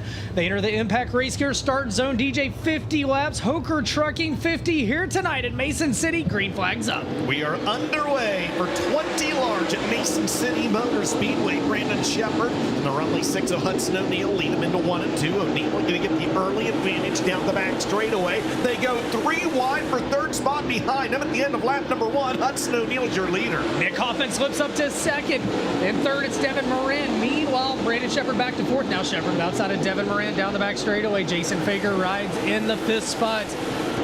This track is sporty early on as they fan out 2 by 2 all the way through the field. Here comes Hoffman. He looked to the outside. Now he's going to look to the inside. McCready going to pull it in and call it a night in the number 9. Meanwhile, back there, 3 cars battling for the 2nd spot. It's still Hudson O'Neal, your leader. Hammer down right now. Laps ticking away early in this one. 50 laps the distance tonight for FloRacing Night in America. Huddy's your leader. Hoffman in second. Now Devin Moran going to work. DJ, 3 good grooves right now around this racing surface. Yeah, absolutely. And the top 4 could be covered with a blanket right now as well, as Hudson O'Neal unable to pull away from the 9, the 99, and the Rocket 1. Moran's got a good lead down to the inside of the 9 of Nick Hoffman down the back straightaway. They'll go side by side for P2. Does Moran take it this time by the stripe? Yes, he does. Oh, man, briefly 3 wide for the lead. Moran throws a slider in there. Hoffman comes back. My goodness, it is like fighter jets in a gymnasium here tonight. These guys are going at it. Meanwhile, Hoffman's got something up top. He might throw a slider off into 1 and 2. He looks to the inside. He's going to let it drift up the racetrack in front of Huddy. Huddy turns back down the hill. Hudson O'Neal back to second. Hoffman to the lead. DJ, who's going to lead lap number 7? Devin Moran might drive down to the inside of him at the end of lap number 7. You've got a new race leader. It's going to be Nick Hoffman out front. You can still throw a blanket over the top 4 right now. The Rocket 1's in 4th, the 99 in 3rd, the 6 in 2nd, and Nick Hoffman leads this one on lap number 8. First 6 laps led by Hudson O'Neal. Nick Hoffman went to the lead on lap number 7. Now Devin Moran to the inside of Hudson O'Neal. Be back in 4th. Brandon Shepard. Don't look now. Bobby Pierce up to 5th. He goes around fellow Land O'Lincoln driver Jason Fager for that spot. They'll battle for position off turn 4. 9 down, 41 to go in Mason City, Iowa tonight. Nick Hoffman might have missed his mark just a wee little bit right there going into turn number 1, but I don't know that it's going to slow him up. The only thing that may slow him up right now is the back of the field, because that's going to become a reality sooner rather than later, is the back of the field now on the same straightaway as the front of the field. 10 laps in, 40 to go. And you wonder, are we going to see a Midwest sheet metal caution tonight? We haven't had one of those, or Deathridge Opticians caution, Deathridge Opticians choose cone. Lap traffic, as you said, DJ, a reality, closing in on Dennis Erb Jr. and Larson. Bobby Pierce keeping an eye on that driver on the move up to 5th. He sets his sights on Brandon Shepard on your screen down the back straightaway. And now Hoffman has caught the tail of the field. Hoffman top shelf off of turn number 4. First 2 lap cars down low. Hoffman will stay on the cushion. He's got a 7/10 of a second lead on Hudson O'Neal. Yeah, I don't know those first 2 cars to go a lap down are going to be any trouble for your race leader right now. As you look back on the battle for 3rd between Devin Moran and the 99, Brandon Shepard glued to the bottom of the racetrack. Cheppy actually going to take the 3rd spot, that time by the stripe. Meanwhile, on the left side of your screen at the front of the field bed, Nick Hoffman's able to dispose of Dennis Erb Jr. and Matthew Larson. He's going to try to put 2 lap markers between himself and Hudson O'Neal. Man, I tell you what, Hoffman looking good. DJ, he was a contender last night, led early, then power steering issues ultimately took him out of the race. He continues the lap cars, working lap 15 off turn 4. His lead last time by was 1.1 seconds over Hudson O'Neal. That time at the line, Huddy takes a 10th off of Nick Hoffman's lead. Man, they are pushing that cushion higher and higher at this 3rd mile oval. Yeah, and a few guys I've noticed here these last couple laps, one of them right there on your screen, really starting to work the very low groove of the racetrack. Ricky Thornton Jr., Bobby Pierce just in front of him. He's standing out a little more in the corners, but the 20 RT's been really good in the very bottom of the racetrack. He's making up ground now, trying to take 5th away from Bobby Pierce. And Bobby Pierce side by side. Jason Fager watches that unfold in front of him. Last night, Thornton came away with a 5th place run, and now Thornton will grab that spot. Bottom of the racetrack is looking good as your leaders navigate lap traffic, but right now, Nick Hoffman has put 1.2 seconds between himself and Hudson O'Neal, and Huddy's got company because Shepard's joining him, and he's bringing Devin Moran with him. The first 19 laps of this feature so far, caution-free. Huddy got over the cushion out of 2. Yeah, Bobby Pierce just did back there as well, back there in the battle for the 5th spot. Brian Shirley going to be out of the race in the 3S. We stay green flag racing. Checking the lap times this time by. Hoffman's able to put a couple tenths between himself and the battle for second, and we have got a Midwest sheet metal caution for the first time tonight. Oh, catch your breath, everybody. My goodness. 19 laps scored in this one, and it's for Tyler Erb, who's got a flat right rear tire on the Best Performance Motorsports #1. He's making his way down to the infield. Trenton Berry, he's coming at you with a flat right rear. Turbo's crew is going to work there on the right side of the race car. We'll see once they get the tools, the tire over there. Here comes the impact of the tire. Canute's got the trusty flashlight. They said to heck with the jack. Now they get the jack up underneath there. They got 4 good, strong young guys down there helping pick the back of that race car up as well. They're going to get the tire off and get a new one put on there for the Best Motorsports entry turbo. Trent, the better question is Deathridge Opticians Choose Cone. First time we've seen it tonight. And is it going to be Rinkin on it, or are we going to have our trusty Lucas Oil officials? So Rick brought it and set it down here during the heat races a little bit earlier. But Tyler Rinkin is right there right now, and I'm not for sure, but he might have a routine or two planned. I'm not sure. Are we going with Rinkin on the Choose Cone? It looks like we are. Rick's giving him his marching orders. So the Deathridge Opticians Choose Cone is making its way out to the front straightaway. Tyler Rinkin will be out there in the next 5 to 10 minutes. The ratie's going. There we go. There it is. Let's give Rinkin a round of applause. Come on, y'all. We need to see a show here. Performers like an applause. Rink dog. So he's going to bring the cone out. We're going to get a full show out of him, and then the drivers are going to decide if they want to go high or low on the restarts next time by. Now, if Rick revokes our pit passes, I'm sorry. We'll have to find somebody else down here for victory lane. Here we go. Here we go. What's he? What is this? He's got a bottle of water? What is that horsepower? He's putting lemon lime in the Choose Cone.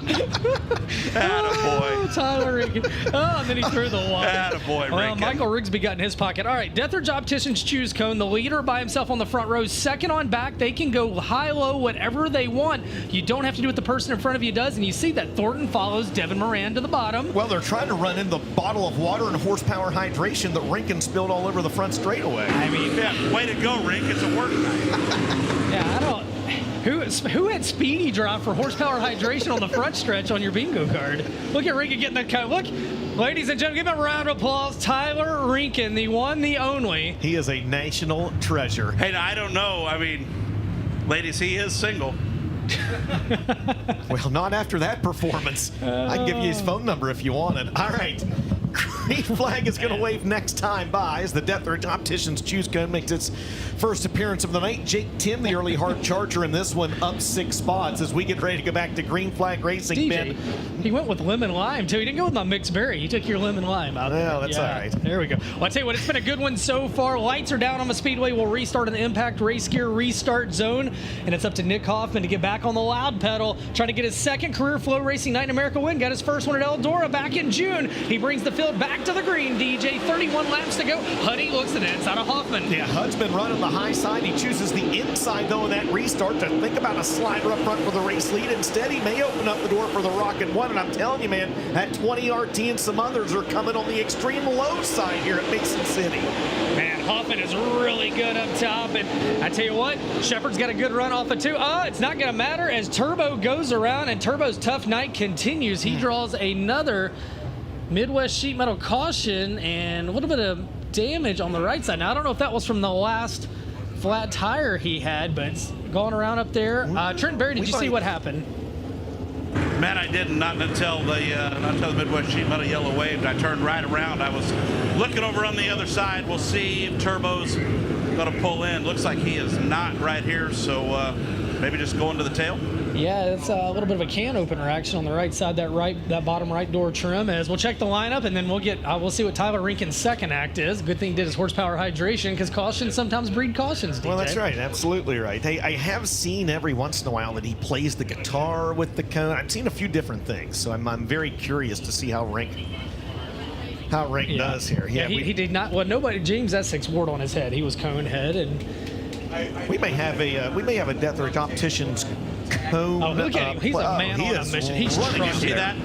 Rick's like a manager in baseball. He's saying that. We need the lefty. He's sending Ricky Vaughn. Here we go. Here we go. What's? Oh no. Is that more horsepower hydration? Yep, more of it. Now we're going to. Oh, no. Oh, yeah, there we go. Oh, no, that's yes. not good. He shotgunned a pack of. I don't know how much is safe to have at once. I mean, look at him. I've done that He's game. a man among boys. I've done that game before. I Wow. would have ended up run over about 6 times by now. Well, the Deathers Opticians shoes cone on the Speedway, and we saw Devin Moran follow Bobby Pierce to the top. Trenton Berry, I would love your thoughts on what you've seen transpire down there. Man, been a great race so far. Boy, Nick has sure shown the way and been tough. I think he's going to be a hard one to beat, and I'm telling you, boys, I just love Tyler Rinkin right here. I can't get enough there. Well, Trenton, we spend about 20 days with him, 28 days at Speed Weeks every year, and life just isn't the same without Rinkin in it. And that's right. He's got a great attitude. Between Rinkin and the Rigsby's dog Dottie, I think they saved our lives during a full month at Speed Weeks this year. Well, lights are down. I tell you what, man, Hoffman got a really good restart, but Sheppy definitely found a good groove. We only got one lap in. Midwest Sheet Metal yellow lights are out, DJ. Yeah, and Hudson again chooses that inside lane here on this restart, so we'll see what happens. So we got one more in, 20 in the books, 30 to go. Green will wave in the Impact Race Gear restart zone off corner number 4. All right, man. Huddy gets a really good restart. He's on the inside of Hoffman, off into turns 1 and 2. Slider for the lead. Can Hudson take it back away from Nick? Down the back straightaway, Hudson O'Neal to the lead, and Ricky Thornton Jr. Here comes the 20 RT. From 10th starting spot, the 20 RT on the bottom here at Mason City. He's got second this time by the line. 21 laps in the books, and all of a sudden, all those guys that were top, a lot of them going to the bottom now.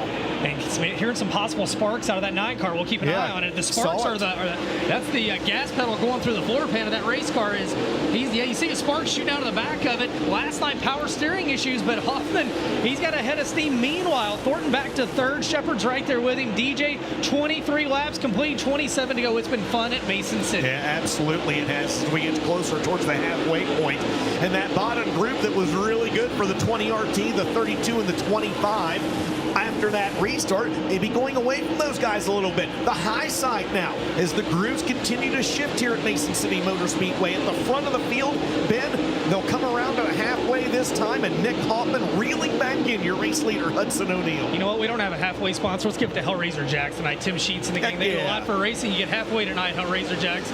As out front, the 6 car, Hudson O'Neal. He's like, oh, man! Dotson with a big-time slider. He catches the cushion, he catches the concrete, but he stays green to eye. He's not. Dotson slow, and I think we're going to get a Midwest Sheet Metal caution, as we were not sure if he was going to get off the speedway. That slows the action. Halfway home, 25 down, 25 to go, and I don't know if something broke or he threw a Hail Mary, but I looked down in 1 and 2, and Dotson from the bottom slid all the way up the racetrack, over the cushion, into the concrete, out of the race. Yeah, I don't know that Dotson knew if he was going to make it off the racetrack after that one. That was a hard impact into the concrete down in turns 1 and 2, and that's going to stop the pace exactly at the halfway point. 25 laps scored, 25 laps remaining, and Hudson O'Neal back out front officially on lap number 22 here at Mason City Motor Speedway. Nick Hoffman back to 2nd. Ricky Thornton Jr. from 10th to 3rd. Brandon Shepard 4th, and Devin Moran rounds out the top 5. Trent Berry, you've had this one. Oh, no, he's back. Deathers Opticians shoes cone to the front straightaway. Tyler Rinkin. Oh, here we go. So we didn't discuss this one. Oh, we did the splits. So we did, but I told him that one was super risky, but he just decided to go for it No, anyway. he slipped in the horsepower hydration he put on the racetrack. Oh, what a gamer. Oh, now he's remembering he's got to go get the cone. He can't go too far away. I mean, Rink's hired. Oh, we're going to lose him with Flow Night in America. He's going to go on his world tour. Move over, Beyonce. Move over, America's Got Talent. We got Rinky. Well, oh, man, I have no words. Look at You know, Rick's just down here going, what in the world have I signed up for? Well, here's the deal. I'm the series director. I don't know what I signed up for, and I told him he could do it. I didn't think he'd do the splits. I didn't have that. He's limber, former high school wrestler, former college wrestler. Rick, Rick, come here. Are you okay? Yeah, I just don't want any more cautions. This race would be badass. No more cautions, please. Okay, there we go.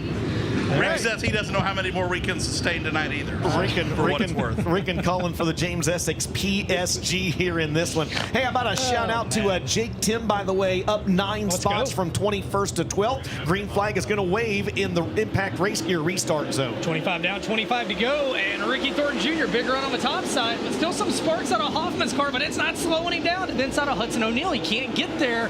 Hoffman in second, and now Ricky Thornton Jr. looks inside of Hoffman. Devin Moran's coming on the top side, back in 5th. It is Brandon Shepard, DJ, 2 good grooves right now. Ooh, yeah, good stuff. And I know that probably a lot of folks don't want to see cautions, but I will say one thing: these restarts at Mason City have been wild thus far. And Pierce goes back around Shepard for 5th. Meanwhile, Thornton's right there with Devin Moran. Bobby Pierce up to 5th, back to 6th is Shepard. 7th, Jason Fager. Kyle Bronson 8th. Ebert in 9th, and Jake Tim rides in 10th. Hoffman is keeping pace with O'Neal for the top spot, working lap 28 off turn 4 tonight. 50 laps the distance, and it's Hudson O'Neal. He and Nick Hoffman have shared the lead throughout this event. Yeah, reading my mind up there at the front of the field as those two have got maybe a few extra car lengths between themselves and your third place car, Ricky Thornton Jr. You're looking back on 4th and 5th right there. That's Devin Moran in 4th, Bobby Pierce in 5th, and back up the front of the field. Here comes Nick Hoffman going for the lead. He knocked a 1/10 of a second last time off of O'Neal's lead, but O'Neal get home with momentum off of turn number 2, off into 3 and 4.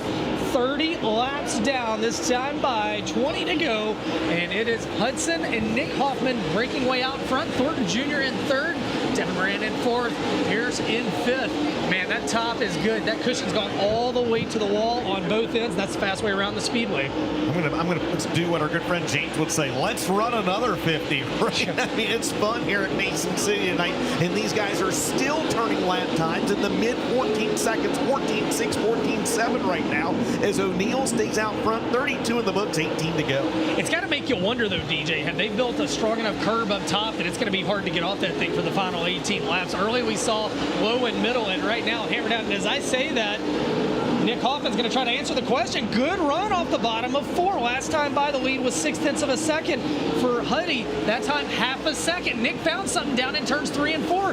We'll see if he goes back to the bottom this time around. And Hudson O'Neal's going to go, well, notice I say that. He drifts back up to the top. Is that the place to be? The bottom in 3 and 4. The high side in turns 1 and 2. Hoffman's trying it, and he's keeping pace. He takes another 10 off Hudson O'Neal's lead. Well, it's getting really thin off the top of turn number 2 into 3 and 4. You got to wonder, what has Hoffman found? That's where he's making the ground. Last time by, it was a little over 0.3 of a second. This time at the line, 0.4. I tell you what, Huddy put some space between those two, but lap traffic in front of them, and not everybody is running the bottom, so it's going to get interesting. Yeah, it's going to get very interesting, as this time, play it again, Nick Hoffman's going to stay on the top side of the racetrack. Your Poske's Performance Parts Speed Cam with 15, making 14 laps to go. Oh, man, those two are good. And you see, Nick seems like he is a little snug off turn number 2, but 3 and 4, he is really good. He and Hudson O'Neal come around to complete lap 37, 37 down, 13 to go, and that time by 0.3 of a second between first and second. On the right side of your screen is the 3-car battle for 3rd behind them between the 20 RT, the 32, and the 99. That happens, though, 2 seconds behind your race leaders, who are now in the midst of lap traffic. They're going to try to settle it amongst themselves with 12 laps to go, and you got to wonder, what are the engine temps? What do the tires look like? A lot of unknowns here at Mason City, as a lot of guys making their debut here tonight. Hudson O'Neal feels like he let one get away from him last night. He leads the way. Nick Hoffman's right there, and is Hoffman waiting for that final lap. Man, how about back there for 3rd on back as another Hail Mary from Pierce. He slides up in front of Thornton. Oh, my goodness. We need the quadruple box here tonight, man. This is good stuff at Mason City Motor Speedway. Battle for the lead on the left side of your screen. Battle for 3rd on the right side of your screen as Hoffman continues to keep pace with O'Neal Penn. 10 laps to go. It'll be 9 to go this time by. And they continue to work through lap traffic off a turn at number 4. Last time the lead was a little less than a half second. That time still a little over 0.4 of a second. Huddy's doing what he needs to do.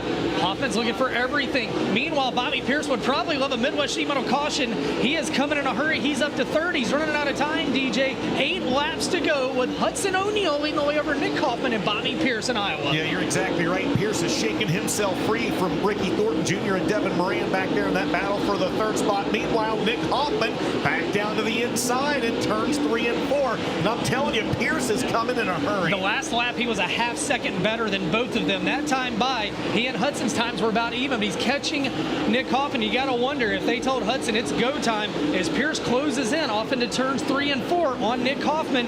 Laps ticking away, 6 laps to go. The problem for Hudson O'Neal, he's got 3 back markers directly in front of him. One of them's Michael Leach in the Spire Motorsports 77 night. He's in the same groove as your race leader, and this track man being so fast is allowing Hoffman and Pierce to close in a hurry. And 3 wide through lap traffic for Hudson O'Neal. He thinks about splitting them, can't get there. He gets his momentum. Pierce slides up and catches Hoffman.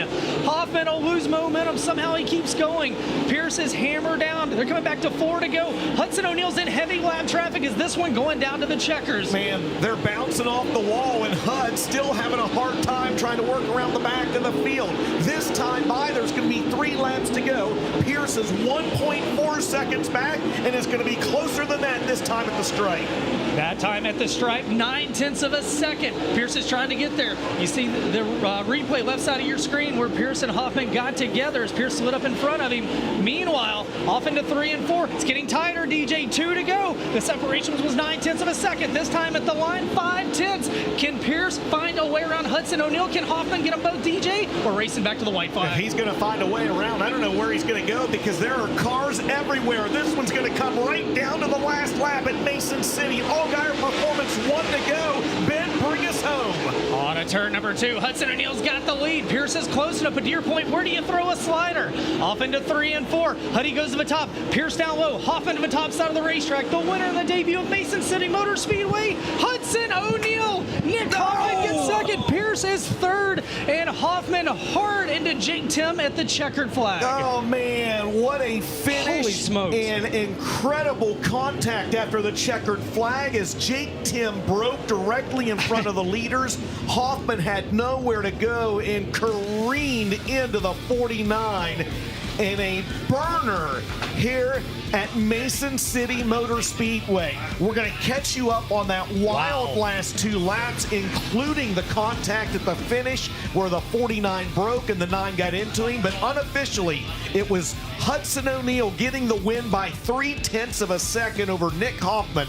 Bobby Pierce, Ricky Thornton Jr., and Devin Moran rounded out the top 5. Then it was Brandon Shepard, Jason Feger, Dan Ebert, Kyle Bronson, and a nice rally for Tyler Erb, who comes back through the field and unofficially rounds out the top 10. My goodness, that will be Hudson O'Neal's 8th career win, 2nd of the year. He won at Fairbury, and he picks up the win as long as he clears the scales. He picks up the win. The K&L Rumley Enterprises, D&E Marine, Senior Life Insurance Company, Rumley Engineering, Mesilla Valley Transportation, American Racing Wheels, Owens Longhorn Dynamic, O'Neal Salvage and Recycling, Cornet Powered Longhorn.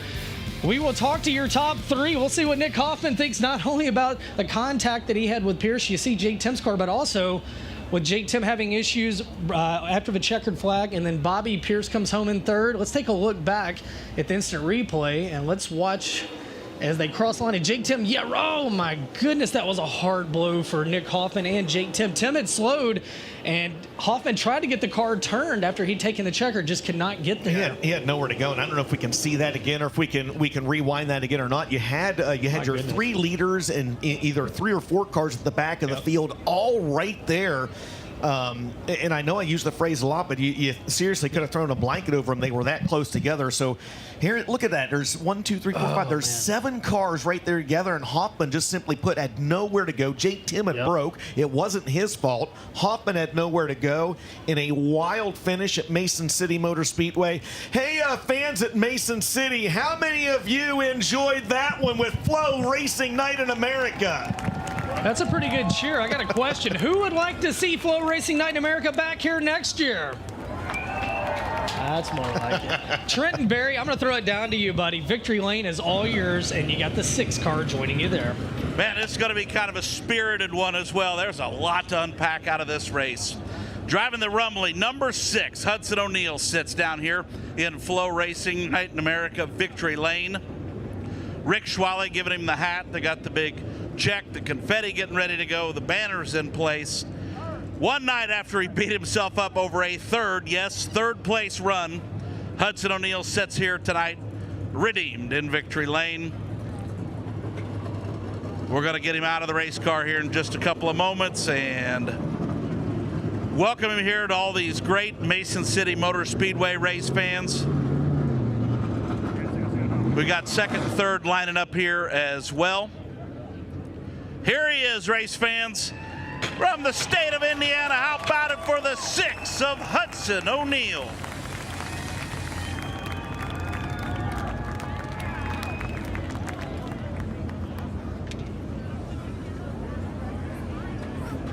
Hud, that 6 car this weekend has sure liked the top of the Speedway. This car's been married to the top. No matter what happens tonight, it worked out for you. Walk us back through that early. Nick led a little bit there, and how you're able to get back to the lead and get it done. I just got a really good restart. He got a good launch, but he would just kind of cheat out, just a half a car length or so, and leave me just a little bit of clean air down the bottom of that front straightaway, to where I knew after the first one, I thought maybe I could have went off in there the first one, and then the caution came out, and I was like, all right, if I just get a good start, maybe even a little better one, I can get off in there and get him, and it just worked out. This K&L Rumley car has been good the last 2 nights. It was good last night, and just driver didn't do his job in the heat race, and then cost us at least a second place there at the very end, jumping the cushion again. So just trying to make sure, telling myself, it's better to be consistent around that top than it is to be track record speed. So I just kept trying to just touch that cushion right whenever I needed to. And whenever I got into lap traffic there, Mikey Leach was doing really good laps around that top, but I was like, man, I didn't want to push the issue too hard and then, wreck ourselves trying to get by him, but he was running really good laps. So I had some, pit cars on the bottom to where them guys couldn't really get a run on me in the bottom as well, and probably dirtied up their air just a little bit. But yeah, thank you to Kevin Rumley, Steve Arp Longhorn Chassis. Thank you to Todd and Vicki Burns at SSI Motorsports. Thank you to Jason Durham, Riley Sheedy, Kyle, Logan Scott, Kyle Daly, everybody that's a part of that number 71 SSI crew. They're working hard, and I appreciate every one of them in SSI for allowing me to come out and do this part-time, and it's a lot of fun whenever I can come and race with these guys. So yeah, thank you to all you fans. Thank you, Mason City, I'm sorry for giving us a good racetrack. And right there, that's the guy paying the bills tonight. Absolutely, we appreciate you, sir, and thank you to everybody on this race car. Longhorn Chassis, American Racing Wheels, Massilia Valley Transportation, Senior Life Insurance, Cornet Racing Engines in here, Winning Edge Carburetors. Everybody that's part of this number 6 team, it takes everybody, so we appreciate what you do. Hey, so there's an angel donor that's going to give $2,000 to the charity of your choice as the winner tonight. They're doing it for the FloRacing Nights this year. Where would you like that check sent? Probably Riley Children's Hospital. We did a little bit of a wrap for them last year and did a profit deal for them at the Dome, and it'd be cool to see a couple $1,000s go to them as well. There it is. Hudson O'Neal, the Rumley number 6, tonight's winner. Wow, what a run there, and the spoils of victory lane. Meanwhile, Trenton Berry's heading over to get a word with Nick Hoffman, who had about as much chaos as you could ever want to have and still finish a race. Down to you, Trenton, with our second place finisher. We'll get Nick Hoffman right over here to the front of his race car as he decompresses and assesses. You probably, Jake broke. You had nowhere to go right there at the end. Let's talk about the race first. You had some sparks that showed up there about halfway through before anything happened.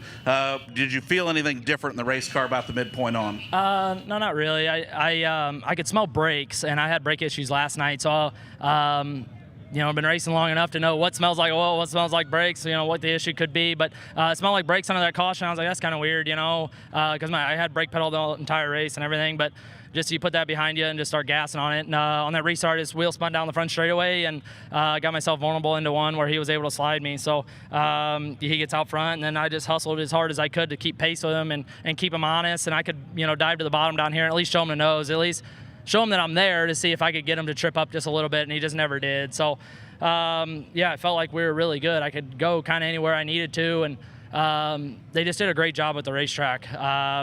I've been here twice. Once I tested with Scott Bloomquist here 6 years ago, and it rubbered up that day. It was during the daylight, and then we raced here with the Outlaws and rubbered. And tonight, it was just great. You could kind of go anywhere. If your race car was good enough, you could have won the race. So, yeah, those last, whatever it was, 7 laps when he slid me, I seen red, and I was just I was pretty pissed, you know. And it's like, if I could have got back to him, I was gonna feed him the same business, but it's just part of it, you know. And I was pretty frustrated. And then that deal on the checkered flag, that just adds insult to injury. Luckily, I was able to get back to second, but yeah, I just seen him at the last second and smoked him. So no fault to Jake Tim there. It's just we're racing hard, and I'm looking at Huddy and what's in front of me, and then he just kind of popped up there, and I smoked him. So it sucks.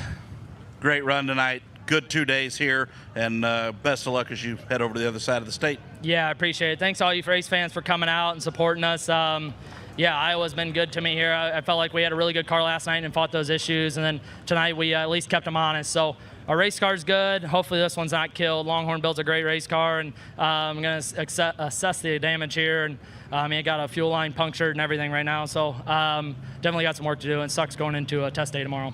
Nick Hoffman there, the NOS Energy number 9. Over here to Bobby Pierce, the smooth operator, car number 32, your third place finisher tonight. Man, you started off kind of back in the cheap seats a little bit, but made the best of it.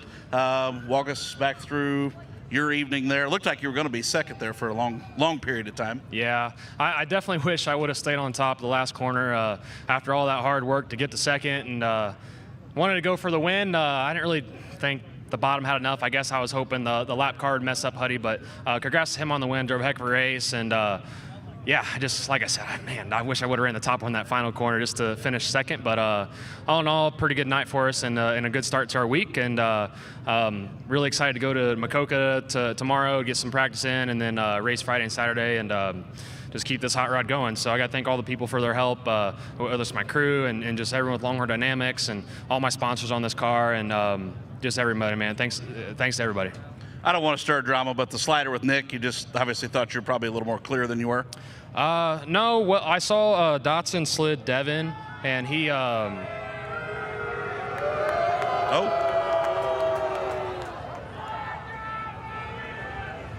There's like 5 haters in the stands, but they're really loud. Okay. But yeah, I don't know. I saw Dotson slide Devin early in the race, and he wiped out the wall. So it was really hard to send it in there at the speeds we were going. And I don't know, when I sent her in there, I slid a couple people perfectly. And that time, when I went in there, I think my right rear was getting a little hot, and it started to slide, and I started back off it. And I mean, without seeing a replay, I don't know what happens, but I probably didn't give Nick enough room. But that's hard racing, and I don't know. Until I see a replay, I can't really comment on that stuff. So I appreciate your professionalism. Thank you. Bobby Pierce, tonight's third place finisher. Congratulations to BP, Nick Hoffman, and your winner down in FloRacing Victory Lane. How about a race, fans, for the 6 of Hudson O'Neal? Well, those 5 people are really loud, man. I think it might be a few more than 5. My goodness, it had everything tonight, DJ, and a fantastic race. Hats off to Todd Staley, the entire staff. There were some naysayers that said they didn't think this track was ready for this event. I think this track was ready for this event. Yeah, it did a heck of a job. And man, is there any better feeling than this caliber of field and have all that confetti on that race car? And hey, they're going to head down to Maquoketa, and again, a lot of great sponsors made this possible. Hoker Trucking sponsoring a points fund. Hoker Trucking, Fast Shafts, Wild West Shootout, Dirt Vision FloRacing, $10,000 points fund between Marshalltown and Mason City, and then coming up next weekend, or this weekend at Maquoketa with the World of Outlaws. And Hudson's going to ride that 6 down there. He's going to be tough. He's going to be tough to deal with, but man, a lot of great cars heading down there, and just want to thank everybody that made this possible. Absolutely, man. And another banger in the great state of Iowa. These fans showed out once again. It was a great turnout last night at the Marshalltown Speedway. It was a fantastic turnout here tonight at Mason City Motor Speedway, and I hope that these fans continue following this and they make their way down to Maquoketa Speedway this weekend for the Hawkeye 100 as well.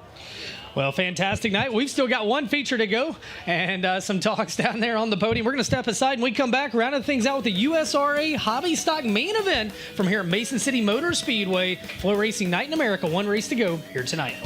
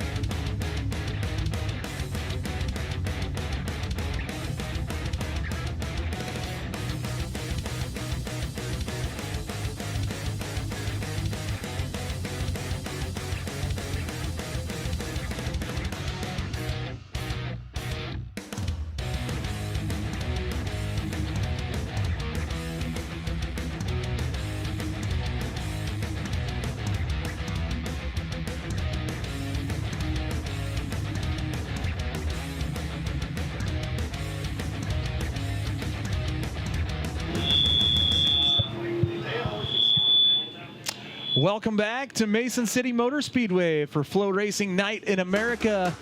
The finale of the evening after some barn burner races. It's the Busch Light USRA Hobby Stocks for 20 laps, and this is how we're going to line them up on the pole. From Cresco, Iowa, the 40 JR, that's Rylan Curtin to his outside. From Humboldt, in the 43, that's Jade Lang. Junior Boyer from Colmer in the B4, and Tyler Crimmins, the 15T, make up row number 2. Your third row from Rockwell's, the Chicken Coop Chassis 52, a Carter Coupe, and his outside. From Manly, he's pretty in pink, it's the 18Z of Zach Smith. Row number 4 finds the $25 sign, Josh Munson, and the 18JR, Gavin Bartle from Casson, Minnesota. The 7JO, Jeremy Wagner and Parker Anderson make up row number 5. It's parade lap time this time by race fans, so stand and cheer, let them know you're here. Row number 6 finds Oliver Munson and Devin Holthus. Row 7, the 61N, Nick Brady, and the 50K of Colby Gopel. Row 8, we've got the 18 of Scott Spildy and the 56, that's Jake Blue. Send them off in style, race fans. It's the USRA Hobby Stocks presented by Busch Light. Row number 9, we got Brandon Scher in the 27 to his outside. From Rudd, the 5K, that's Jeremy True.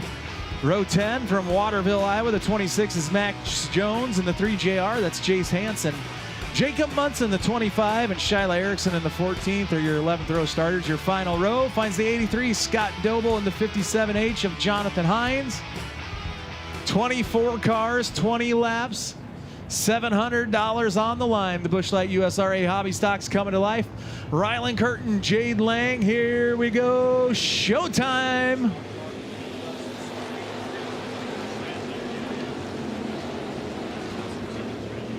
Good racetrack going on here. Look at that. Tyler Crimmins upstairs as the front 2 cars, Lang and Curtin, battle it out. Down into turn number 4, off of turn number 4. Who's it going to be? Curtin leads lap number 1. Lang not going away. Here comes Junior Boyer. That B4 has been strong all night. Zach Smith running up front as well. The 18Z looking good as everybody else bunches up behind them. They're 3-4 wide racing off turn number 4.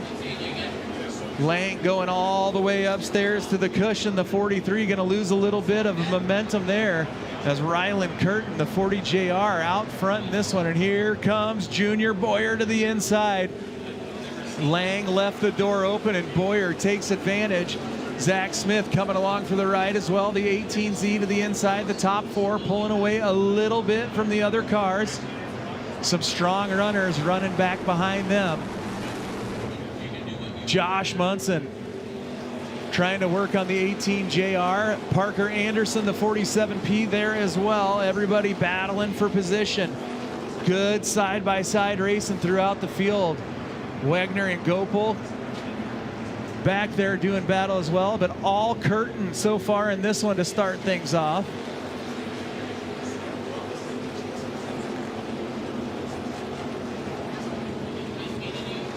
Rylan Curtin has himself a half a second advantage over Junior Boyer, the B4. Zach Smith and Lang now down to the bottom side of the speedway has got a run and back closer to the bumper, the 18Z. Everybody trying to head to the bottom side of the speedway now. Some run in the middle. Everybody searching for the fast way, and here goes the Munson Mobile. They say if everybody's running the bottom, I'm going to run the top. You got to get around them somehow.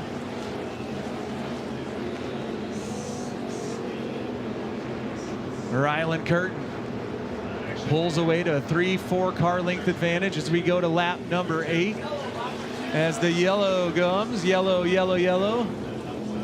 I believe that's the 57H, Jonathan Hines, down on the bottom side of turn number 2.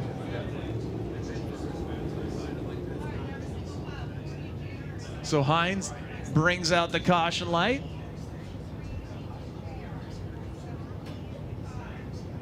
Man, I tell you what, I'm still shaking. Those were some great features that we had before this, the B mods as well as those late models.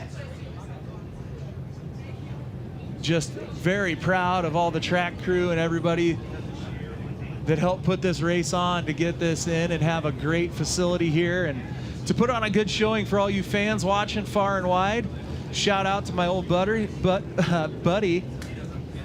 old Jordan Sogard, tuning in and watching as well. I think I got all my shout outs done. I forgot old Jordan.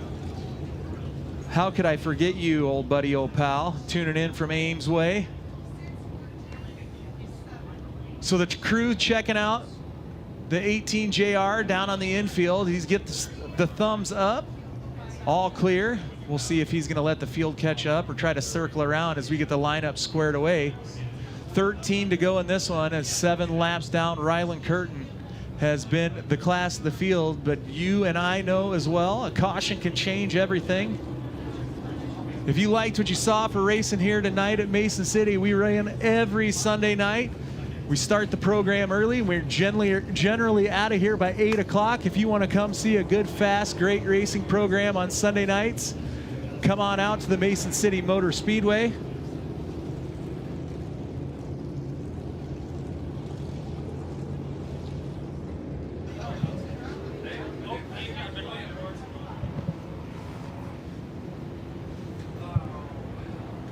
All right, so we're going to stack them up 2 by 2.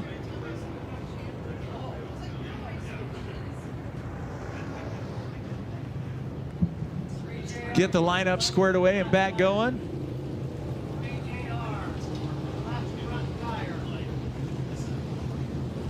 Getting word that the 3JR, Jace Hansen, has got a left front flat tire on the 3JR. We'll see if he's got his ears in.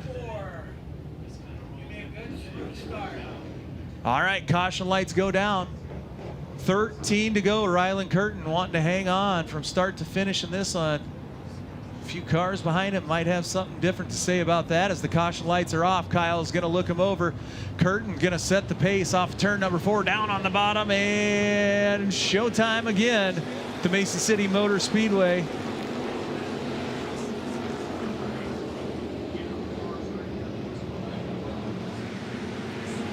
Curtin, now Zach Smith clears that second spot.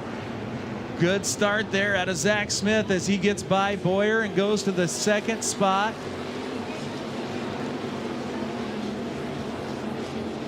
The money man riding Ollie's bumper up on the top side. Everybody vying for position. Josh Munson goes through the middle. Some 3 wide action back there. A little bit further back in the pack, that is where the action is at. As Curtin still the race leader. Zach Smith, though, not giving up on this one. As we're going to be coming to 10 to go. Halfway home. Halfway home for Rylan Curtin. He's led them all. And caution on the speedway. Yellow, yellow, yellow.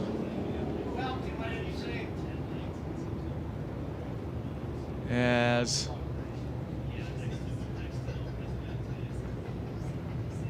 I cannot see the number on that hot rod right now. We'll get them turned around and squared away, and we'll get the field line back up.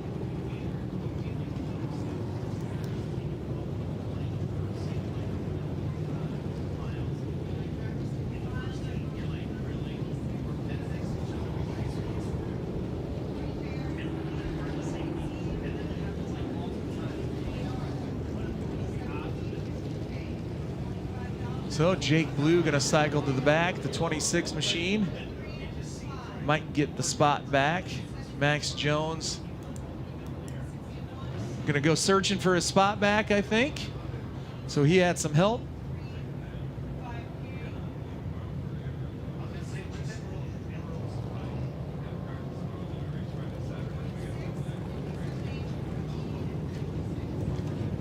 That Pat, you want to come up and down Sunday night?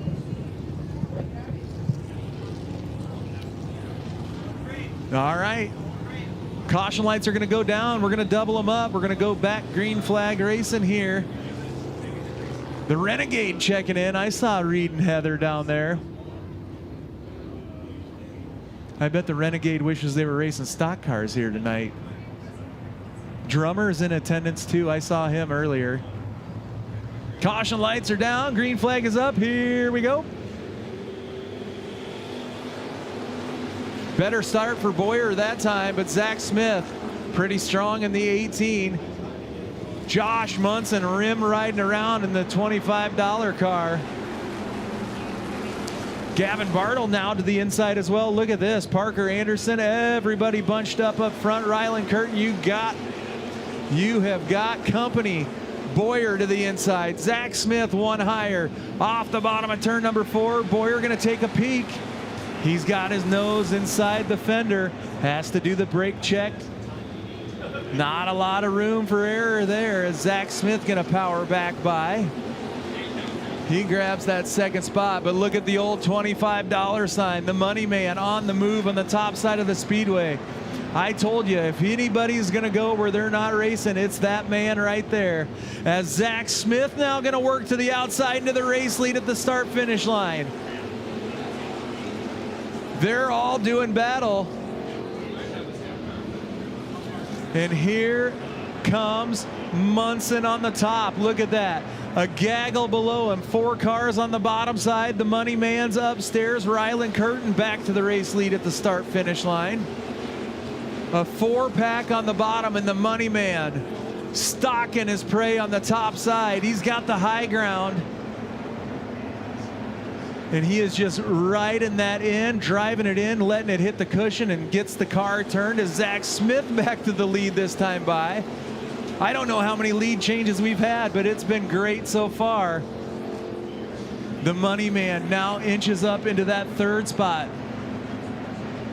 Josh Munson, Colby Gopel now into the picture as well, the 50K upstairs, as the money man moves into the 3rd position at the line. He is your current USRA national point leader from Clear Lake, Iowa on the top side of the speedway, but he has got a whole bunch of fast cars in front of him, and Zach Smith is pulling away a little bit. We'll see if the money man's got enough in the tank, as we're going to be coming to 2 to go as Scott Doble has problems in the 83 and pulls into the infield. Colorado green high to the sky. 2 to go for Zach Smith. This would be the cherry on top, a big win to be in victory lane tonight on FloRacing Night in America. Through 3 and 4. He's going to get shown the white flag, a 1/3 of a mile to go.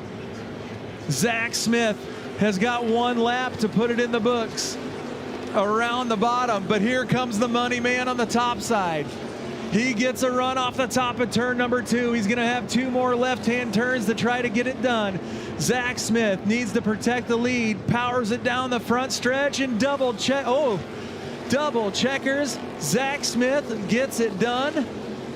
What a race by the Z-Man. Josh Munson comes home in that 2nd spot. Rylan Curtin, Parker Anderson, and Junior Boyer round out the top 5.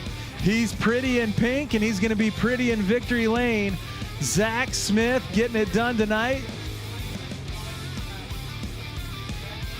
And you are going to have one happy camper there, as Zach Smith in the Hunneman Company's 18Z pulls it down into the Rookies Rockin' Sports Bar victory lane. Happy family. And Trenton Berry heading down to talk to Zach, a very, very strong USRA Racing supporter, getting a big win tonight. A good shot there as Zach undoing his belts and putting the brain bucket straps off. He's going to get that opened up and climb out. Trenton Berry, down to you. Here he comes right out of the race car. Race fans on your way out tonight. Give it up for your USRA Hobby Stock winner, Zach Smith. Team obviously excited down here in victory lane. Going to pull the helmet off. What a great run to win on a big stage here tonight, man. Congratulations, Zach. You're winner on FloRacing Night in America, man. That's about as great as the day could be, isn't it? Yeah, this is, I don't even know how to put it into words, honestly. I lost my grandpa earlier this year, and he's my racing hero, so this one's for him. My dad, my wife and kids at home, all my family, friends, Andrew Inman for building this car and motor, my dad for all the tire work, All my awesome sponsors: Heinemann Farms, Heinemann Tire, Curry's Ass Abloy, Richardson Racing, Action Towing, Tego Trading, Window World, Mama Lisa's Daycare.